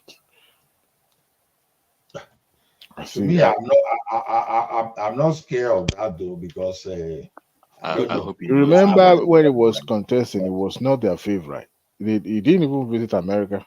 He was supposed to visit America, but I don't know what changed that time. It was only Atiku that went with all those other clown, Dino Melaye and what's his name? Bukola Saraki. And they went to meet one of congressman there. And they didn't. Okay. Like what I'm reading now is that I think it's the EFCC that actually invited the FBI. Because that's what I'm now saying, that they just broke a renewed strategic alliance towards tackling my needs of international scale. So it's like My brother, I think it's just a smooth screen for something. I You don't have know. Like I said, I don't really understand that space. I want to learn from people. to me, I think it's just a smooth screen. It's not. I mean, it's not today that Nigeria government, even agency, have been forming partnership with American government, and the negotiation at that level, even with the defense ministry in America, they it doesn't have to involve President with president. Sometimes they say, even deputy director in the Ministry of Defense or whatever can as well have that, you know, meeting with their counterpart here in Nigeria. It doesn't really need to involve because some of those things I just don't get it. See, in 2003, they came to Nigeria too. So that was when after forming the FCC. So that's what I'm reading now. So Adewale, can you hear me? Can you we can guys hear hear me? you, Patoski. We So can hear you. anything, one of the things that will happen is this. We all know that there are big major political interests that are behind the security issue in Nigeria. And you want to make Yeah, that kind of sorry, decision. Gapatos, before you continue, I've seen the bilateral agreement too. They signed in 2003, providing training, and they visited Nigeria But to they do. rescind it. They withdrew it when Jonathan was. So maybe They they went are back. reopening No. that What I'm now. saying that they were even in Nigeria in 2003 under Obasanjo. Oh, So I've seen. So that's why I'm just trying because I'm just a novice. I'm just trying to see everything just to understand. So what I'm saying is okay. that if there are strong political interests behind our security issues, and if FBI has information about those major political players, the best person to discuss will be with the president. If, for example, your former president is behind your security problem, or a former, you understand, a former VP or a former this or a former, you understand, the best person to discuss such with will be the president, not just to call maybe Like our former I Attorney General now that wanted to sell, that wanted to loot our reserve. If not because of not UK, even that. You understand? If, for example, they say person behind Boko Haram is a former military head of state or a former civilian president or a former this. The best person to, or a former vice president, the best person to discuss those such with is not national security advisor or is the president directly. So those are is the that just like when it happened in 2015 when these people go bring foreign militia, when they go bring foreign militia and put in our forest. That's just the way they alerted Nigeria at that time. But then what did they do? We use politics to mask everything. And those people now they are now they now turn to kidnappers and bandits in the country. So to me, honestly, I don't know. I'm not competent to actually talk about that time. So my own is just to talk generally about what I understand about economy. Nigeria didn't pay close attention to it. Just that news just goes under the radar. No, Adewale, And even if I pay close attention to it, I don't know anything about it. So I will want the people like you that really understand that space to talk about it. So let us hear you out. well, everything I say will be about Bulaba anyway. So, um, and I don't want to say things that are not going to be factual. But it just gives me concerns that uh, that head of FBI will be visiting the head of state for what? Even in the face of high level security partnership when it comes to training and weapon munitions and all that. It doesn't. You don't have to have a Secretary of Defense to visit Nigeria, but and I don't want to um, minimize that meeting because what you see being reported to the media or being reported in the media is sometimes you have to have a very strong story that we used to cover. Remember when the um, Deputy Secretary of State then, what is his name? Not Condoleezza Rice. What is his name? I always miss their name together. This fine babe. According to the story, she was the one that served Abiola that tea, that money. And that was where his tea was laced up. Anyway, that was a conspiracy theory being thrown around, but you can tell that they are the one that silenced that man.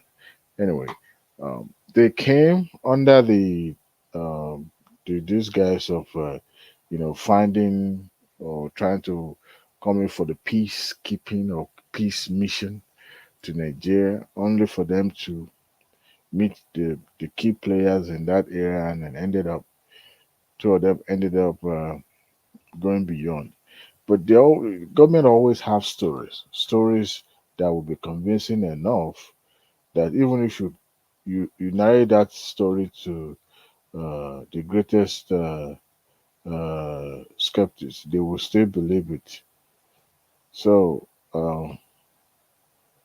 but anyway, we will see because it seems it seems Tinubu is now making much um, extending friendship hands to America now, because it doesn't seem, or I wasn't convinced enough that America was uh, supporting his candidacy during the election last year. I didn't even see, like when Obama was making video here and there. Then honestly, I wish I know a little bit more No, about this. Obama actually goofed because Obama, it is what they fed Obama to that Obama No, took in. they Obama did didn't not give even Obama anything. It is still their handwork. It's American. Oh, you don't know these people. no, After they now America wanted to put a African command in African command AFCOM in Nigeria, but Jonathan refused, right? And He wasn't the first this, person that would refuse that. where that's the best person I know. Oh, no, he wasn't the first person. No, I said that's the best person I know. Who is the other person? Because You know how long they've been trying to put American military command in Africa before they now move it to Germany. Talking about in the areas of even Obasanjo's then in 1990s.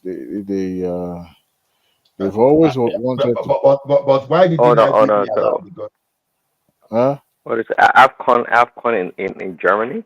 Yeah, How does that work? I it's thought in Germany. AFCON has to do with Africa. Yeah, it's in Germany. That command is in Germany. That Oh, was where it's situated. Because every country in Africa rejected it. Because you can't have a station, a military command. You become a target because it becomes an ally. There's nothing you can say to convince. no. Adwale, United States has military bases in advanced nations around the world, including Germany. See, One of the largest bases of United States is in Germany. I hope you know that. Google it. African command. Where is it? Afcon or what they call it? Google it. It's in Well, Germany. no, AFCON. I'm talking about base. What are you talking about? I think what you're Because talking they're about is ally. See, it won't do us any good. We haven't gone to that level of forming a partnership with America to have, a military station in Africa. In a way, Japan is strong, even though they don't really have military uh, per se. Japan is strong. They don't make enemy the way America make enemies Sorry, around it's the not world. AFCON. because They call it United States AFRICOM. has a African, large they have a large AFRICOM is base actually in also. Stuttgart. It's Stuttgart in Germany. yeah. Is it not supposed That's to just be? okay. Hold on. See, let's distinguish between the base, a military base, and a command center. Okay, they may be, the people fighting war back then, the war in Iraq, even Afghanistan, was being controlled by people sitting somewhere in Virginia. Okay, that was the command um, location, but the military base, of course, was in Afghanistan and in Iraq. So yes, maybe all the military decisions or what to do, strike or whatnot, is in Germany. But we're talking about the actual military base where it is No, located I and what they're wasn't. trying to do with it. Either of the two. Either of the two. The command center being situated in Germany. Why they didn't put it in West Virginia or Washington? Why they didn't do that? The But it's African closer. I don't know. Republic. It's closer to Uh, No, Germany. Is closer to I think Nigeria. it's all about the proximity. no. Proximity. Yeah. Well, Proximity it's plays not. important It's role on it's the not that. There's a lot of strategic. What? Yeah, you're right. In today's age, proximity in the military What is deployment, the point of it's having a command that oversees the the African? They have a base in Mali. Is it Mali? Yeah, I think in Mali, right? They have a base in Mali. They didn't put the command there, but now put it in Germany. okay because So I don't know the reason why, but we can speculate by saying Germany is a well-established military base for United States in Second World War. We know that. Germany is like the tentacles for America in Europe and Africa. So Germany was well established. Just putting Afcon there is just another unit, just a small unit as part of it. And there they have all the resources, they have the infrastructure, they have everything there. What infrastructure? I mean, they may have to spend more and try to rely on unreliable infrastructure and communication systems in Africa to do so. So it was just much better, easier. And trust me, they can deploy anything, even military, even like um, missiles or whatever from Germany um, to Nigeria or any part of Africa at a much faster pace than even being in Africa. So distance was a factor, but Germany was absolutely, I would think, a more strategic place to have put it.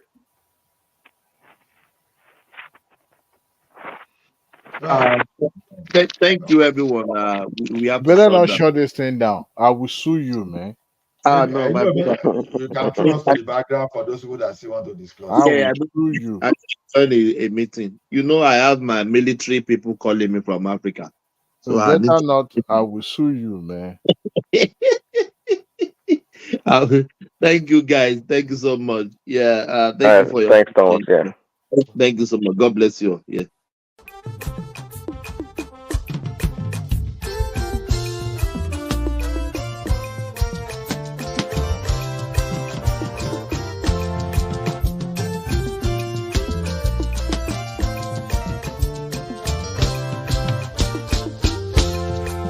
Our great Nigeria is possible. Our great Nigeria is very possible.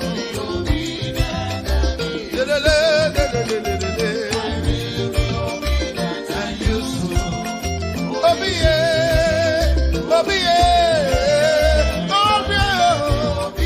and useful. Our great Nigeria is possible.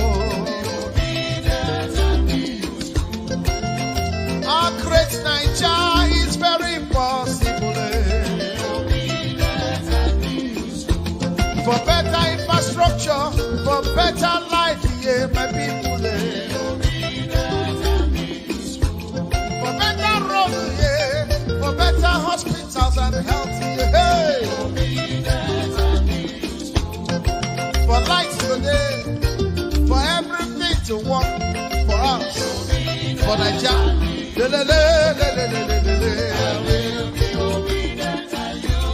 Yeah.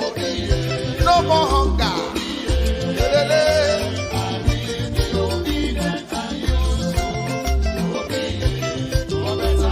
Obi for better Nigeria, obedient and useful. Obi, I'll be obedient and useful.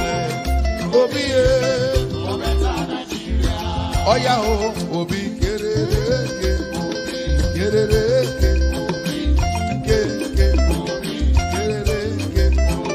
Hausa man, Yoruba man, Igbo man, Middle Belt, Niger Delta.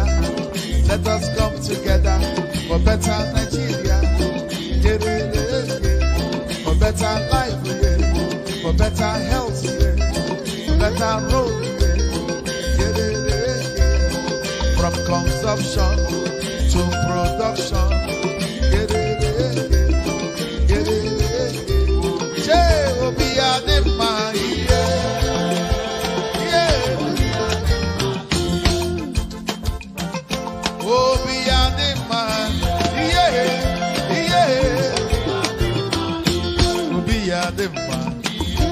ya catch up.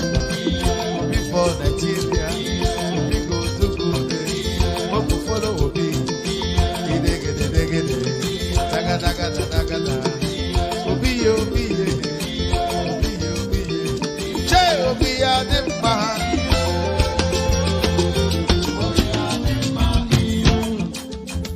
Okay now. Ewo lewo, I beg you.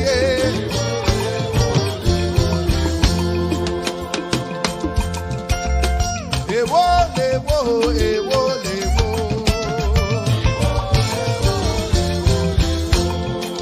Òyìnbó lọ́tọ̀ bẹ̀lẹ̀ wá lọ́tọ̀ ìrọ̀sí lọ́tọ̀ kò wá nílé lọ́tọ̀ Mọ̀rítàlá lọ́tọ̀ Ọbásanjọ́ lọ́tọ̀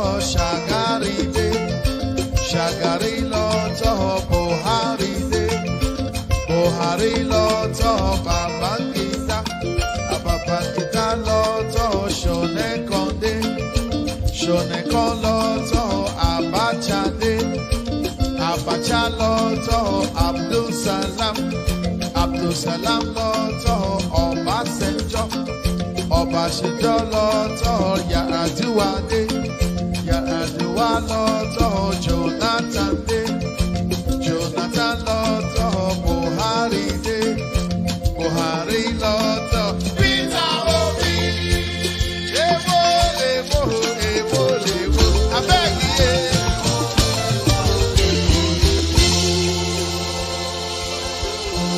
You can only see, but you can never get there. You can only see, but you can never get there. You can only see, but you can never get there. You can only see, but you can never get there. You can only see, but you can never get there. You can only see, but you can never get there. You can only see, but you can never get there. You can only see, but you can never get there. Listen, you can only see, but you will never walk there.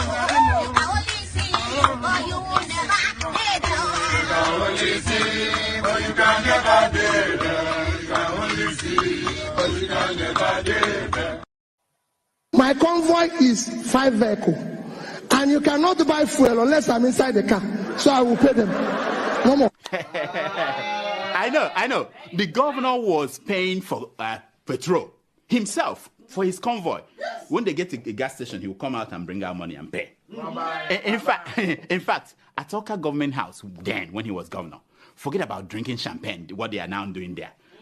Then he gave out old newspapers as substitute for toilet roll. If you are going to the toilet, he will just to save money. Yeah. He was going to run somewhere. He said he's going for interview for job. Peter, can't you give him a job? Peter, can't you do this? The boy doesn't even have. I said, none of my children have car. I was the only person who is governor and bank chairman, not to them. Isn't that mesmerizing? But I know that Peter B. I know that he's a smart man. You know? But the governor, that Obi, did he say anything about that 200 million from security vote that he was caught? His convoy was trying to smuggle out of the country. Did he say anything about that? No, he didn't. No, but he talked about that 72 billion he left behind for his handpicked successor. Because when you hear that Peter Obi left 75 billion, if anybody doubts it, call me. I know where the money is. I kept it. Did he talk about? Yeah, he did. Yeah, he did. I know. The man that he's now fighting, you know? Remember? Yes, I know. Of course. Did he talk about, what is it called again? The liabilities he left behind. Did he talk about that? No?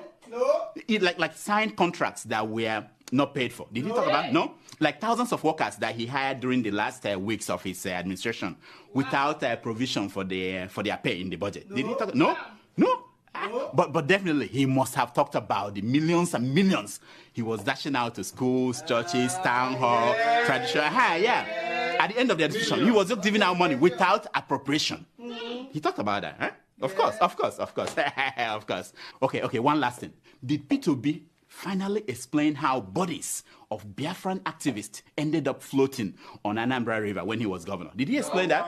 No, he didn't. Why? Why? It must be an omission. ọmọ naija ẹ̀yin dá nàìjíríà wé èdè our own dear native land.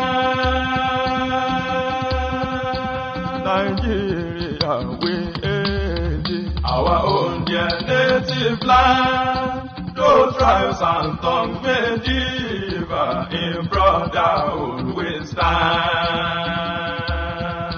Nigerians all are proud to serve our sovereign motherland. Our flag shall be as if that truth and justice reign. In peace or battle honored, and this we count as gain. To and unto our children, Havana without stay.